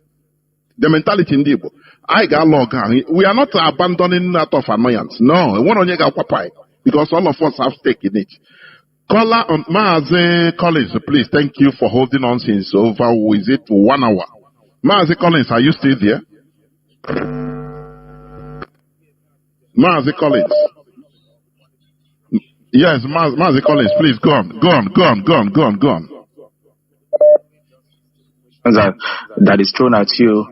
And I love your patience this evening, or this morning. I am boiling here just like every other Biafran. Hearing what is happening on Radio Biafra this evening is boiling. I don't understand the kind of brain our people have. Please, can you introduce yourself, please, for record purposes? Yes. My name is Mazi Collins Chinedu. I'm the national coordinator of Germany. The center of attraction, Germany. Now, I called when the issue of Germany was raised. I wanted to address the issue of Abraham, the idiot that Kanunta wanted to use to destroy the struggle. One thing people don't understand is that had Kanunta and Nayanya captured Germany, there wouldn't have been anything like IPOB as we have it today. That they are still fighting up until today. They are still fighting for idiots calling on Radio Biafra to expose their stupidity, like that idiot that I just left off right now, talking rubbish. They are setting Mazin Nnamdi Kanu up for distraction. People close to him should tell him.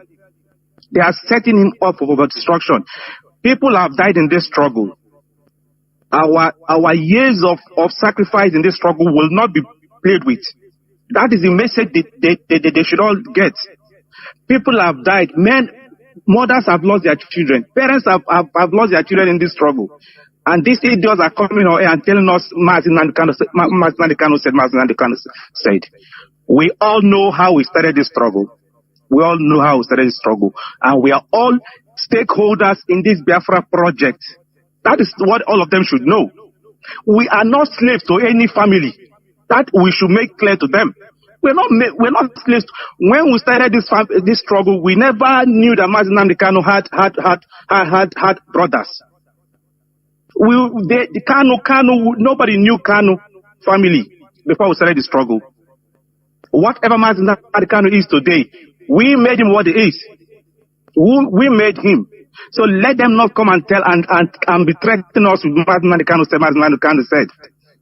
Is anybody fighting with Mazin Nnamdi Kanu? These people are trying to create the impression that people are fighting Mazin Nnamdi Kanu. These people are claiming that they love Mazin Nnamdi Kanu more than every other person. But the question is, what have they done since Mazin Nnamdi Kanu's extraordinary rendition to Nigeria? What have they done to free Mazin Nnamdi Kanu? Those of them claiming to be his siblings, they should show us one demonstration that they've attended in this whole period that Mazin Nnamdi Kanu has been incarcerated. Nenayanya that is running her mouth everywhere. A woman. I mean, how can an organization as big as IPOB raise money? Coordinators will collect money from Biafrans, from units, zones, states, and countries, and send to an account. The DOS are the people running this struggle. Mazin Nnamdi Kanu made it clear to the world that they run the administrative activities of this struggle. They are the ones coordinating the struggles. I mean the coordinators to raise money. And when it is paid into an account that one useless woman is managing, she will say she's not answerable to this leadership that raised the money. When Mazin Nnamdi Kanu was outside, was Mazin Nnamdi Kanu coordinating the struggle? Was he running the struggle? The US was running the struggle. For the people that are coming to make noise about Mazin Nnamdi Kanu said. Claiming fake love like some people that I never expect. I am so disappointed in one particular person. I wouldn't want to mention his name. Every day he's writing rubbish about leadership on Facebook, and this is somebody that we thought was reasonable. Never knew that he is one of the most useless idiots in this struggle. He knows himself. So what I want to say about the Kanunta's national coordinator in Germany is that's the man Abraham is somebody that cannot even take care of his own life, not to talk of taking care of Germany as a whole. Somebody that could not even control his own unit was the same person that they wanted to appoint as national coordinator. Somebody under suspension. Now, if this removing Mazi Chinedu as national coordinator was not the problem, because I don't have anything to lose. The position is costing me so much, but I cannot stand it that somebody that we collectively in Germany placed on suspension or under suspension for going against our code of conduct. After we warned him not to call the police, I warned him personally the day he called me to report to me about the issues he had with Biafra child. I said, now that you brought this matter to me, allow me to resolve this matter between you and Biafra child. But then we never knew that this guy was even working for Kanuta and Ninayanya. This guy was a stooge. He was the stooge in our meeting. After every meeting in Germany, he will go and tell Ninayanya what we discussed. We never knew until he called the police on Biafra child. We came out, we had a meeting, invited him to the meeting, and I asked him, why did you call police on this guy after we warned you not to call police for him? Then we decided to send him on suspension. And the same person was the person that they said, Master Nandekano said we should make national coordinator. So anybody coming to tell you about this, and these things are things that happened years back, why is it coming up today? Because these people, they don't have any idea anymore. No, this is what they use to cloud themselves every time. Yeah. Yes. What happened for you? So these people are not in this struggle. I am happy that this leadership has repositioned the struggle. Mazi Nnamdi Kanu's position is not under contention. Nobody is contending his position with him. Why are they making it a matter? Because you want to tell me that if Mazi Nnamdi Kanu is no longer there, that we should all go and sleep, that there shouldn't be Biafra anymore? Or if all of us should go and sleep because Mazi Nnamdi Kanu is in detention, who will be fighting to release Mazi Nnamdi Kanu? These people, sometimes I wonder the kind of brain they have. You want to appoint people into DOS. The DOS tell you that they are short of people. If DOS want to bring new people into DOS, they are the people, they will do it themselves. It is not Mazi Nnamdi Kanu that would, Mazi Nnamdi Kanu is not, whatever he is being fed is what he knows. This leadership are outside here. They know what is happening outside, so they are in a better position to judge for themselves, and not Mazi Nnamdi Kanu. They shouldn't set him up. They are setting him. They are setting him up. That is what the message I'm trying to send this night. They are setting Mazi Nnamdi Kanu up against Biafrans, because if he comes out and toes their part, there will be chaos in Biafra land. That is just the message. Let me tell you, that is what the Nigerian government is looking for. Let me tell you something. In the court, the Nigerian government want to raise some issues about Mazi Nnamdi Kanu, which the judge shut them down. Are you understanding me? But the Nigerian government cannot go that side. Now, they are setting Mazi Nnamdi Kanu up against Biafrans. That is what they are doing. That is what they are doing against man. They have used Mazi Nnamdi Kanu's name. Let me tell you, if Biafrans don't know, among the Igbo politicians, Igbo elite, these people have destroyed the image of Mazi Nnamdi Kanu. They have destroyed because they have gone there. Even Mazi Nnamdi Kanu send them over. He didn't send them over. We go there, and even at a point, some tell them they don't want to see them in their state.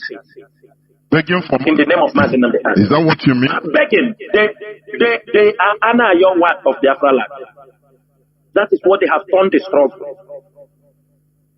And these things is giving a bad image for this struggle. All these things they are doing now is 4 years ago. Nobody is talking all the promises they gave Biafra that Mazi Nnamdi Kanu will come out on 18th. None of them is talking about it. They jump now on the leadership. This 4 years ago, sit at home, that they turn around and go to support the guy. Even in the letter that some of them was telling me to read. It's letter they are telling me to read it, where they say don't talk about Simon Ekpa. They say don't talk about Simon Ekpa.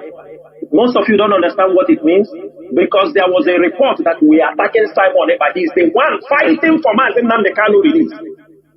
They made they said all the fight we were doing on social media, all the protests all of you were organizing, they were feeding Mazi Nnamdi Kanu that we don't do anything for him, that it was only Simon. I am telling you people, all the fight, all the media fight, all the things we are doing, that is why they're getting an order to go and open their own radio. Because they said we are not fighting for Mazi Nnamdi Kanu. That is why they get the express order to go and open their own radio.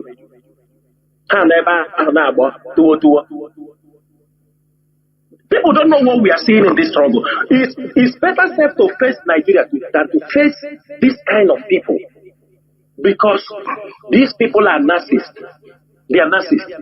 You know one thing, they will tell you this person, you see this person, oh, you have come against Mazi Nnamdi Kanu, go and attack him. Go this, they bring pressure. You go and to correct that person. Immediately you attack that person, they turn in the back. They go and tell that person, you see Chinasa. They tell them, go and attack Chinasa. This is what the game they are playing. If you understand this game, you are free. You are a free man. Yes, let me round up. Biafrans all over the world, you people should be the judge. This leadership were left with nothing to run this struggle. As you've heard from Mazi Chinasa, how they starved this leadership fund to run this struggle. But they wanted this struggle to die in the hands of this leadership, but this leadership said no. And that is why they are getting mad, because they expected this leadership to fail, so that they will say, oh, you have failed. Then Mazi Nnamdi Kanu, look at the people you left outside, now they failed you. Then take any deal and come out. That is what these people are doing. They think we're fools. We're not fools. When people say that the DOS are trying, you are setting fire in their camp. Whenever people write on social media, these DOS, they are trying. They are trying to make this thing. If you write that word on social media, you set them on fire. They become very agitated because men are working to keep this struggle alive. Knowing quite well that I have spent my youthful age in this struggle. This men, Biafra land, I have used it all my age. I have put it, my youthful age, I have spent it in this struggle. Ask anybody. You know, when they come to talk about Chinasa Nworu, I came from somewhere. Go and ask about me. Forget about propaganda. Go and ask about me. Ask who is my father. Ask my uncles whom I grew up. I went to Methodist College, Zakob. I was a student, undergraduate, even though I left the University of Maiduguri. Go and ask people about me. A man of self-accountability, I am deep-rooted in morality. It's not because, forget about that we came to Biafra struggle. People who knows me. Come to my family, they will tell you. Come to my village, they will tell you. Come to the town I grew up. A young man who grew up without, in all these things, no case, nothing. Even in my youthful age, I fought for my people. That people that have if you go to their village, nobody know them. They have no respect. Biafra struggle have come. Some of them abroad. Some of them Prohana village because certain things in the village as abroad. These are the people who come. Because of Biafra struggle. We have taken more than what we planned in this struggle. Are you done? Thank you very much. Thank you. This is the mother of all broadcasts, but we must continue. I have a caller on Signal. Caller that has been there on Signal for so long. I want to smash my telephone, one of my phones. Caller on Signal, can you hear me? Caller on Signal, once again. Caller on Signal, can you hear me? Caller on Signal. Mazi, wapu yoso.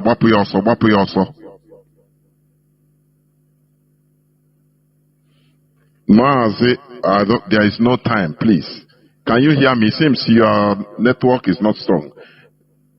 Then go on. What I want to say is that this is very child's play. And here in Radio Biafra, Mazi Chinasa have told us that we should, conquer a particular topic or a particular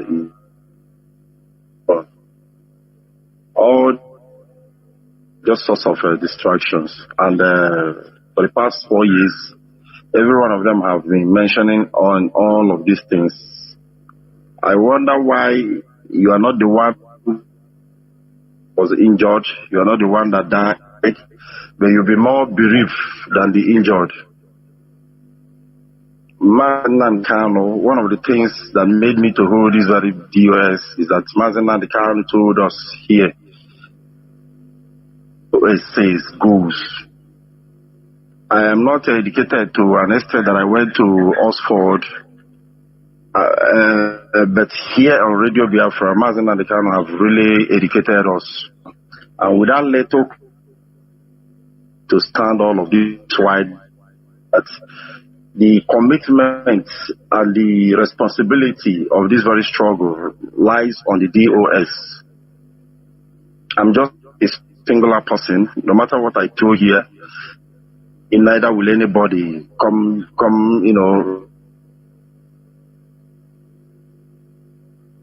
responsibility. And all of this, a small thing.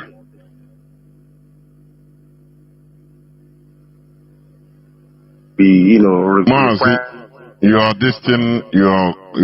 connectivity, I don't know, is having problems, your network. Mazi, are you still there, please? No, I think you have made your point. Caller on WhatsApp, please, not Mazi. Patrick, he cannot hear you, please. Caller on WhatsApp, please. Go on.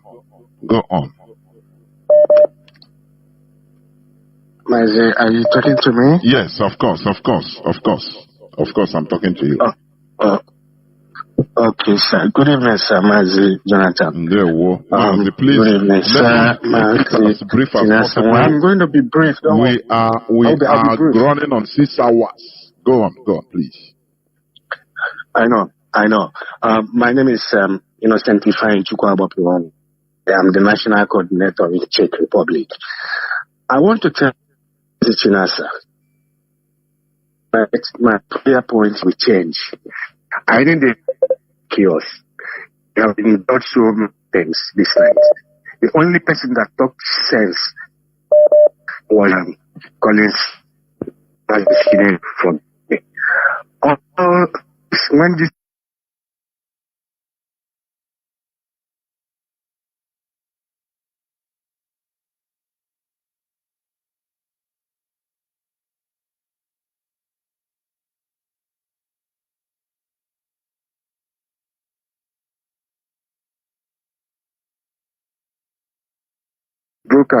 When this broadcast started at the quest,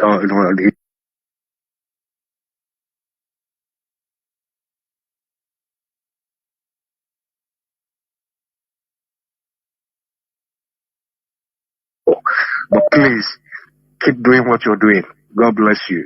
Mazi Chinasa, God bless you. Mazi Jonathan, I am done with whatever I want to say. There were. Thank you very much for being brief.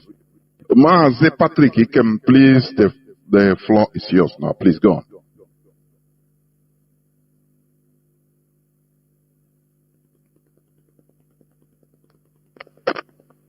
Mazi Patrick, can you hear me? Yeah, Mazi, I can hear you. Please go on. No. Bopi also, please go on. Now your voice is coming out. Go on.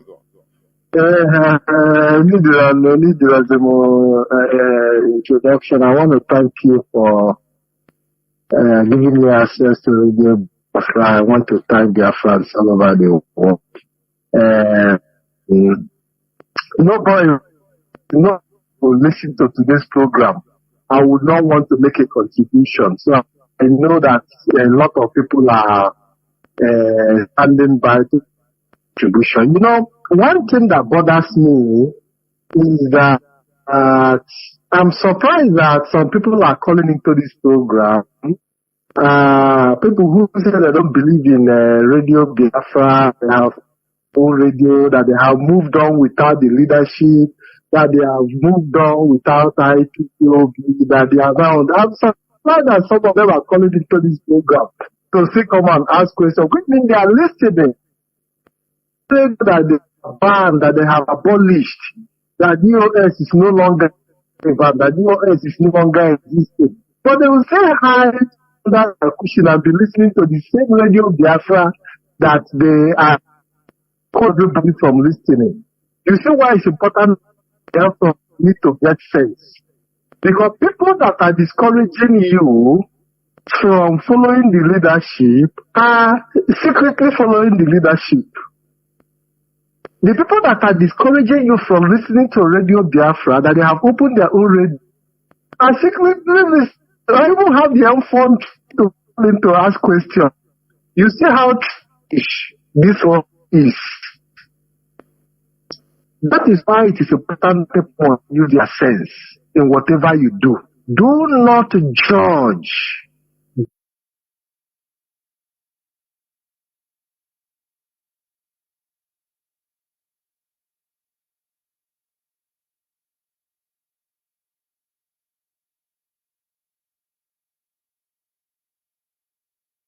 Do not judge. Do not make conclusion based on accusations without evidence.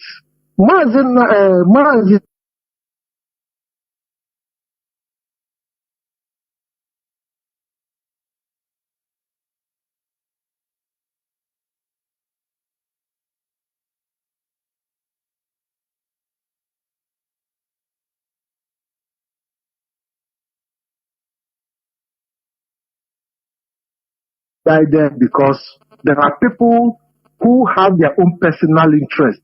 People see the case of Mazi and the Kano as an investment. Can use the word they see it as a life opportunity. Mazi, not misguided, but misinformed.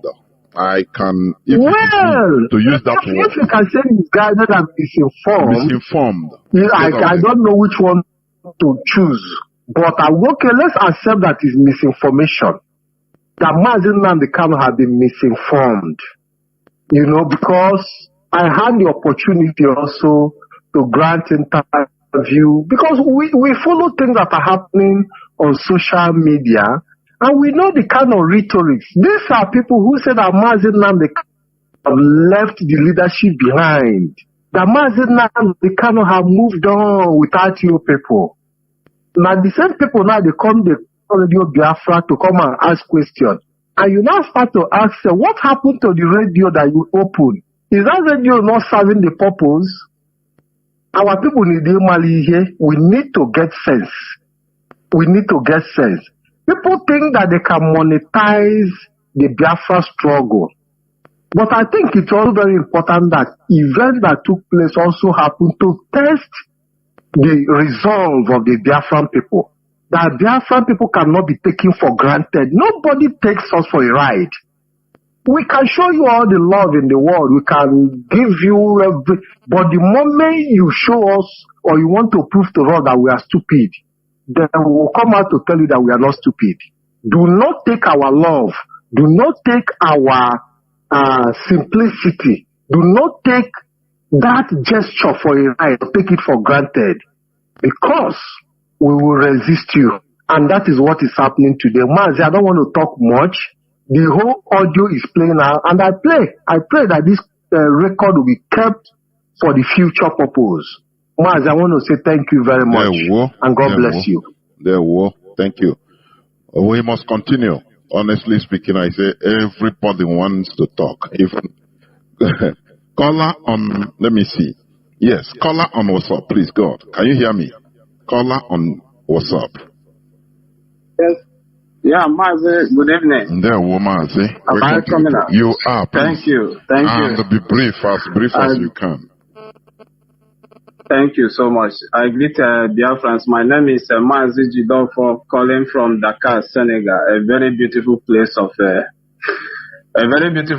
Mazi, tonight's program is a banger, and I love the way it's going because what kept our people for these 6 hours is because ndị be anyị sị na asịrị bụ ụtọ ntị, and the asịrị ka ndị be anyị chọrọ ka a na-akọ oge ọbụla because many of our people in this struggle do not know what institution means, building an institution. That is the problem you see we are having in this struggle. The same mistake of Wazurike built Mosop around him. After Wazurike fall, that is how Mosop remained one place. That is the mentality most of Biafrans in this IPOB are bringing. Many left IPOB because they felt that Mazen Nandekan is no longer entertaining them on Radio Biafra. And that is a very wrong mentality.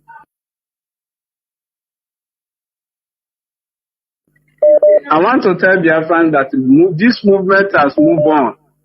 Mazen Nandekan has delivered the message and the movement must continue. It's like starting. Another person continue to run. And it was very, very clear to our people. So, all this question they are asking tonight, Mazen Woru, I thank you for standing by to clarify all this, because what I saw, Mazen, I must tell Biafrans, these are the calculated attack are waiting. They have sent their media warriors previous weeks ago to begin to attack the leadership. Now, the next move they have taken now is to be calling on Radio Biafra. And I want to let Mazishin and someone who know that anytime you are hosting a program of question and answering, this kind of questioning will be coming. This is the next move. Go on Radio Biafra and distract people. That is the move they have taken. And Biafra must be very, very, very vigilant. This movement cannot rest on any individual. No matter the level of job that person have done in this movement, many people have given their life. And we must continue to determination. How did you self-determine about restoring Biafra? So, Maze, please, I don't want to overstate. There is one video moving about, people are sharing, somebody say it's a Russian army or what. I don't know, I don't know. I would like you to throw some question on that, because this, some enlightenment on that, because this was how they deceived our people. Quick video. Are you sure that, Maze, Nasa, have you seen it? Is it every video or everything on social media that we will start responding? Maze? No, I saw that video. Somebody was saying that anybody that needs to join Russia should see. So I'm somehow concerned because our people are somehow, I don't know. No. This was how they told them they are sending 15,000 army to Israel. And this one have come now. People are sharing it on social media as if they are using it. Is it just counter it? For me, it's not everything that pass on social media is an infinite world. Exactly. They have the good, the bad, the ugly, everything there. OBT not there, everything not there. So it's not everything that we start discussing as a question on social media. Mazi, for me, that is what I think. Mazi, I don't know whether you want to say something about it. Mazi, just like you told him. Mazi, am I coming out clear? You are, Mazi, you are. Yeah. I said just like you told him, they counter those things. Because there is no way people will say join the Russian army. Don't you see how sensitive the environment, the regional politics? How can somebody see those things? And these are agents, government agents, how they are destroying our people. You understand me? They're destroying our people. So counter it wherever you see it. There is nothing like that. And if such thing can even exist, that is not the way it does happen. Please. Exactly. Thank you, Mazi. Thank you so much. What I will drop this for Biafrans, please. This movement does not rest on an individual shoulder. We have come out already to restore Biafra, and Biafra is our goal. One thing we must know is that Mazi and the Kanu families does not need Biafra restoration. Eji mgbada n'ụlọ were ala anapụta ego ihe a bụ ife game these people na-akụ, and anybody who is capitalizing on their case, we are going nowhere. So movement has moved on. We are marching ahead. Our Biafra restoration will free Mazi and the Kanu. And anybody attacking the leadership, anybody attacking the leadership means that person don't have anything concern, don't know anything about institutions, something that can get him freedom. So I pity those people. Mazi Rubiko, when you were more most at times emotion. This kind of question will be coming to you anytime you are coming on program. This is another channel of attack they want to bring. They want to flood on Radio Biafra. This question, they're supposed to be asking it for many years, but now they are coming. This is another level of attack. How I wish another time people will come to ask the same question. You know, sometimes I become unpredictable, but I know how to deal with them. Don't worry. How I wish another time people will come to ask the same question. Now I know what to tell them. Don't worry about that. Caller on Maazi KK, can you hear me? Please. I'm here. What you cook, KK? Your Sunday was thank you for holding on. Watching the kind of make a good evening. I'm from the Zoo.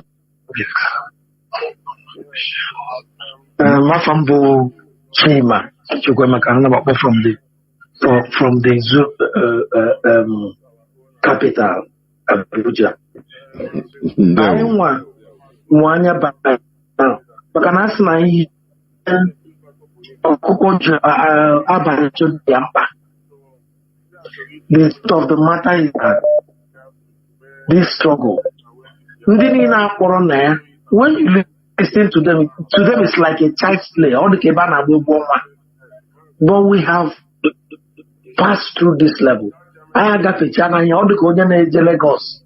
No, and somebody I don't know the bridge and I will back.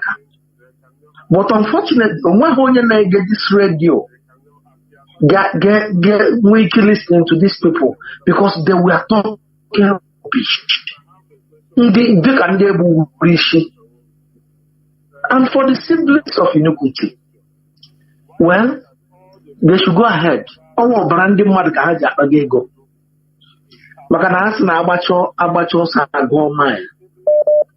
They can collect from wherever they want. They are using this agitation to make business and whatever they want to do. They should go ahead. But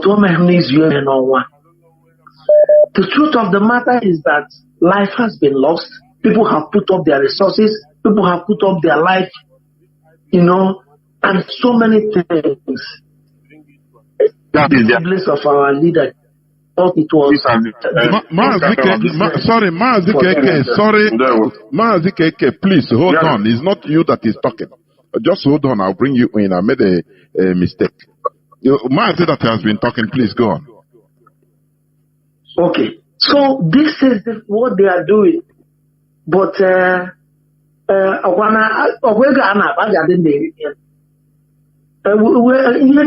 tomorrow boy ihe ọjọọ niile ha na-eme ọbara ọgwụ ego ha na-eri na ọ ga-ebidokwa ụgwọ. When it is time to pay back, it will look as if somebody is against them because they have done a lot of damage to this struggle.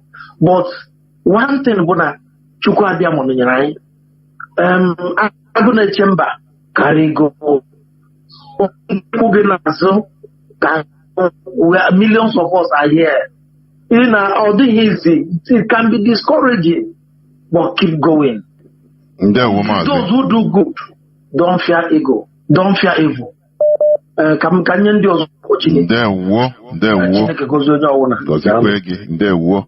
Mazikeke, I'm very, very sorry. I was surprised. Because when you were, somebody I mistook, I press another button and the other person come. Please go on now. Mazikeke. It's one of those things. I greet all of you for the first time. Biafrans are not happy in prayer. That's why you see all of us calling today. I know. This program today, this program today, you must have a purpose to the yellow. Sometimes you need a purpose to that. Yes, you always say it on your program that it's very heavy.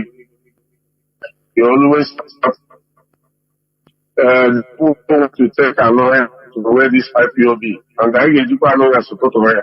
There is no two ways about it. Now, as keep on doing the good job. Questioning about them. If you are not doing a wonderful job, they can never come to attack you. Because you are doing a wonderful job, that's why you see this attack. The same thing with Mazi Chinasa. If he's not doing a wonderful job, you can never see that attack. All of them that call today, the same question they are asking Mazi Chinasa. They don't ask themselves that same question. People do get an order for them to open a radio. He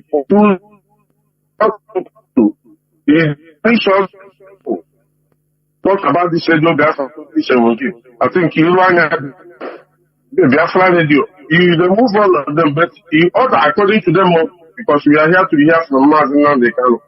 You still order them to open that radio. They didn't ask themselves question why Onyendu is giving this kind of order, but they have the audacity to come to Radio Biafra today to ask a question, which they know the truth.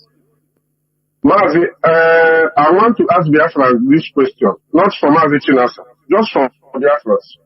This question goes to Biafras. Why is it that all the people that gathered Onyendu all over after money, all is after money, from the siblings to well wishers, all of them is after money. And this money is money that people are contributing, not their own personal money. Watch all of them that Onyendu closely. They are not working. They don't have anything doing. They are only after home Biafra again. So this question goes to the family and the Biafrans to answer this question. So Mazi, I want to thank you for your good work. Mazi Chinasa, you did a wonderful job today. You know, you always tell us that I think you should leave it at this, because if you still leave this radio today, the enemy will keep on calling. And there's nothing you can tell them they will understand. But when he got one day, if you see even the way they came, you will see that there's nothing you can explain today they can understand. Never. So, Mazi Jonathan, I thank all of you, and I pray that you will bless Biafra, the ones that understand what we are doing. You see the tonight. Thank you. Mazi Keke, Italian National Coordinator. Caller on Signal. Please go on. Can you hear me? Yeah, Mazi Jonathan. There, we don't reggae. Because what we also. There were Mazi. My name is Mazi Fine. Mazi Fine calling from his location. I thank our leadership. Every day and night, I'm praying for them. And God, asking God to give them more wisdom and more knowledge. These people that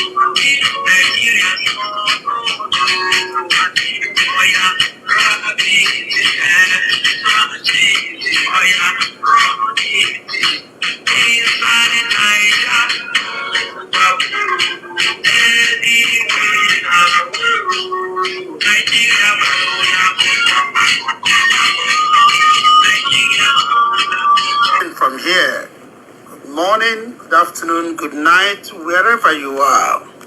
Welcome to the UK Timeout on Radio Biafra. My name's Ikechukwu Nice Nwokoro Ichie Nwachinemere. I'm your host. Ichie Nwachinemere hails from Onitsha, Amiri, Ezinihite, Owerri province in Biafra. And he serves the beloved people of Biafra in the capacity of the IPOB United Kingdom National Coordinator. Ta ụbọchị Orie, the first Sunday in the month of October, the 10th month of the year, I welcome you all to this special episode of the UK Timeout on Radio Biafra. Happy New Month to you, our dear listeners. 10 is very significant. It's a number of commandment, of fulfillment, of achievement. In this month, it is our duty to ensure that our lives fulfill the commandment of Elohim, our Maker. And therefore, as usual on this program, we start with a word of prayer in the language of heaven, Igbo. Chukwuka bịama pụrụ ime ihe niile ekekere ụwa jaa ya mma. Kee anyị bụ ụmụ gị mmadụ n'oyiyi nke gị. Anyị agbakọ ụmụ Biafra, ụmụ IPOB, inye gị ekele pụrụ iche. N'ihi ndụ imere ka ọ fọrọ anyị. N'ihi nrịarịa nke gwọrọ anyị. N'ihi ahụike nke nyere anyị. Akụ na ụba ọmụmụ. Ihe akụ ihe enwe na ihe ọma niile nke ijiri chọọ. Anyị bụ ụmụ gị mma chọkwa ụwa mma n'agbanyeghị njọ anyị na njọ juru n'ụwa. Anyị ebuli aha nsọ gị elu, anyị aja gị mma, anyị enye gị otito n'ihi na o ruru gị. Anyị ayọ gị mgbaghara mmehie ụzọ ọbụla na-esile mmehie gị. Kpochapụ ajọ omume anyị, mekwe ka anyị nwee ezi obi ichegharị. Wepụrụ anyị obi ekworo, obi anya ụfụ, obi iwe na ọnụma, obi ọjọọ, obi aghụghọ, ire asị na ihe ọjọọ niile nke nọ anyị n'ahụ.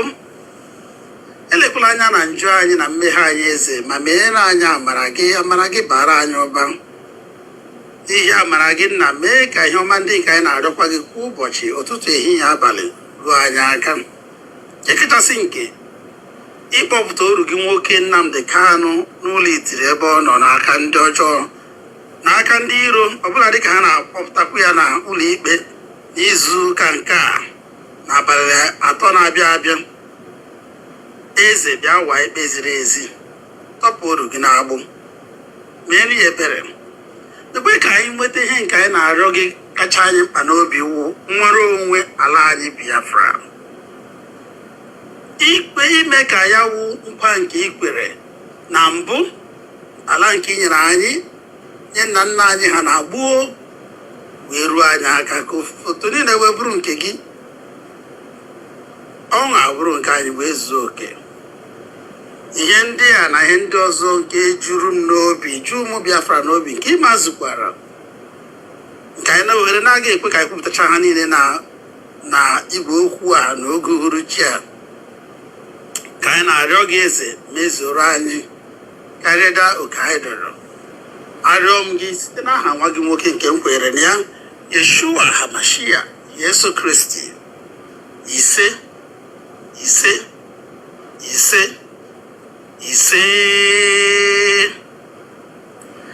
Anyị ma uche Chineke n'ozugoro anyị, anyị mee ya ozugoro anyị, anyị mee ya.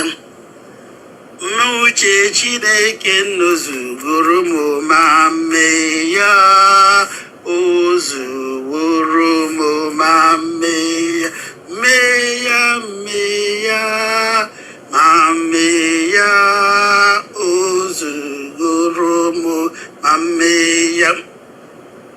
Coming up next is our news piece, as usual, a roundup of all the major news items of the week. After that, we will have in our studios live our special guest, and is none other than IPOB First Lady and wife of our leader, Lolo Uchechi Okukano, to talk to us generally about herself, her health. We thank Chukwu Kabiyama for her recovery and continued and permanent healing. That of our leader, her husband, Onyendumazi Nnamdi Kanu, our IPOB family, and Biafra Restoration Mission as a collective responsibility, fulfilling the prophecy of Biafra Restoration, a collective responsibility. Join us after the news piece. Peter Obi, Senators, Eninaya Abaribe, this week's news piece. I am Mazi Uchechukwu with Nwada Okechukwu. Good evening. As the Abuja High Court resumed hearing in the ongoing illegal retrial of IPOB leader Mazi Nnamdi Kanu this Wednesday, Onyendu has written to his medical and dental counsel expressing his desired health condition. Kanu, who has been grappling with severe health issues since his arrest in Kenya and subsequent unlawful detention by the DSS, painted a vivid picture of his medical ordeal. He called on the Nigerian Medical Association, NMA, to urgently investigate the manipulation of his medical records and to share independent practitioners like Emeritus Professor Martin Abaji, whose life-saving efforts have been a beacon of hope.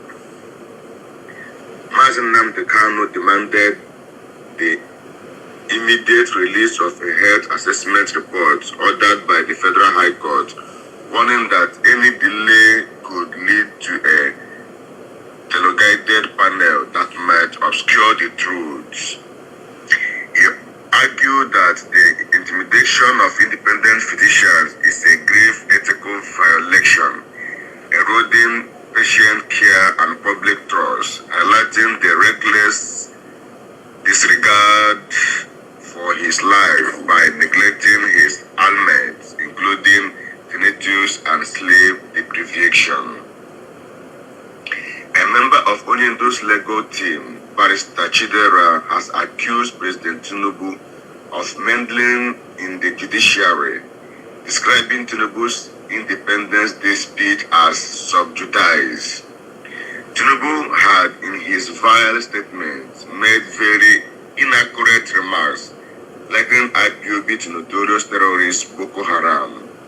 IPOB, through her media spokesperson, Comrade Emma Powerful, has also dismissed Tinubu's address as decisive, asserting IPOB's peaceful pursuit of self-determination. Meanwhile, the Workers and Youth Solidarity Network has lambasted Nigerian 65 Independence Day as a day of shame, criticizing Tinubu's renewed horse broadcast. The group described poverty, insecurity, and failed leadership with characters APC regime, urging Nigerians to rise against elite exploitation and reclaim their destiny through collective action, rampaging economic wars and social unrest. Good evening. I am Nwada Okechukwu. IPOB UK National Coordinator Chief Ikechukwu Nwokoro has asked the international community to disregard Nigeria's failed attempts to blackmail IPOB. Speaking as a special guest on the Motivator Show on Galaxy FM, Chief Nwokoro maintained that IPOB remained a peaceful, non-violent self-determination global movement, and that our incarcerated leader, Onyendumazi Nnamdi Kanu, has no case to answer, insisting that what Nigerian government has been pursuing ever since is persecution, not prosecution. The IPOB UK National Coordinator will be on Galaxy FM again this Saturday. Meanwhile, Chief Mokoro has reconvened the IPOB UK National Coordinators Forum, urging all principal officers to redouble their efforts. The UK National also announced in a voice message last night that the fourth quarter zonal ESM fundraising deadline will be next Sunday, October 12th, encouraging all and sundry to contribute, as well to get to their families, friends, and associates to support. Chief Mokoro equally stated that all the 4 IPOB UK principal officers given a month suspension by the European rep Mazi Austin Abanim on August 30th, are now fully back with renewed vigor. Arise TV News presenter Somto Chukwumadabun has died following a reported robbery attack in her Katangbe, Abuja residence last Wednesday. Sumi, a British-born 29-year-old journalist and lawyer, before her untimely death, wrote a heartfelt plea on X, expressing her hope that Nigeria's shadows will never touch her life. Reacting to the tragic death, activist Omoyere Showore lambasted the FCT Police Commissioner Adawala Ajao for his laxter in handling of the robbery incidents that claimed Sumi's life. Showore criticized Ajao's empty recognition and pure briefing, highlighting the collapse of Nigeria's policing and called for his dismissal.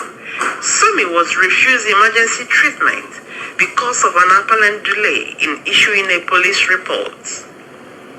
In another shocking death news, Ugochimereze Chinedu Asozo, a respected voice in Igbo social-cultural discourse, reportedly passed away in the early hours of Wednesday before his untimely death. Asos was the convener of Ikoro Ndibo and social media content creator with a popular YouTube channel, BVI. The Nigerian military has put investigation into Air Force Cadet Officer Chidebere Onyemerineche's death on ice, despite an autopsy ruling out drowning and pointing to murder. The prime suspect, Valentine Obienyem, was whisked off to the UK for training, leaving Chidebere's father frustrated and feeling like justice is slipping away. The tragic death of James Itubi, a hotel manager in Abia State, has unraveled a web of alleged military and police cover-ups.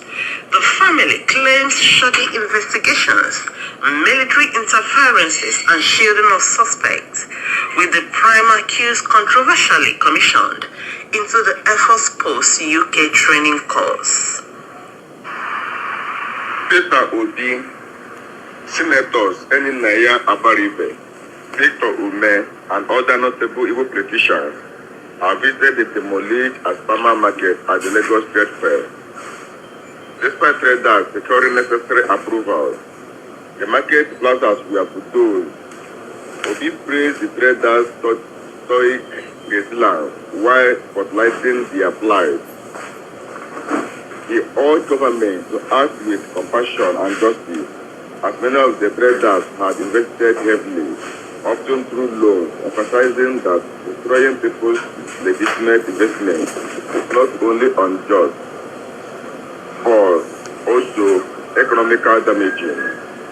This was re-echoed by Deputy Speaker of the House of Representatives, Benjamin Kanu, who called on Tinubu to establish a seaport in the southeast to discongest Lagos and encourage the relocation of Igbo traders to their region.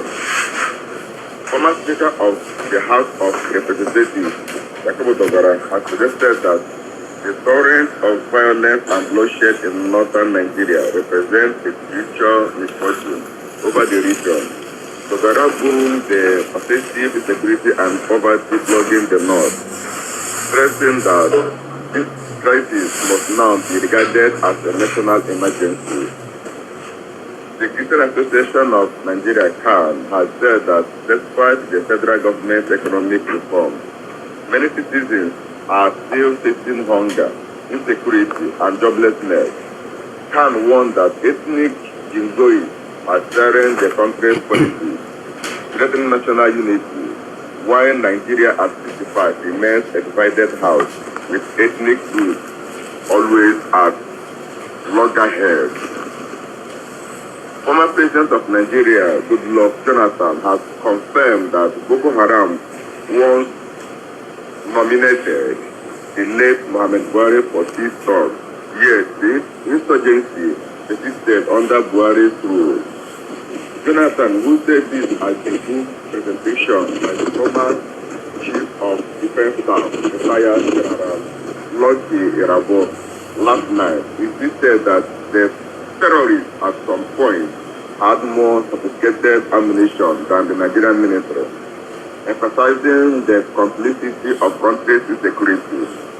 Goodluck Jonathan urged a fresh approach beyond conventional methods in tackling insecurity. In a daring Independence Day raid, bandits stormed Gusau, Zamfara, abducting 2 local councillors and a resident. Despite the ongoing peace talks, communities remain under the gun, facing deadly raids and mass killings. Just days prior in Asante village, Patiga, Kwara State, armed bandits seized 2 sons of a youth leader, a sinister strategic move aimed at crippling the community's morale. The cycle of violence continued with a deadly raid on Mari village during a torrential rain, claiming a life and leaving another badly wounded. Earlier in Oke Ode Ifeoludo, 12 village vigilante members, including the Bal of Obayo, were massacred by gunmen in a brazen October 1st morning attack.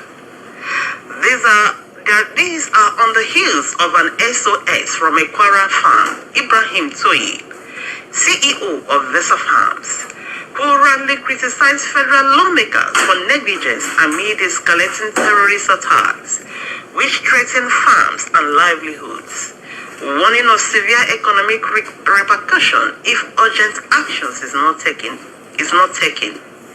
Staying in Kwara's Patiga Emirate, terrorists killed one Reverend James Odo Issa, despite receiving a 5 million naira ransom, initially demanding 100 million naira. The bandits later sought an additional 45 million naira before killing the pastor.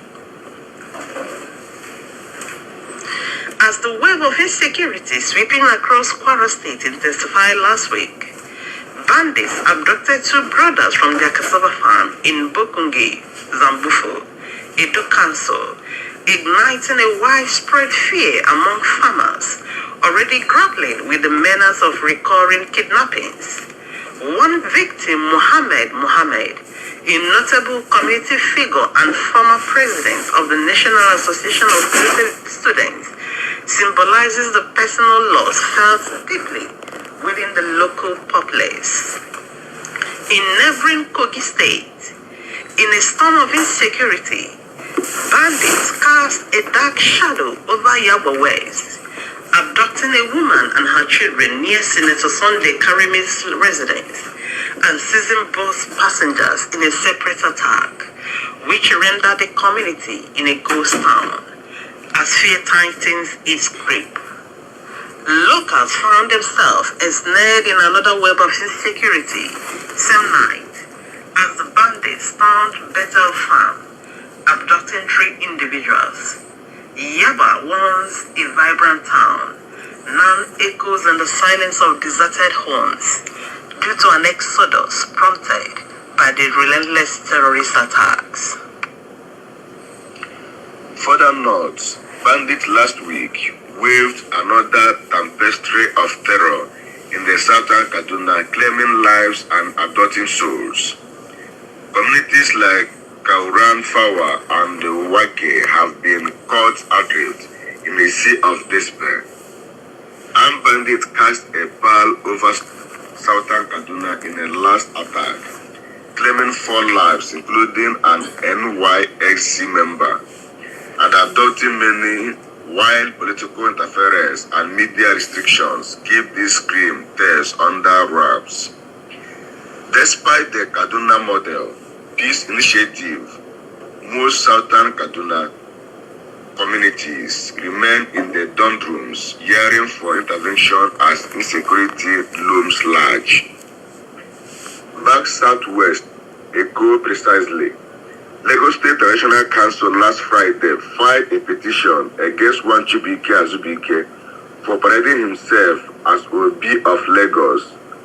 Oba Omoto Yosi Akinleye gave the directive for the legal action against Chibike, who had circulated invite to his Ofala online, attracting Yoruba hatred and outrage. On the African continent, Kenya human rights activists Bob Ngagi and Nicholas Oyo were seized by unidentified armed men in Uganda during an opposition rally for Bobby Wine. Their whereabouts remain shrouded in mystery as both Ugandan authorities and Kenya's foreign ministry deny knowledge. This calling adds echoes Gige's past ordeal of forced disappearance, underlying East Africa's political landscape. Trial has opened Bamko's specialized national cybercrime court for former Mali Prime Minister Moussa Mara, who was jailed by current military ruler General Assimi Gota over allegation of visiting political prisoners and expressing solidarity with them online. Mara's lawyers are seeking a provisionally released from prison and washing of the case of unmerit.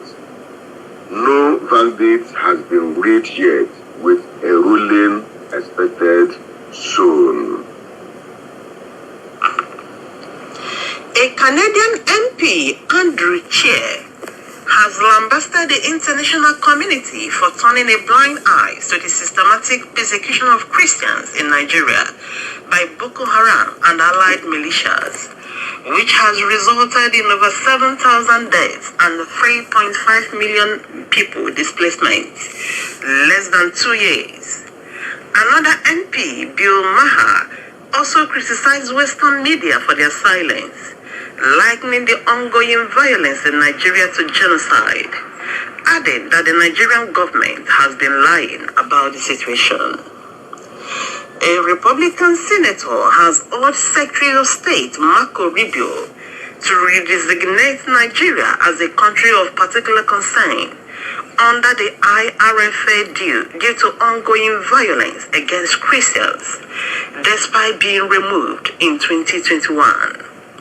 The USCIRF recommended reinstatement in 2025, citing incidents like kidnappings and mass killings by groups like Boko Haram and Ansarud. The US is very critical of Nigerian government officials, with the growing suspicion that they have a huge hand in sponsoring terrorism. Meanwhile, the US has made a clarion call for Nigeria to shield its citizens from the storm of violence, particularly against Christians, urging decisive action to align with religious freedom. Amidst these challenges, the Nigerian government stands firm, dismissing claims of genocide and highlighting strides against terrorism, painting a picture of resilience amidst adversity. Israeli forces intercepted the global summoned flotilla of Gaza, detaining South African activists amidst cries of international law violations. These events reflect a growing storm of repression, casting long shadows over democratic freedoms. A tragic knife and car assault at a Manchester synagogue claimed 2 lives and left 3 seriously injured. Authorities, under the weight of urgency, heightened security at Jewish sites as Prime Minister Saki Stima cut his trip short to address the situation. Prime Minister Keir Starmer is set to overhaul the UK's asylum system, aiming to make it a fair as a level playing field. He plans to scrap automatic settlement for refugees, requiring them to earn their place by contributing to society, seeking to align UK asylum policies with mainland Europe. Sarah Muleli has been named as the first female Archbishop of Canterbury in the Church of England's history. A former chief nursing officer for NHS England, Miss Mulari, is now the Archbishop of Canterbury, designate, and will be ordained on the 106th Archbishop of Canterbury soon, with the role having been vacant for almost a year after Justin Welby announced he was to resign from the office over failures in handling an abuse scandal. Archbishop of York, Stephen Cottrell, took on most of the responsibilities in the interim and was one of the voting members of the body charged with choosing Mr. Welby's successor. The monarch of England, King Charles III, is the head of the Church of England, while the Archbishop of Canterbury remains the spiritual leader of the Church, including the worldwide Anglican Communion. That's the news beat this week. The UK Time continues. Don't go away.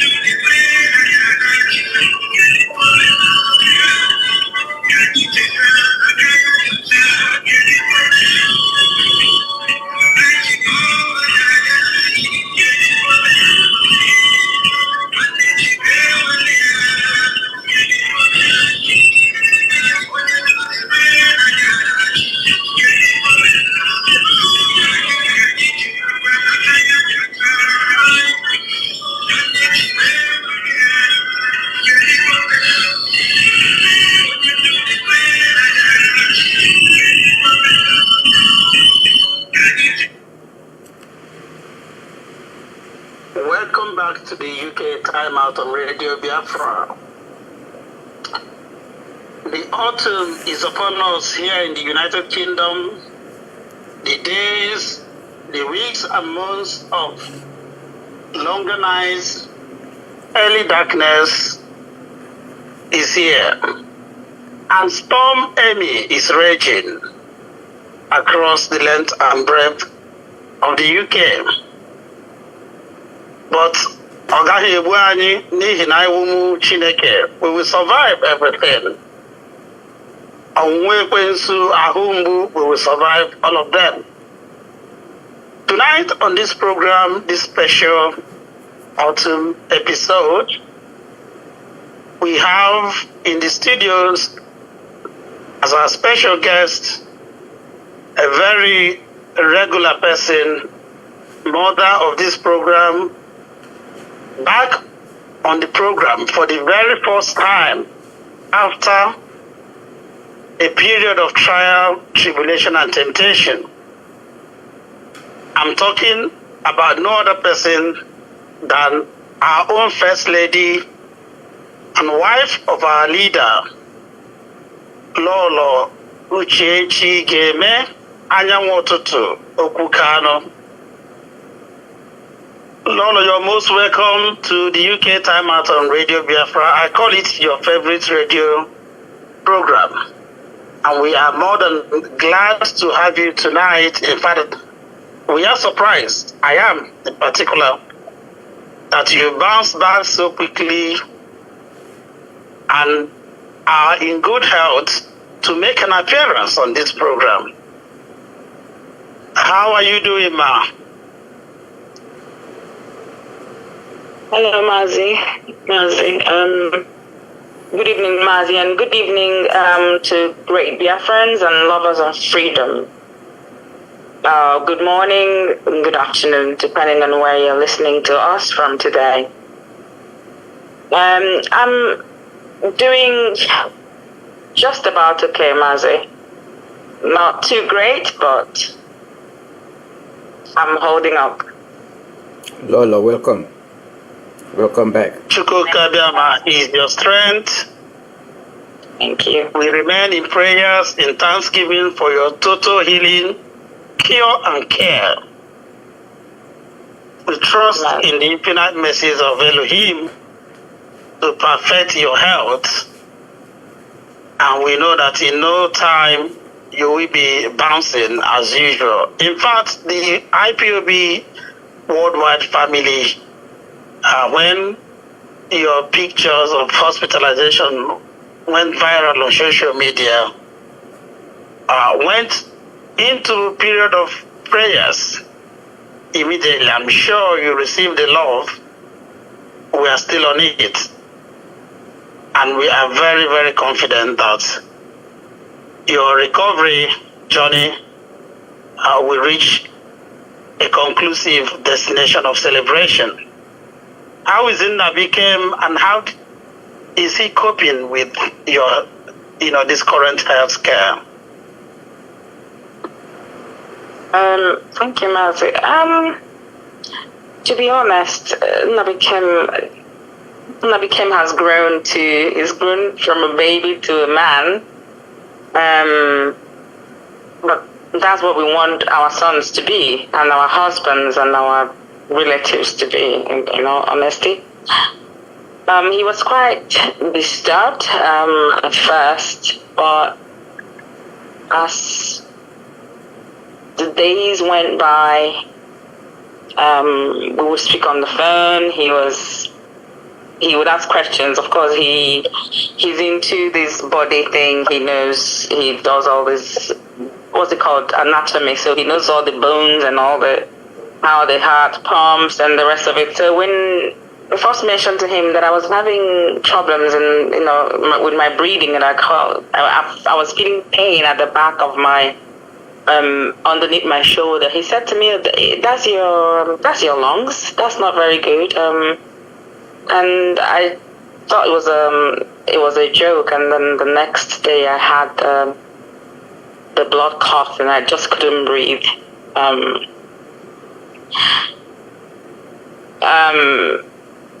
Well, as I returned from the hospital, a family friend had to bring him to pick me up from the hospital. We got home. It became a surprise me over these months. He makes me tea, coffee. He does things for me. He helps me go up the stairs. He cooks for himself, like make breakfast. He can fry eggs and do stuff. And whenever he sees me coming up the stairs, he runs down to take things from me. He unpacks my things. He opens the door. I just sit down and I look at him and I shake my head. He's strong. He helps out and he speaks to me. The other day he talked me into bed, rather me reading stories for him. He now covers me for me to go to sleep, and he looks after me, and he brings my injections and things. So he's doing very well, but I have had to stand on my feet because he's resumed school, and I have to now switch in as a parent. Taking him to school when I really shouldn't.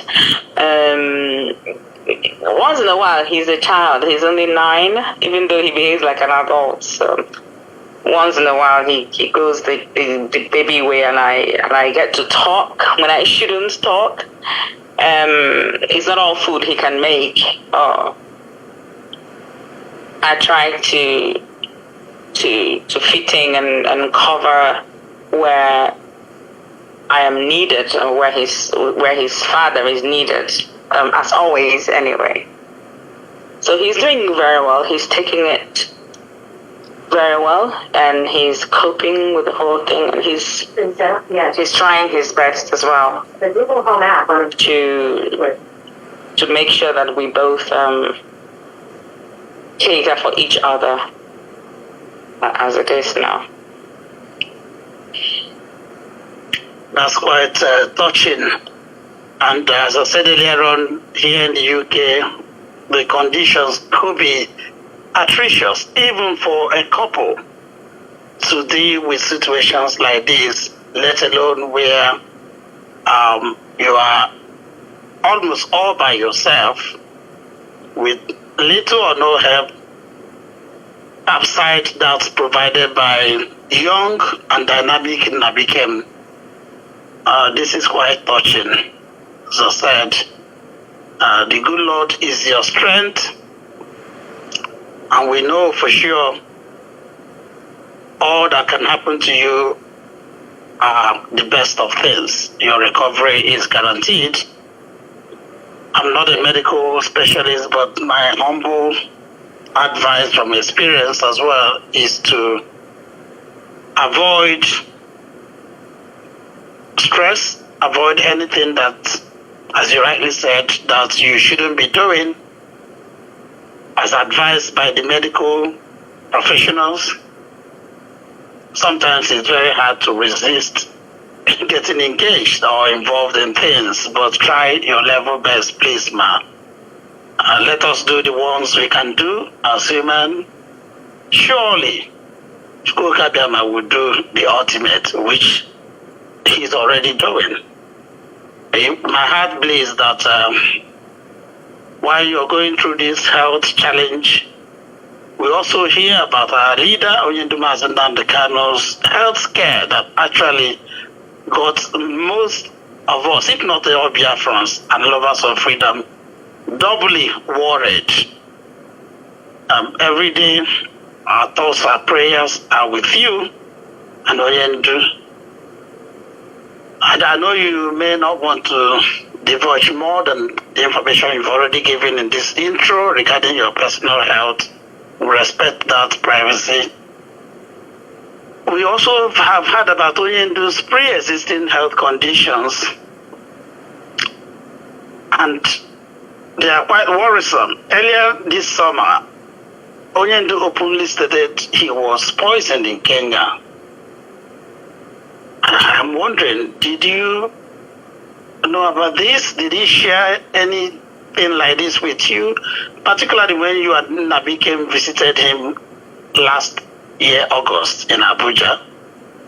And how worried should we Biafrans, IPOB members be regarding this present situation about Oyendu's health, as well as yours? Oh God.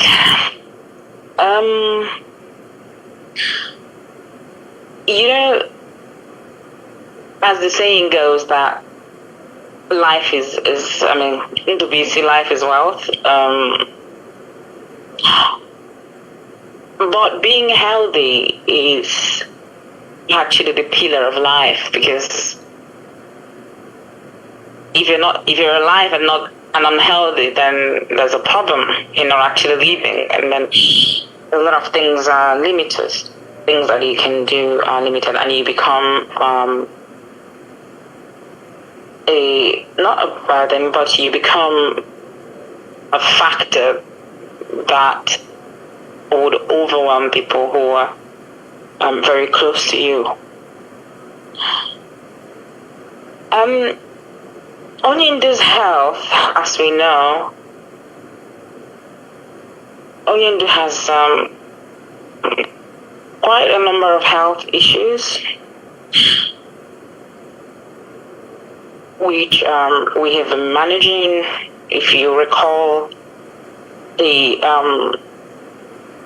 first few, let's say within the first year of his incarceration, his health deteriorated. Excuse me. And I think the second time I was on the radio, I did talk about, I think Radio Biafra, not UK, timeout. And I did mention the medications that the DSS were giving to him. Yes, you did.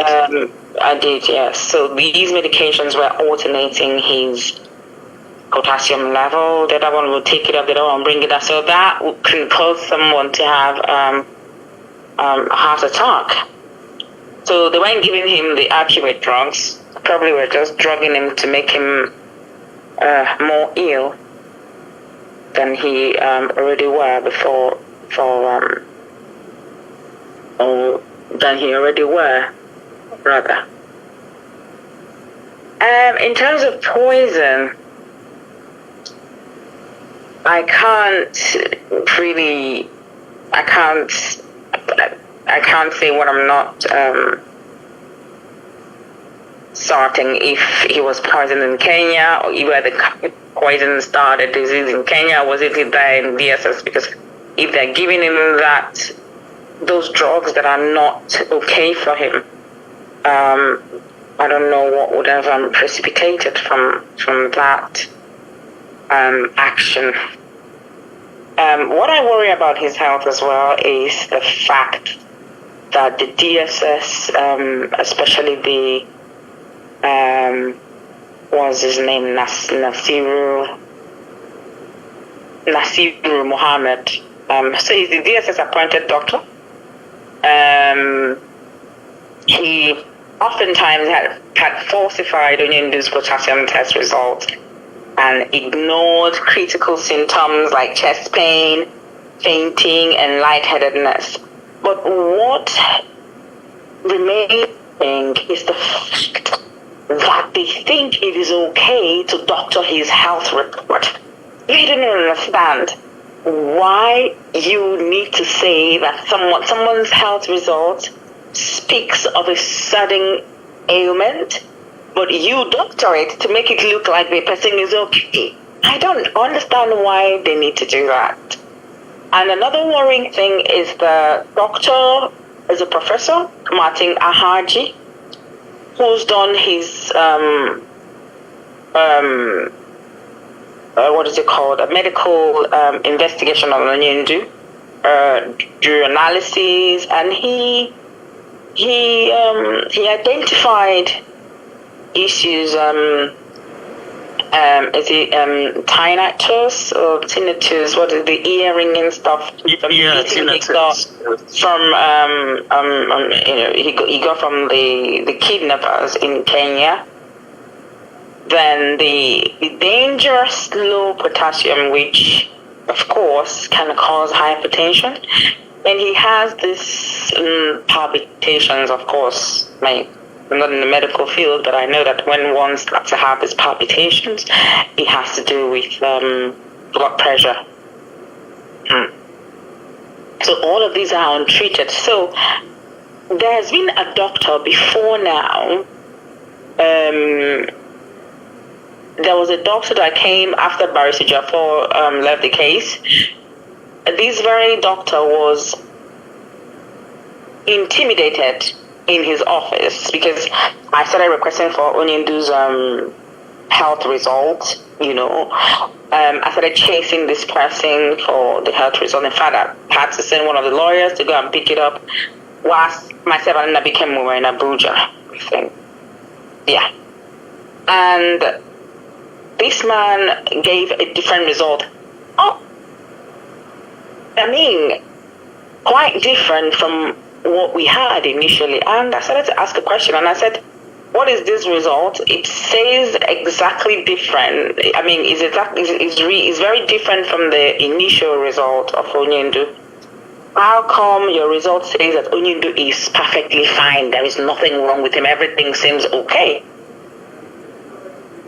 And he said, no, really. I said, because I have Onyendu's result from all the tests that Barrister, all these were identified from the hospital, from the medical tests that were run on Onyendu via Barrister on the hospital that I got. In fact, I was on my hospital bed. In fact, I had a surgery then, a minor surgery. It's called polyp, something. They had to take out polyp from my room, something like that. That was in 2023. Chioma had to come and be, in fact, take me out from the hospital because there was no one to, without an adult, I won't be allowed to leave the hospital. So Chioma had to go and pick it up. He came from school and then came to the hospital. So whilst I was there, I was searching on the hospital bed, searching for a good doctor for Onyendu. That was gotten, and results came out. Onyendu's low potassium were identified, and other things as well. So for this one that was gotten after Barrister Jaffa had left, to have a different result altogether, so I didn't trust it. So I started to query him. At what point did Onyendu have medications? At what point was he treated for these results to be this perfect, even though he's still complaining of these issues? And he said that the DSS came in, pointed a gun at his head, and said, you have to doctor the report. And he doctored the report. In fact, and that was the last I heard of the man. Now this one. Emeritus Professor Martin Ahaji. Yeah. From yes, the Ahaji. UNN, yes. Precisely, yes. Yeah. So has identified the same thing. But of course, when these ailments are not treated, they grow, isn't it? So that's the sort of situation that I had. So over years, stress and all of that caused so much issues for me. So when these things are left untreated, they grow bigger and they become life-threatening. And coupled with the stress as well that one has to go through, because stress is the number one killer thing. I mean, it kills faster than cancer if you're not careful. If you don't capture it on time. Now he's identified the same thing, actually worse. Now, when he identified these issues, what the DSS did was to then, this Nasiru narcissist or whatever, a sadist, started to harass the Professor Haji. They swore an affidavit, to what was it that they did? Swore an affidavit that I can't remember. I'm missing my word now. They did harassing him, intimidated him, and by an affidavit anyway, countering. I recall now, countering his results by affidavit, saying that it was not true. To disqualify his findings by affidavit. So the thing is, for you to swear an affidavit, you should have a countering result, actually. To use as an evidence. I don't know how the affidavit thing works. You just go to court and you they keep throwing affidavits, up in the air there.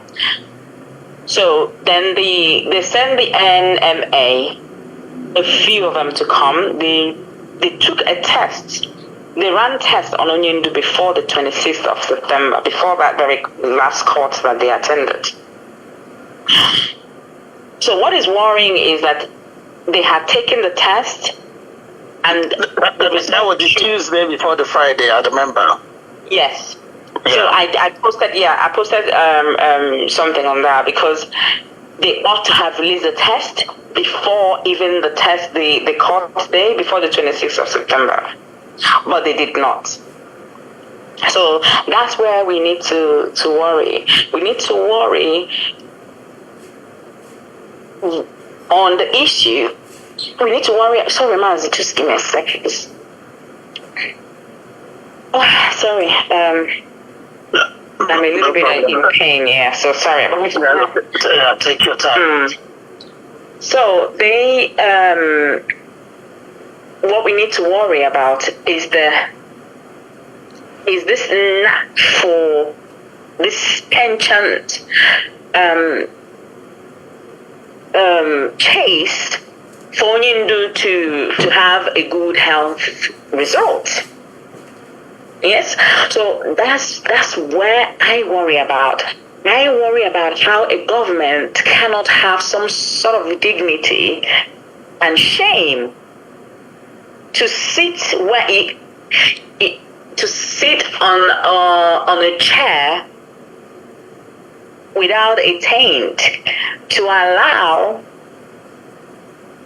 a person whom they've chosen to antagonize and judge without even a proper tool, to allow this person to be human.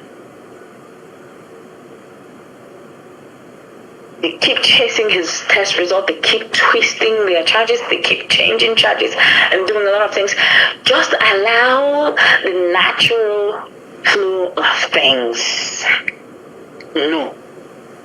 So we need to find out from Nasir Mohammed what his obsession is on falsifying Onyindu's health result.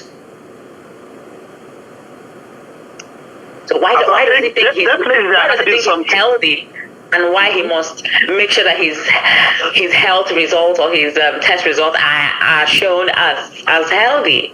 Why does he think he needs to doctor it? So whatever NMA is going to release, we don't even trust.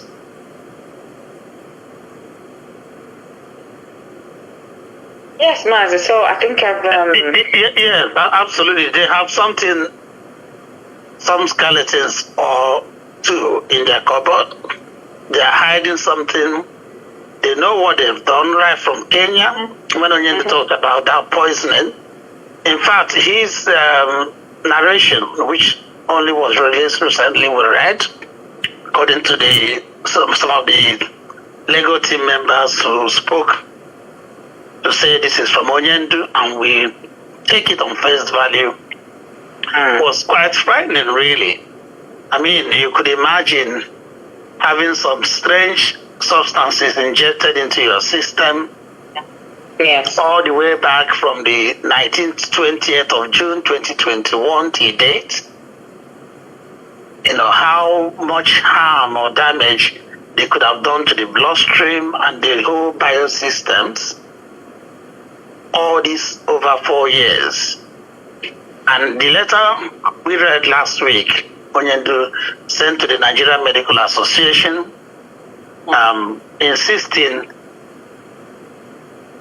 on his own account of the medical situation, and also validating the medical test results from Professor Martin Araji. Yes. All points to the fact that the Nigerian government precisely are hiding something.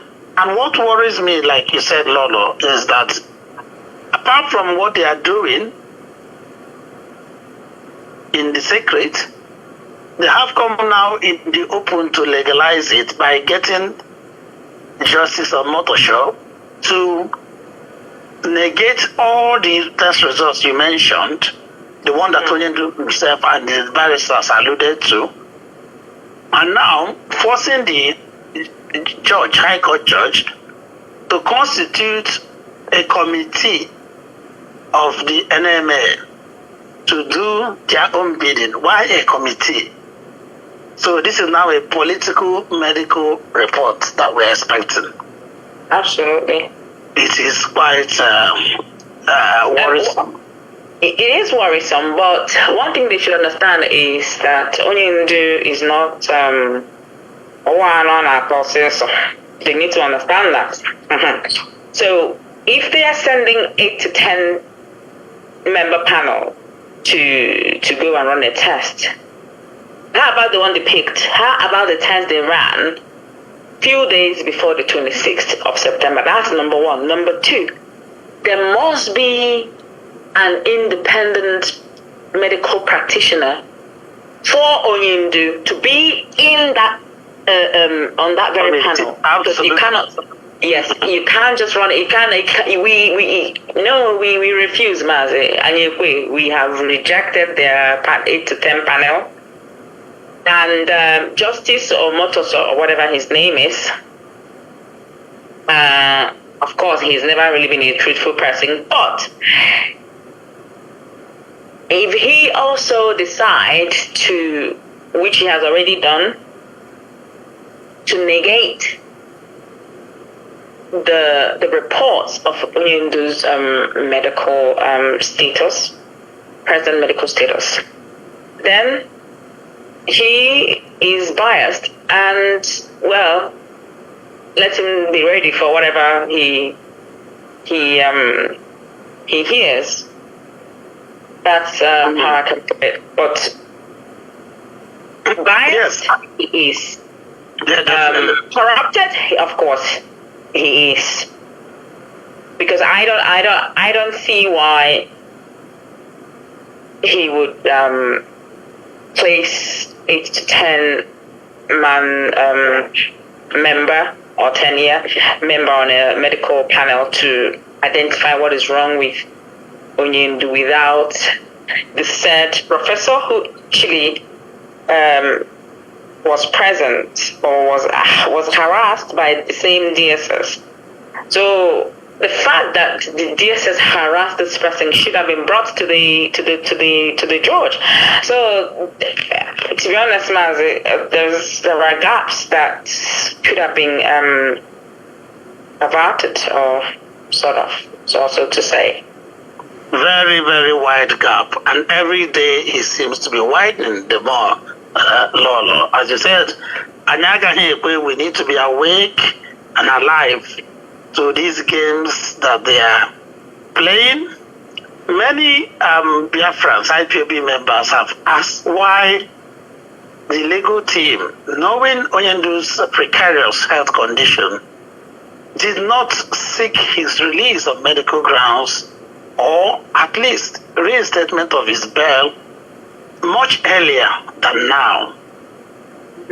I know they came out sometime to say, they did find something before Justice Minister Yako finally recused herself, and Justice Omotosho, it took a little while before he came on. But this is really disturbing, I have to say, that the legal team seems to be playing it too soft, should we put it that way, with the Nigerian authorities, knowing how deadly these people are. Also, knowing the revelation, I don't want to call it prophecy, we'll come to the main topic of today. Onyendu also made in one of the court appearance days in Abuja that these people are buying time.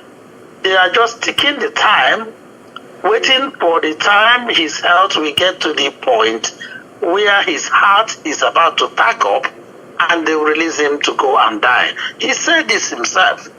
I don't want to use the word prophecy for it. It's a revelation, because it will not happen. Mm-hmm. The moment he said, that's how they operate. Yeah, with anything that has any dark art that has been revealed, or that you've shined the light of brightness or purity upon, has been repelled. It has been reversed. So it will not happen.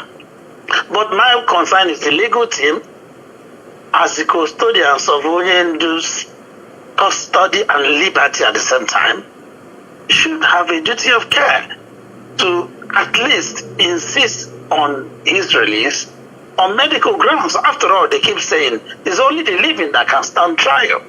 So I would want to posit, Lord, maybe I don't know whether you agree with me. These people are doubting Onyendu's accurate medical condition, present medical condition, because A, they know what they've done, B, they want to continue the time-wasting, time-ticking strategy to achieve their aim. All they're trying to do is, oh, you're healthy enough to stand trial.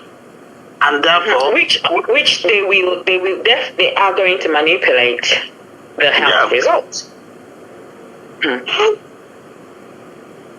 This is so, Matt, I agree with you. The bail issue has been mentioned. I asked a question about it, even when they were bringing those maxed witnesses who kept saying, I don't know, I am unaware.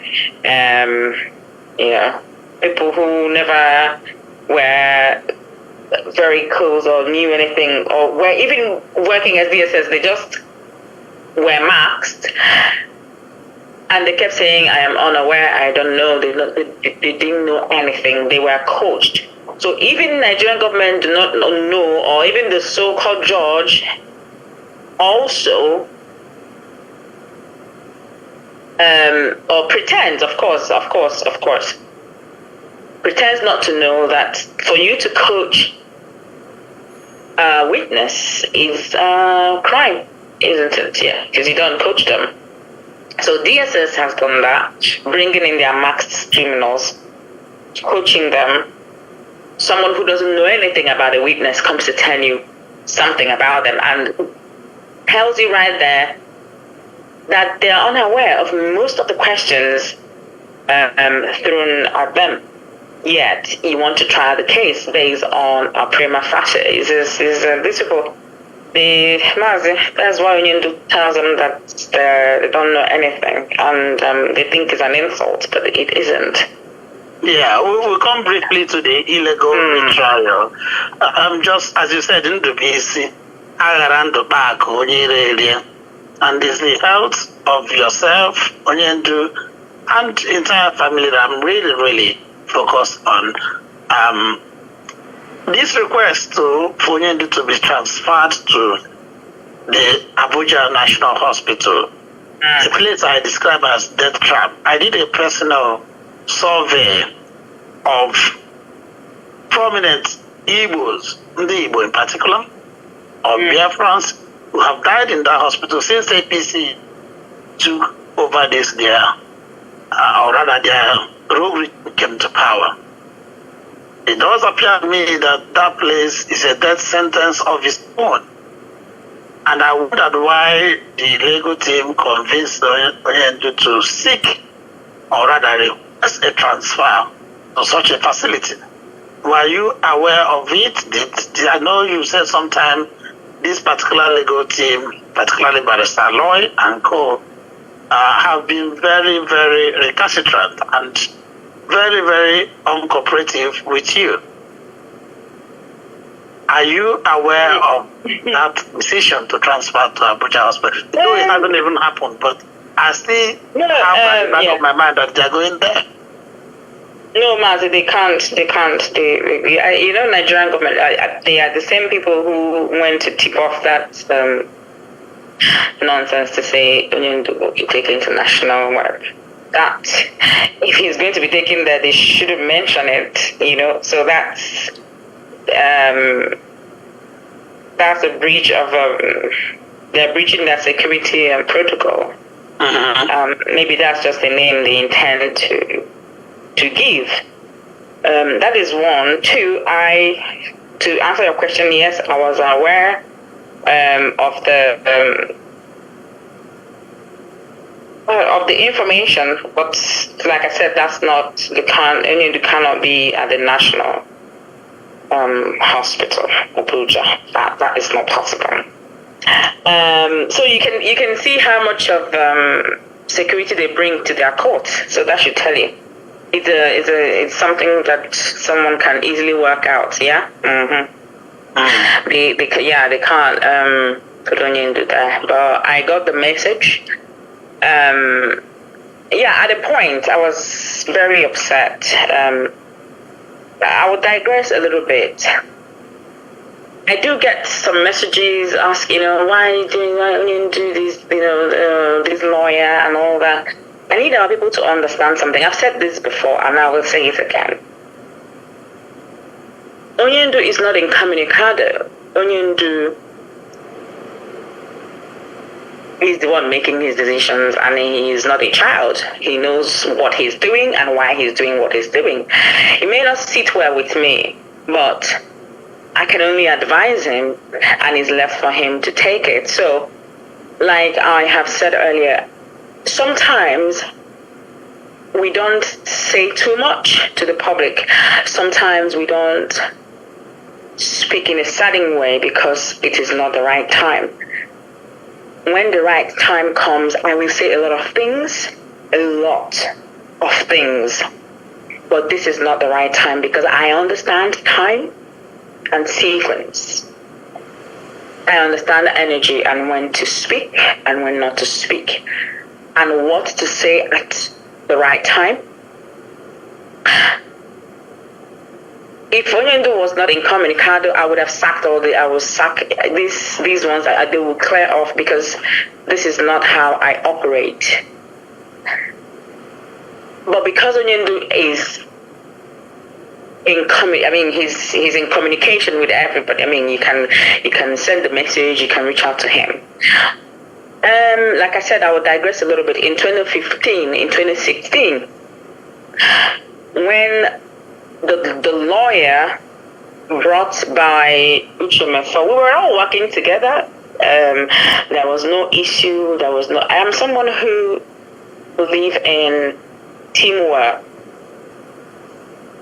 I don't like being in a place and having we can have different departments in a structure, but we must be cross-functionalized. We must be cross-functional. In every place that I have worked, most of the specific achievements that I had attained, or I attained the places where I worked, was to identify gaps. That's what I do. Very, very easily, I can look at the system and I'll pick up gaps in 2 seconds. Most of my areas of achievement lied around closing of gaps, creating cross-functionality between departments. Identifying areas of improvement and crossing them off. Running gap analysis, that's how detailed I am, and that is how centralized that I am. So I always have difficulties when I am working with people and everybody's doing something else somewhere. It drives me mad. I go insane. I lose my mind. In 2015, this is the first I mentioned this guy, and his name is Obeta. A few people may have known him. Yes. The main story of this is in my book as well, but I will just take it off. Just cap it. He stopped giving me information, gossip.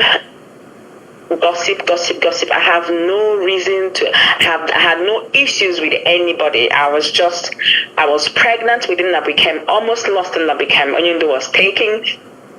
And you can imagine someone who was pregnant, I didn't know what to do. And I've always been alone. I was alone. Alone without anybody to look after me.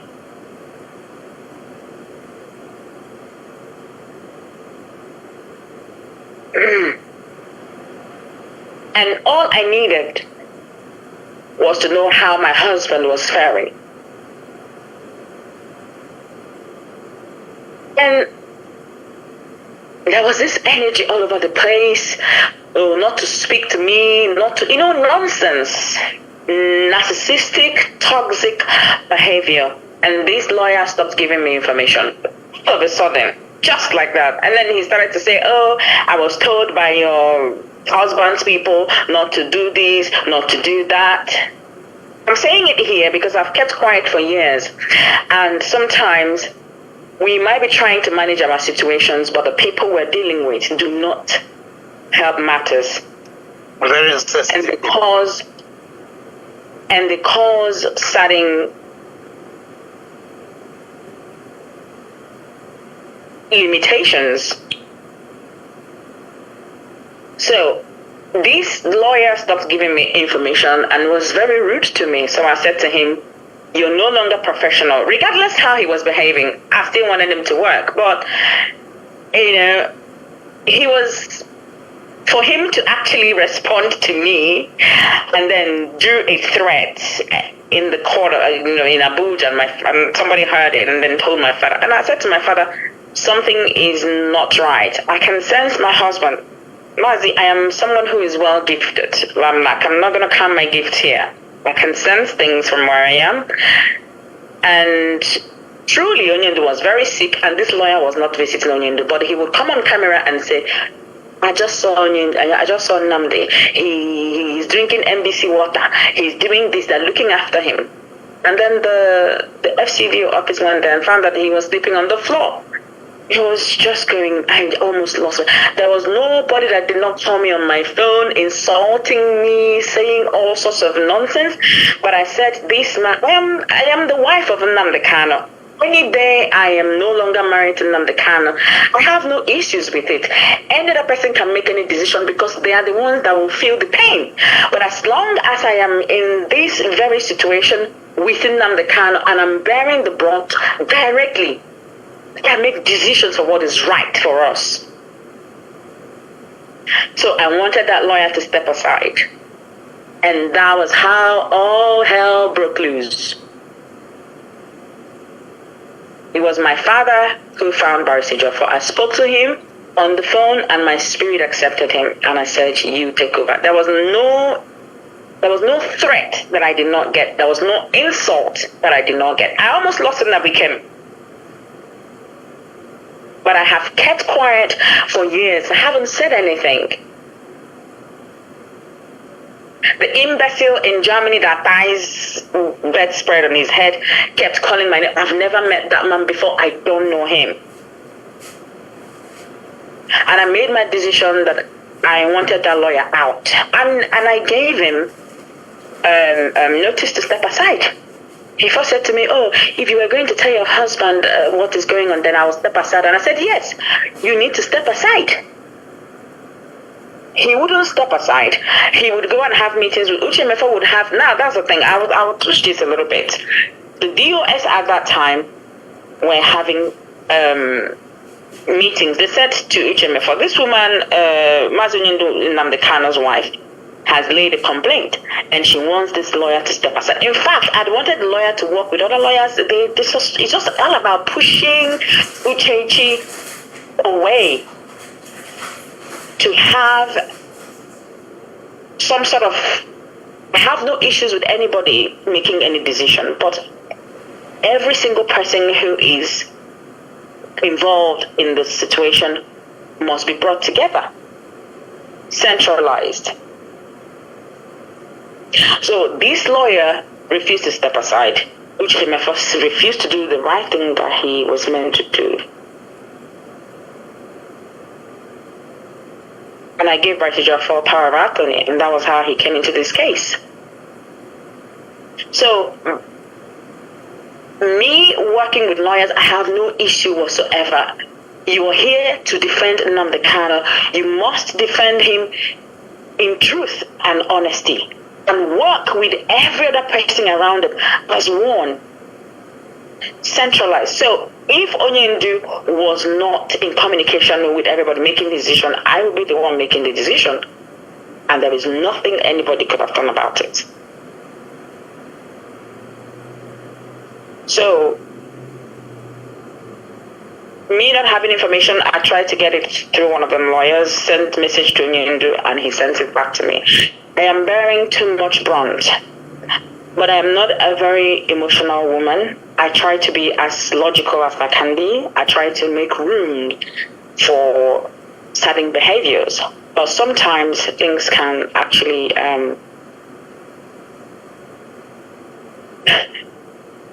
things can hit the elasticity limit and will snap. And I am praying to God to keep us all for nobody to snap. So Mazi, I thought I should digress a little bit because there is so much that is unsaid and there is so much going on out there that I can see people yapping rubbish. I am quiet for a reason. I'm not a very calm person when I'm upset, and that is why I'm keeping it so down.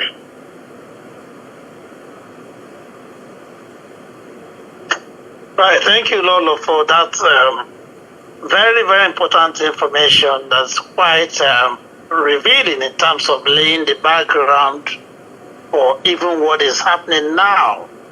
And that calls to mind when Justice Omotosho James came on, he admittedly confessed that Onyendu has been going this persecution they call prosecution for way too long, 10 years, dating back to 2015. And that was how he managed to get some sort of public support when he declared that he was going to go on accelerated hearing, or what they call technically expedited hearing. On this program, I have brought some legal experts on 2 occasions to discuss about accelerated hearing, and they have revealed, even it's constitutional, the time frame that it should be concluded.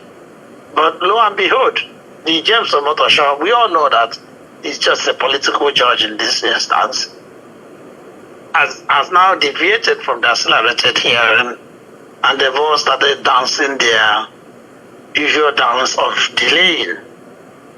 And from what you just revealed, Lolo, it's very clear that it is not today that the Nigerian government have devised their devilish strategy to wear Onyendu out in a bid to push the Biafra Restoration Liberation Movement or Quest. Their plans are dead on arrival, we know that too well. But I just want to reflect a few days ago that President Tinubu was making his Independence Day. By the way, I was thinking if they had any goodwill in them, that Independence Day caricature day, as it were, if you had our newsbeat today, was an opportunity, a golden one, to intervene and end all these shenanigans if indeed this government has any goodwill or want to save any face. But instead, what did we hear from Tinubu in his infamous broadcast when he made some very, very ridiculous pronouncements regarding IPOB, with very false narrative linking or likening IPOB to terrorists, world-renowned terrorist movement organizations like Boko Haram and others, which clearly is laying the ground for what they want to do legally. We are not going into this case that is before that court. A president being in such a position on such an auspicious day, making statements that are ridden with prejudice and is even subsidized according to law. So Tinubu was publicly influencing Omotosho openly. So one would now begin to wonder, what will the private admonition or instruction be? And with last time we had Omotosho blatantly refusing or declining the no case submission. What was his reason? Lack of evidence of extraordinary rendition brought before his court. How laughable, we may say. But also, upon reflection, you ask yourself, why did the Lego team miss out on replicating the same, evidence of extraordinary rendition, which is everywhere? The Federal Court of Appeal, in their judgment of 13th October 2022, acknowledged that that's an evidence of its own. The Kenyan High Court that made the ruling most recently acknowledged that.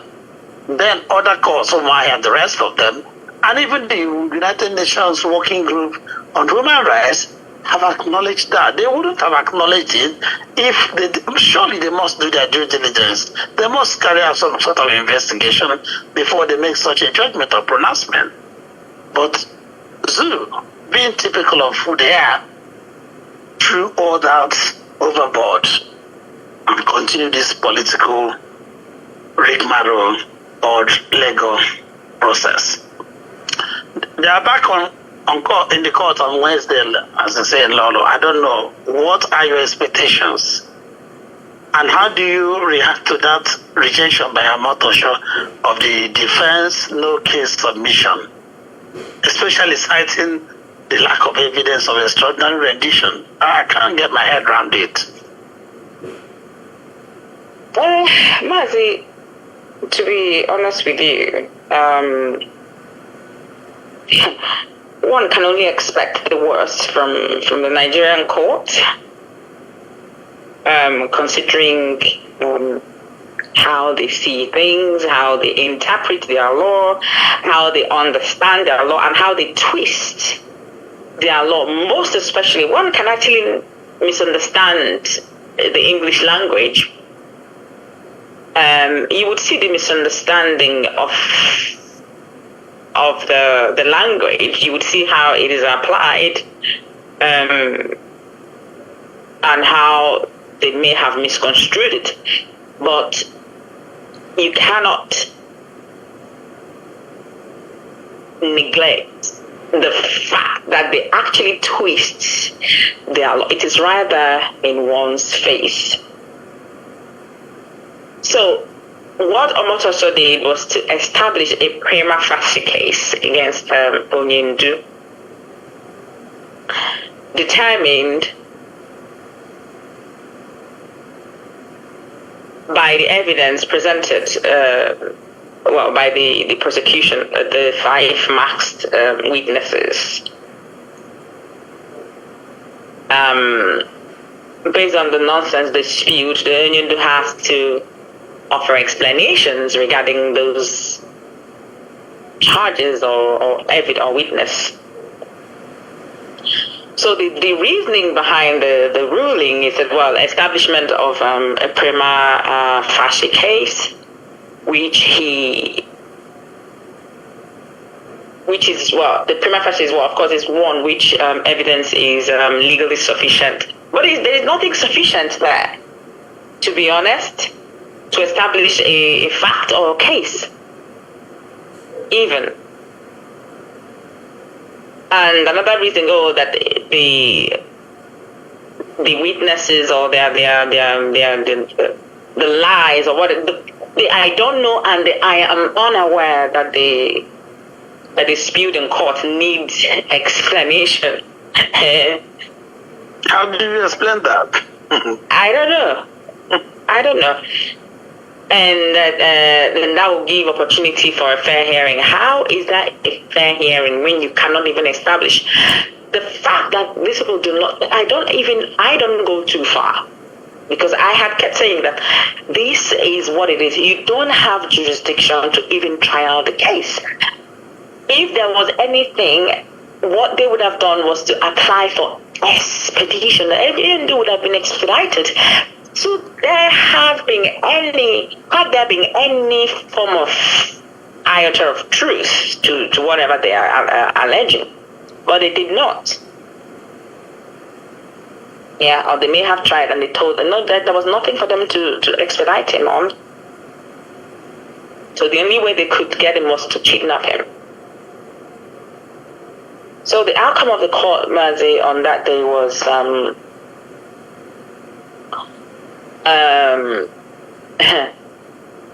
overruled. But of course, this man came as a snake. Oh, I need to accelerate hearing, which he kept and pushed to. So one would have thought that he would have given just sped up everything and then go for his break. But he just kept everything and went on break till October and claimed that he had to come back because of Onyendu's health.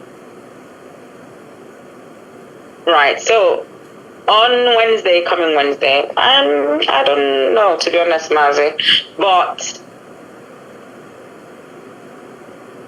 I believe that the legal team would,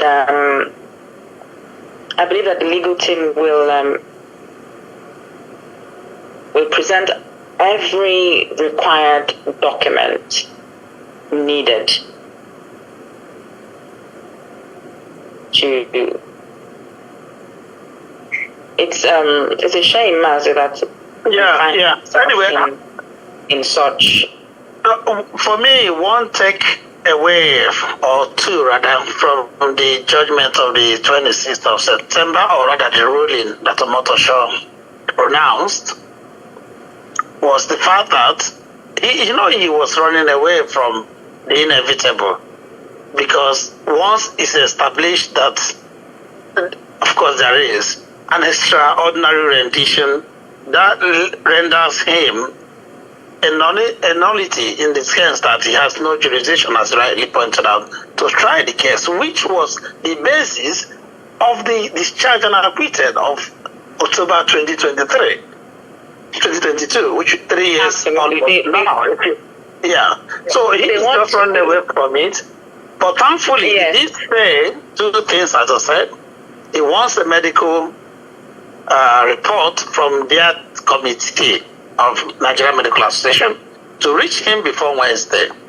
So we are watching. Secondly, he also said, from the reports we got, that the defense team, Onyendu's legal team, should provide the evidence of extraordinary rendition that he will still consider it if they do. So as you rightly said, the ball is on their court now to not go with assumption, because that's what I believe they did in the first instance, which that's why I said it was a missed goal. It was a golden opportunity wasted, or rather delayed. But if they do present it now, I don't know where else Omotosho would hide. But yes, absolutely.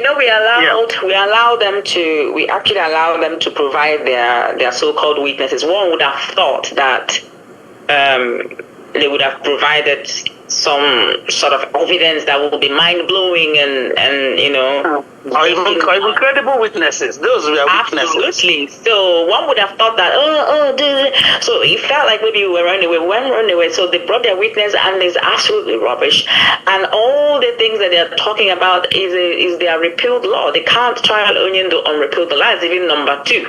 Number 1 is that you cannot even trial Onyendu because you kidnapped him. You extraordinarily, in fact, it's a kidnap.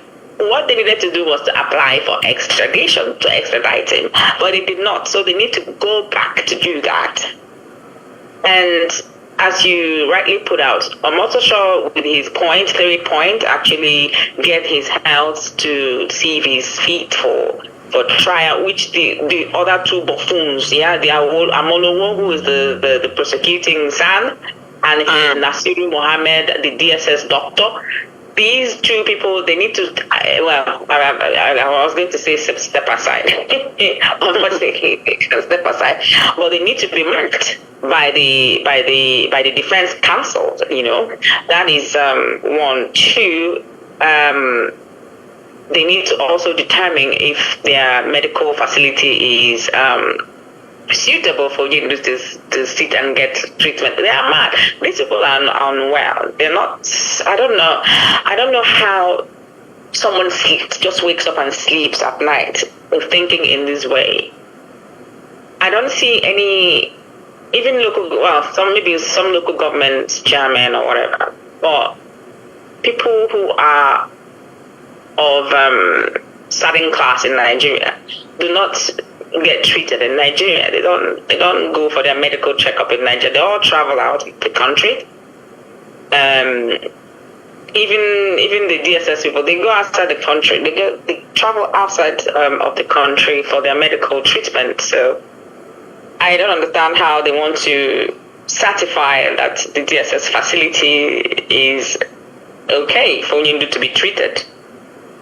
Yeah. Well, it's very obvious that this retrial or whatever they are doing is illegal and will remain illegal till the end of time. Of course, it is. Absolutely. And it's also a general impression that Onyendu's release will never come through a legal resolution because you don't use legality to equalize illegality. As I say, two wrongs don't make a right. So there's always that belief or faith that political solution is the only way forward or the answer. Last time you were here on this program or before then, I remember, we discussed about that. But given the seeming betrayal and treachery of our Igbo politicians in particular, and some of the so-called Igbo elites, are we still optimistic in the evolution of a lasting political solution, Lolo? And I want to also tie that with your own prophecy, because we want to come down now to the real topic of the day.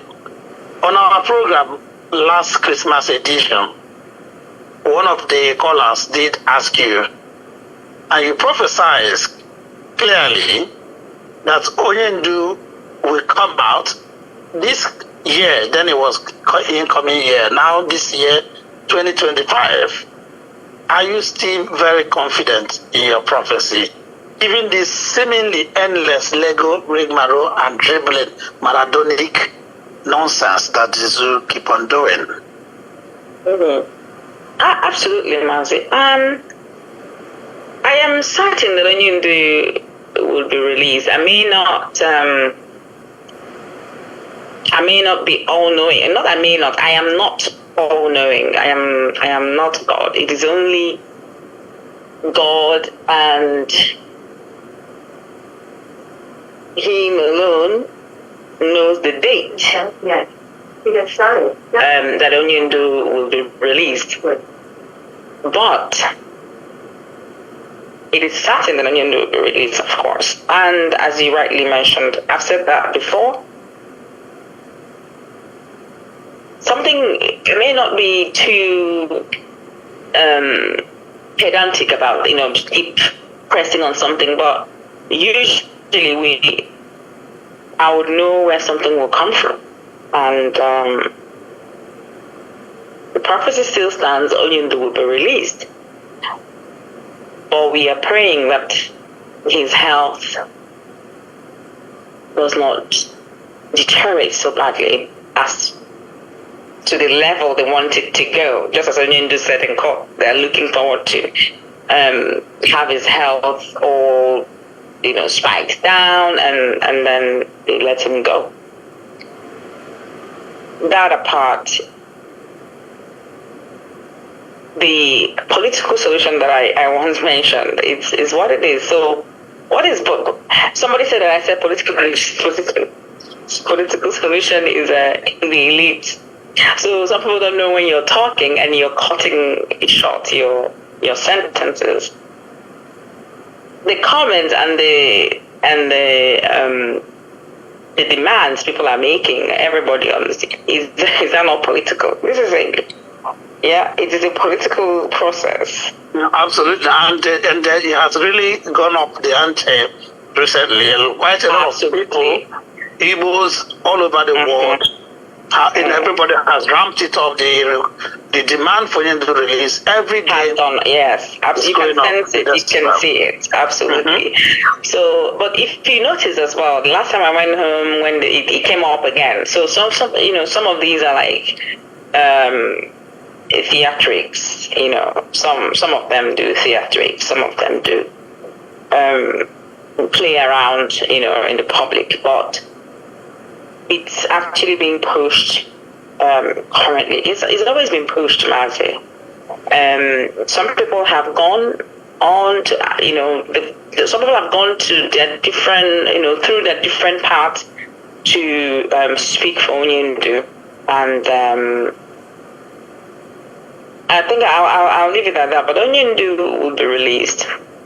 When? Absolutely. The exact date I can't say because I am not God.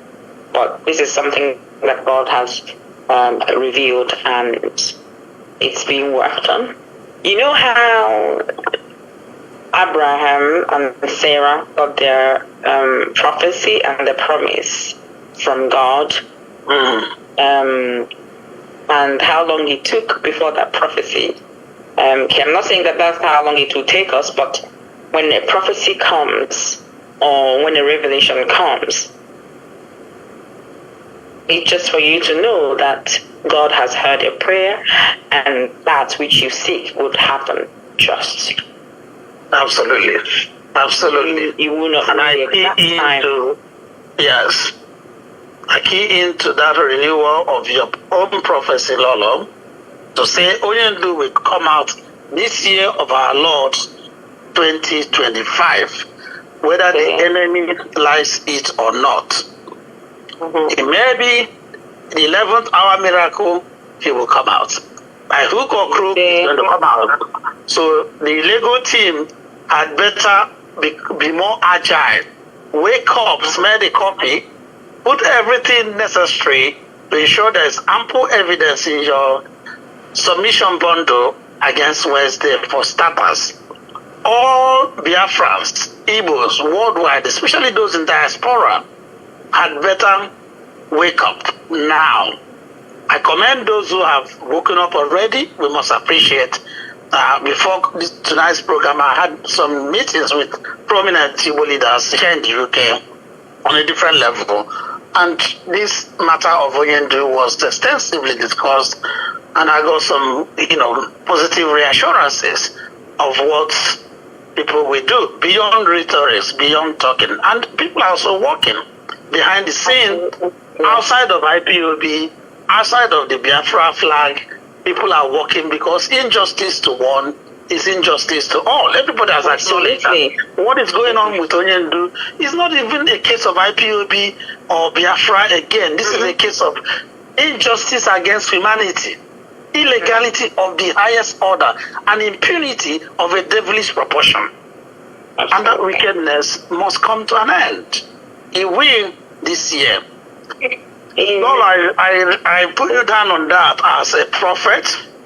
I'm sure you know that Biafrans, IPOB, faithfuls in particular, adore your husband, our leader, as a prophet.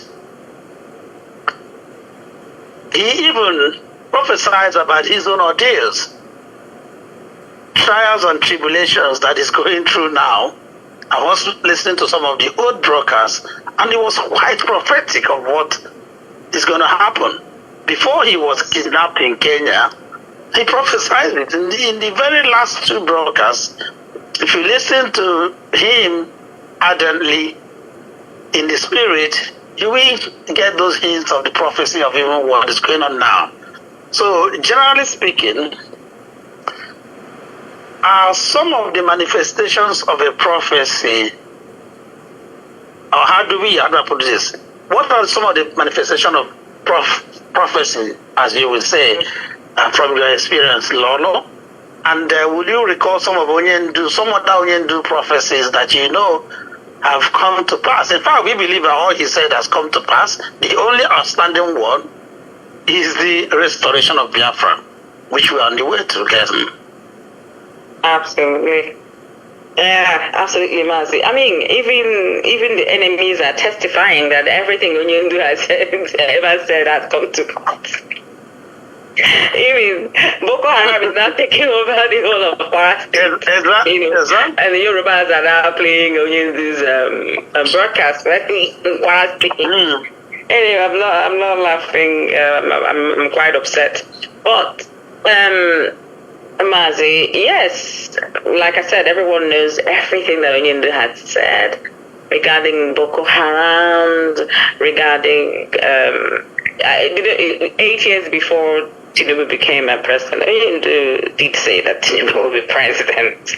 There is nothing Oyindu has talked about in Nigeria that has never happened.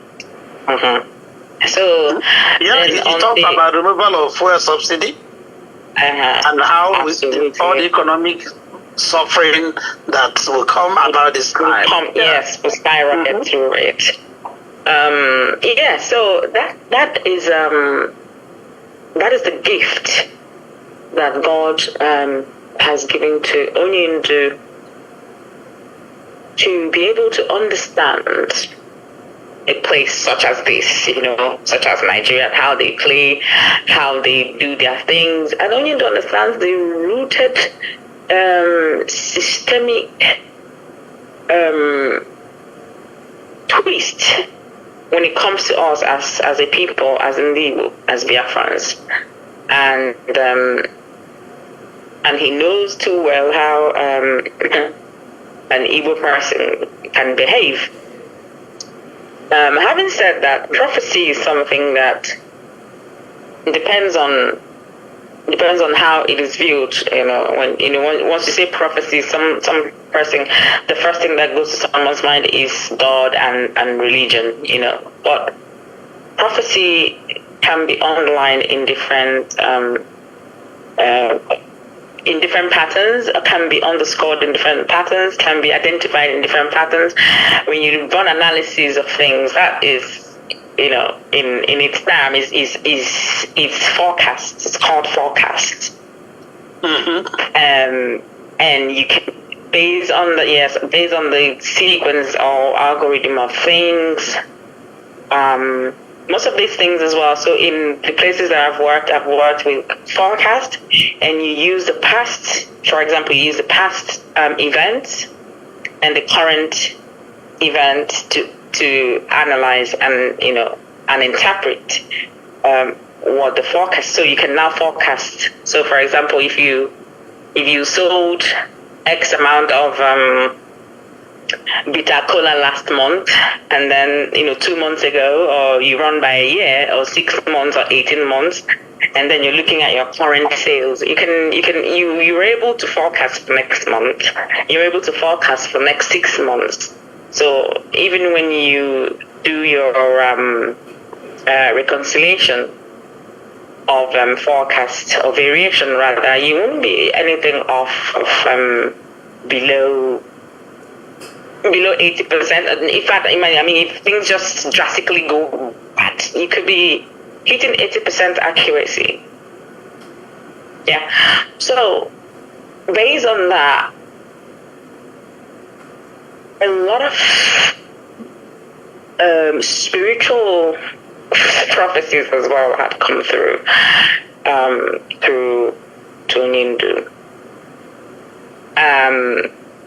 In fact, in 2017 or from 2017, 2019, all these things happening, every single thing happening today.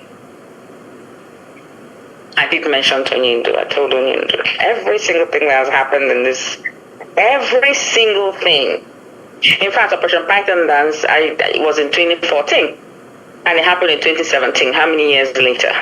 So this is something that God shows to His people. You tend to perceive what is to come, but that is for you to actually avert it or prepare for it. It's some of these things you can't avert, but you can prepare for it, and that's the reason He shows us this thing.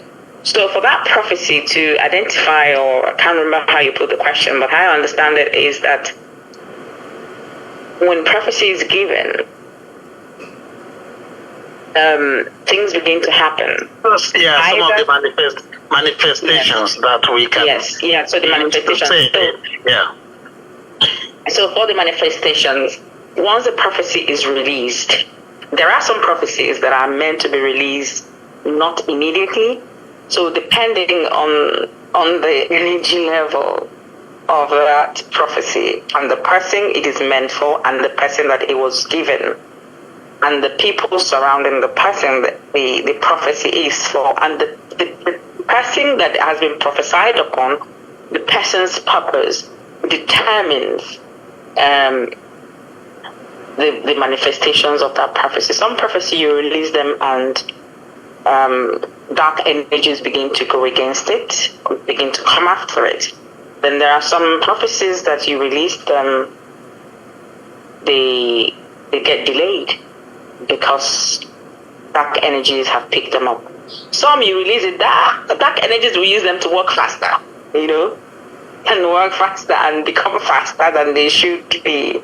So they can manifest before, they are cut short. So things like that, we need to understand how it works. At the time, I thought that when I found about is it the Ophidius, the Greek god? I think that's where Olarotime got his inspiration from when he wrote "The Gods Are Not to Blame." Where King Dewale, I don't know if it's Dewale that the prophecy was that he would kill his father, the king, and marry his mother. And they go, what? That is an abomination. What a sacrilege! Go and kill the child. Go and throw the child away. But the person that the task was given had mercy on this baby and had to give it away, and gave it to someone else and say, please keep this child. And train the child. And the child growing up heard of that prophecy that he was prophesied upon that he would kill his father and marry his mother. So thinking that the current parents were his real parents, he left the community, and on his journey to find another village, he fought with an old man. They got into a row and he killed them and got to the next village where they had a war was going on, so he helped in the war, and they defeated the enemies of the village, and then he married the widowed, not knowing that that the man he killed on his way was his real father, his biological father, and the widow, was his mother. So they made him king, and he had to marry the widow, being his real mother. So sometimes prophecy can be misunderstood. Perhaps they could have kept the child within the kingdom and make sure he hears the prophecy as he grew. But having to take him out, but killing him would have, of course, ended it. But the person you have taxed that very duty to may alter it, and that would become the beginning of the manifestation of that prophecy. So we need to really understand prophecy and how we work towards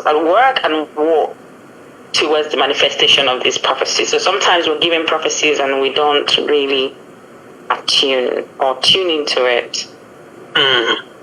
When we tune outside of that prophecy, we begin to work on the outer part of it, and then rather than being averted, we just walk right into it if we're not careful. So absolutely. In fact, that's how prophecy manifests. It's in different forms depending on what the situation, depending on the person and the purpose.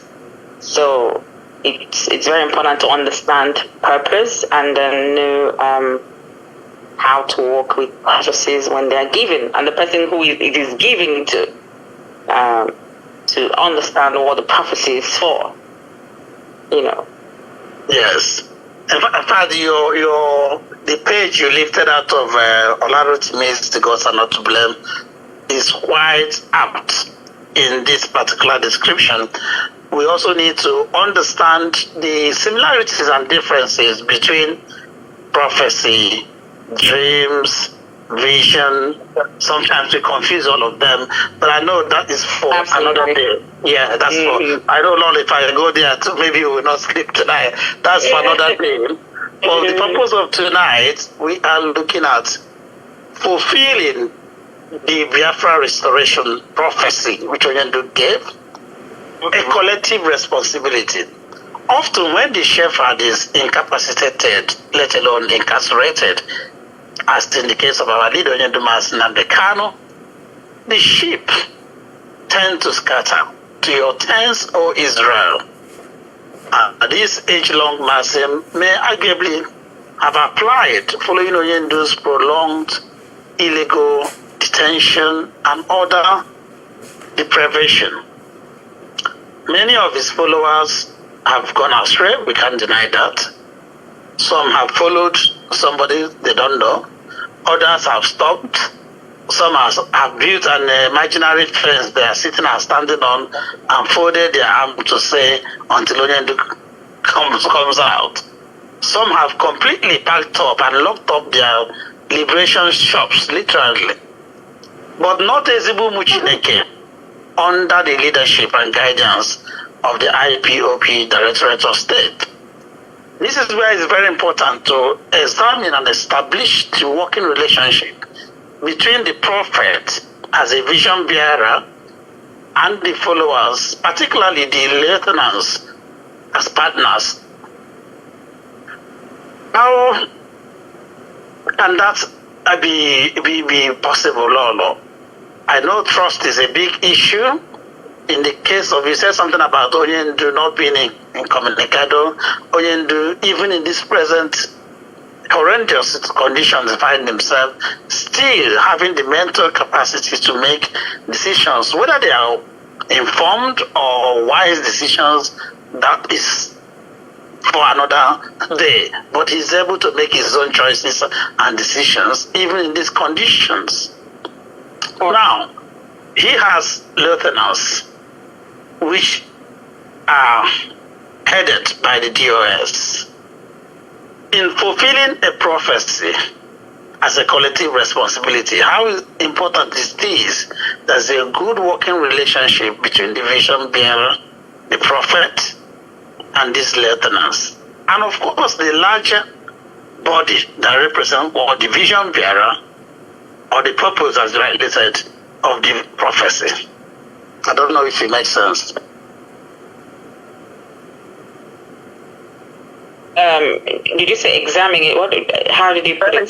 Yeah, the main thing I said is how do we examine the relationship between the prophet, the vision bearer, and his lieutenant? Like in the Bible, for example, Elijah, I said Elijah, then Elisha was more like his apprentice.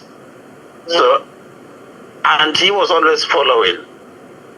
When Elijah wasn't there, automatically Elisha stepped in, and the prophecy were fulfilled. Yes.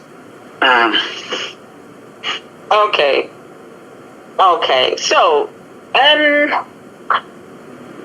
Mazi, if I may, you know, for the very first time I was on, not the very first time, well, when Onyendu was rendition, the first time I was on Radio Biafra was in 2022. That is after I've seen Onyendu. One thing I have been consistent about is the centralized structure of this movement.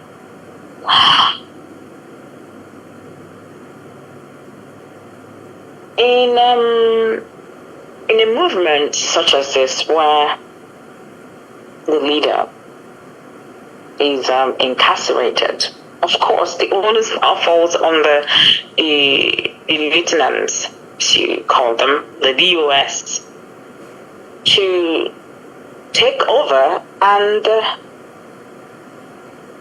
carry on with what, or carry on with the vision and mission of the vision bearer, because Onyendu is the leader, called everyone out to come and join him.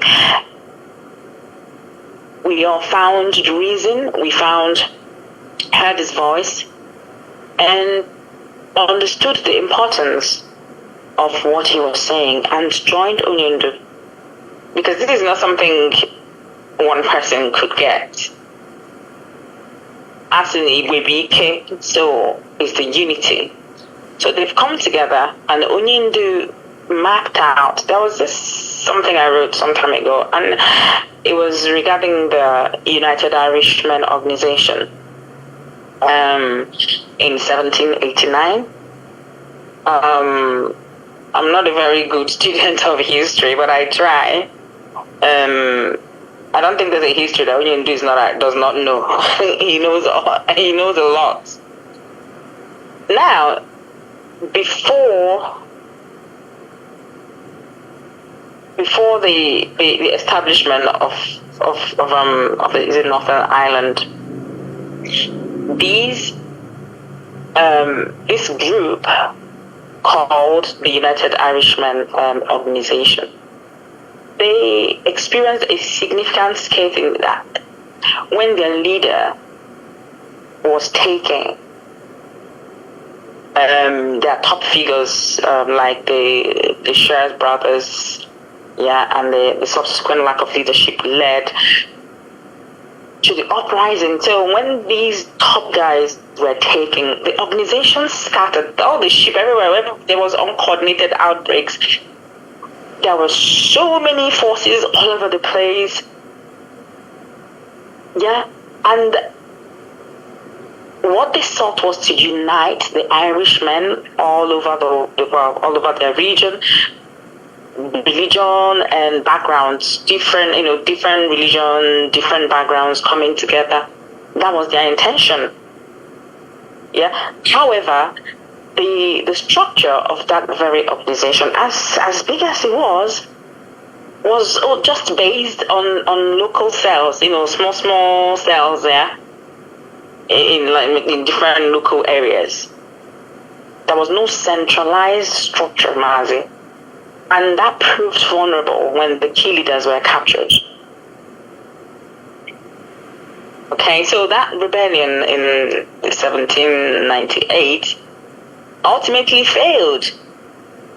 So imagine that as Onyendu was taking, this imbecile in Finland,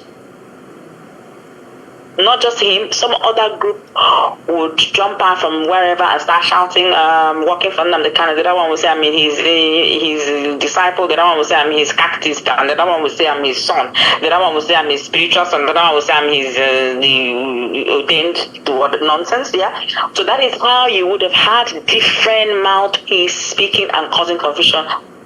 And that would put Onyendu in big trouble, considering who we are. So the central, even the people we call Nigerian government, they understand the importance of this structure. They understand, they know it. They know that this is the central command, and that's what they are trying to break. No, break down, because thank you, Mazi. And that is what I have vowed that it will not happen, because like I said, I may not be shouting on history and be quoting everybody, quoting Shakespeare, quoting everything. But by the time you finish speaking, I can tell you where you're going to, and I know what you want to do, and I know what you will cause. So when this whole nonsense started, I had to send a message. I can see things that people cannot see. I'm not here to blow my trumpet or anything. But even when I don't see anything via revelation, I can sense energies. I can sense what somebody will do next. That is, some people they don't call me, they run away, because once you call me on the phone, I can pick up the rest. So once they destroy the DOS, then that's it. So these men are here to hold the fort that Onyendu started with. They've come to help Onyendu to walk this path. It is not only Onyendu that will walk it. We need help. We need thousands of hands and minds, collective responsibilities, strong minds and hands. So it is very important that we understand.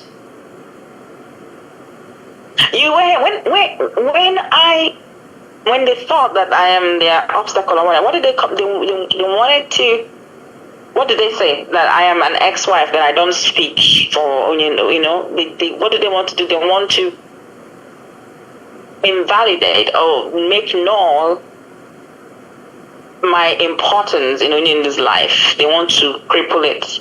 And then say she does not speak for Onyendu. And then they try to go ahead to assassinate my character. They cannot. They can't. They cannot, because I don't see them as humans. I see them as energies. That's another thing. When we begin to see people as energies, we begin to see things differently. So I don't see, I'm sorry, Maz, it's not in a bad way. It's not a bad, I don't see people as human, like you're human and I'm expecting something from you. No. I see everyone as energy, and then I work from it. So they need to understand that their painting of black and painting of black would do me nothing. But the very important mission here is to keep the structure running, to keep IPOB, because there is a very organized, systematic, outlined blueprint, to bring IPOB down, because the IPOB stands as the mouth for Ndibo. People don't understand where Ndibo is placed in this world. As long as you're an Igbo person, there is a place you have been placed underneath every other person that you must not rise. Even at that, we still keep going. But if our people can see how much they don't want us to rise, they will use anger and frustration, violence and rancor, and say no to this suppression, or oppression by higher powers, Mazi, so to speak. So it is very important that we understand the relationship, or rather how these lieutenants are important to the vision bearer. Okay? So it is very, very important, and it must remain so. So shall it remain until Onyendu comes out. I don't really I don't really care what people, I don't really care. So whoever is sitting on the fence, good for them. And I believe that Onyendu would see things differently when he comes out. That is what I believe. He will, definitely.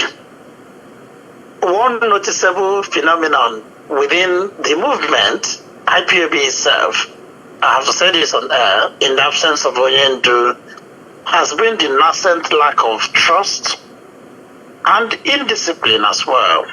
Some people have become laws unto themselves and no longer have any regards to the tenets of the central command you mentioned, Lolo, the IPOB command and control. Some are even redefining it and misquoting everything in the books.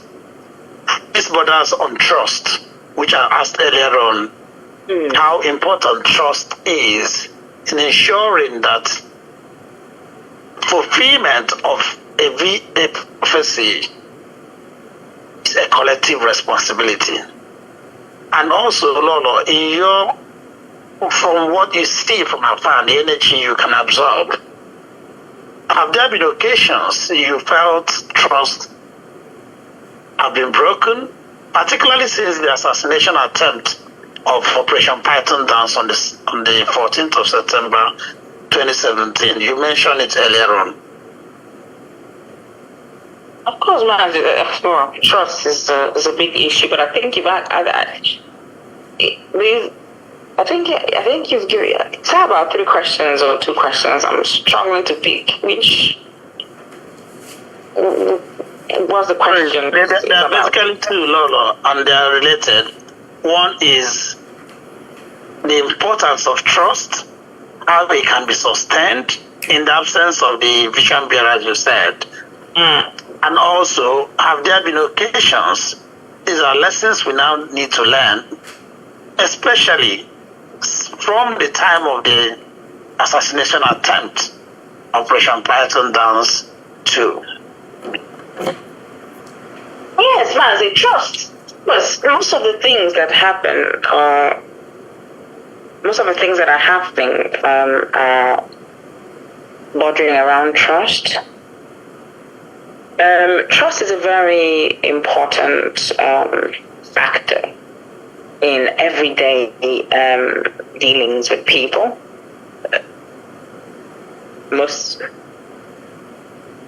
Mostly in a movement such as this, we can gain trust and sustain trust through consistent behaviors like honesty, Mazi, transparency,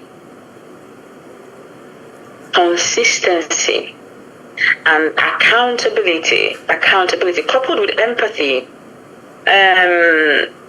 effective communication, and demonstrating competence and character. One thing that I have noticed, Mazi, is in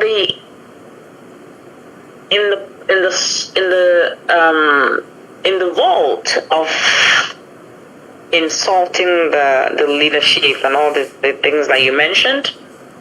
I was going to say something, and then I think you carried on with the question. There was something I was going to say. I mean, if someone is demonizing the leadership, and I mean, it's what Black people are known for. I mean, especially in Igbo, is what they are known for. So that shouldn't be a case to worry about.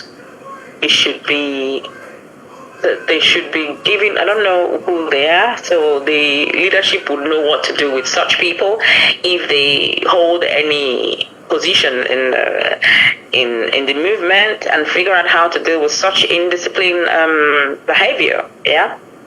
That aside, then whatever they're saying from the outside is their cup of tea, and shouldn't bother the leadership.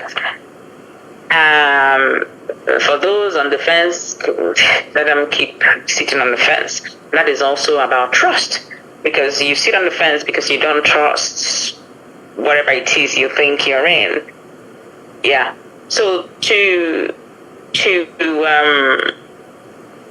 build trust, it involves fostering relationships. Most of the relationships that I find, I was going to say about empathy. The things that I have picked energy-wise, Mazi, is that a lot of people, Mazi, a lot.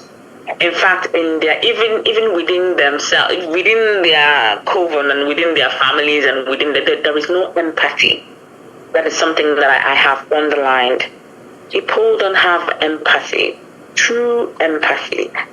People lack the ability to be held accountable. People also lack effective communication. I don't know, that's one thing that we to be honest, Mazi, as Black people, we have that problem. Effective communication. No. We don't know how to communicate. We don't know how to speak to one another. And honesty is far removed from anything that I've seen. No transparency. There's a thin line between honesty and transparency. Yeah, honesty is when I ask you, did you go to Nkori market to throw tantrum with someone, or to have an altercation with someone, or to query someone, and then you say, yes, I did. Yeah, that's you being honest, Mazi. But transparency is you by yourself saying to me, oh, Mama, I went to Nkori market and I did this. Yeah, without me asking. Yes. So that's transparency. Disclosure. Yes.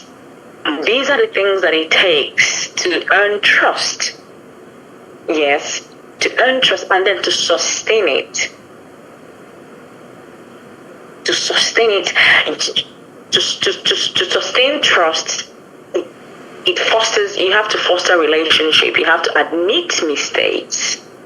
that is how you sustain it. Because first, for you to even get it, you have to show this honesty, transparency, consistency. You keep doing all that accountability, then you're earning my trust. And now you've got my trust. What do? You foster a relationship. You keep on with the consistency of the previous things that you were doing. And nobody is perfect. We are all fallible, Mazi, in our steps, in our spoken words, may not even mean to hurt someone, and you could just do it. But then admitting that mistake is what makes us vulnerable and shows that we understand that we're emotionally and socially intelligent is what keeps it, sustains it. And acting with integrity, while sustaining it requires a constant, deliberate effort to maintain a foundation of respect and reliability, Mazi. So I think these are the things to sustain it. But showing of empathy, we don't have empathy. That's the one. In fact, that's actually the number one thing. Because out of empathy, you would begin to project the things that you want that person to do for you. You begin to project it to that person. But we lack the sort of hatred we have in a God. I'm not saying we, because God forbid, I cannot have such energy in me for someone. The sort of hatred our people have for each other is unhealthy, very, very unhealthy. So I think I've answered your question, Mazi. I don't know. Absolutely, you have nailed it. The lack of empathy breeds lack of sympathy, and that two combined completely erodes solidarity and unity. We have already discussed here tonight, Lolo, thank you for that, that many Ndibo, at least publicly, have started showing some sympathy, I'm not sure about empathy, towards the situation of our leader, Nnamdi Kanu, and what has been going on. There seems to be a renewed synergy towards unity, whether in diversity, to try and close the gap, and by so doing, channel our resources towards a political solution, to get Onyendu released as quickly as possible. Wife of our eternal leader, Dim Chukwuemeka Odumegwu Ojukwu, rests on the People's General, Iyom Odinaka Bianca Ojukwu, who took up political appointment in the Tinubu cabinet as Minister of State for Foreign Affairs. Many believe that she had accepted that nomination partly to foster this needed political goodwill amongst the ruling APC cabal, so they could see fit to release Onyendu. I believe that, or rather should I say I know, that you and Bianca are good friends. And people wondering, political appointees, politicians like her, are they still of the free Nnamdi Kanu persuasion?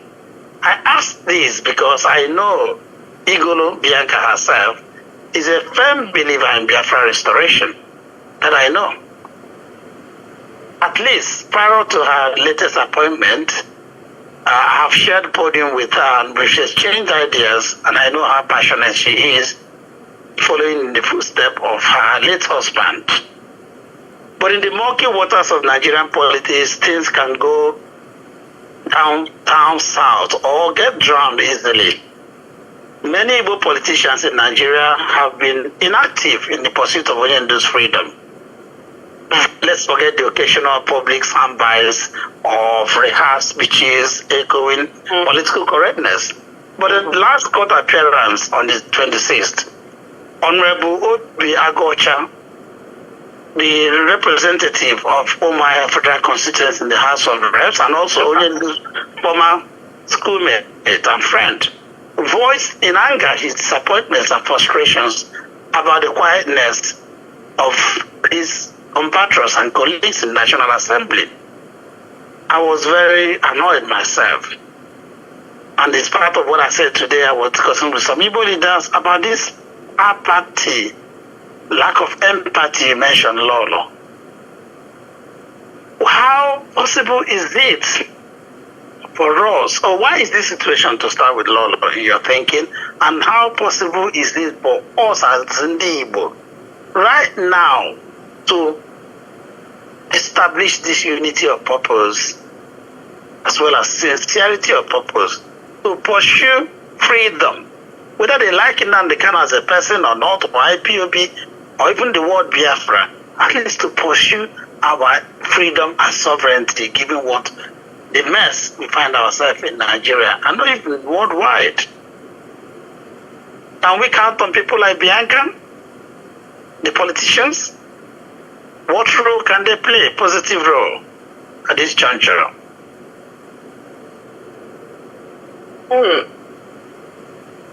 Thank you, Mazi. This is a very I didn't mean to put you on the spot, Lola. Just it's a very profound question. Yeah, Mazi, no, yes, EM is these are conversations that EM has been having for a long time. But the thing is that you don't just go and have a conversation and then it happens immediately. There are steps, there are conversations, there are questions, there are deliberations, there are fears. Oh, what would Nnamdi Kanu do when it comes out? All those sort of question. Oh, he's not reliable. He's not this. He's that. He's that. But on the basis of that, EM is doing what she can. Just as Governor Oti, they're all doing what they can. But then you have other sad politicians who actually, like I say, they do their political correctness when they're out in the public, and then they go back in and they draw their curtains. There are several factors contributing to such behavior of an Igbo person.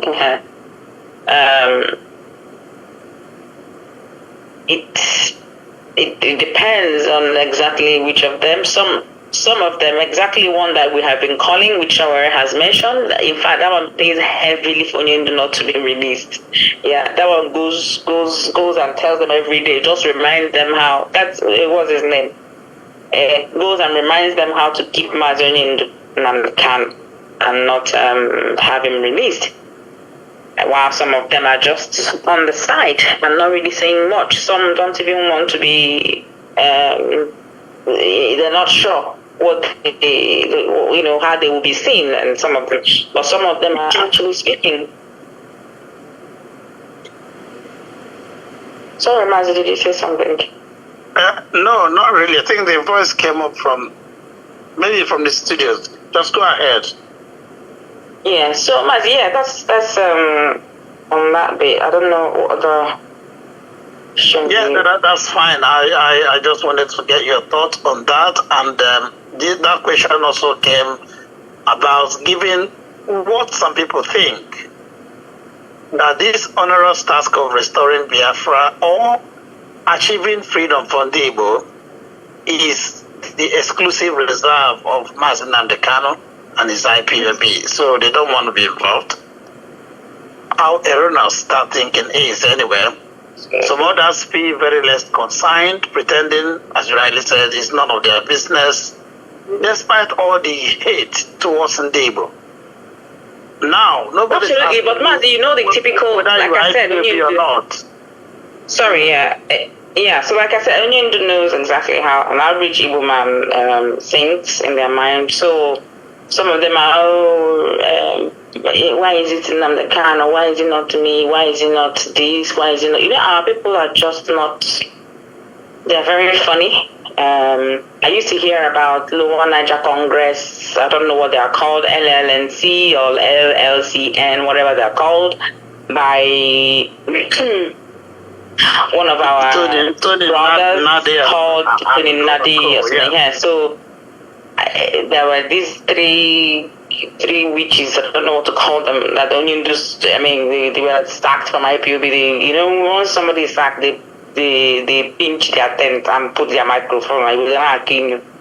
those ones to visit, I can't hear about it. Everybody is gone. And now the kind comes out now, you know. So people are very funny. So some of them, it is, why must it be him?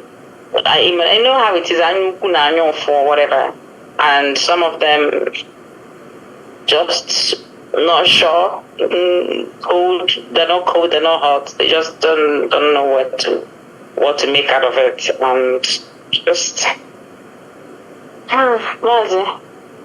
thank you so much, Lolo. I know it's been a very long night, and given your health situation, as I said, you are healed, permanently healed by the mighty hand of Elohim, Chukwu himself.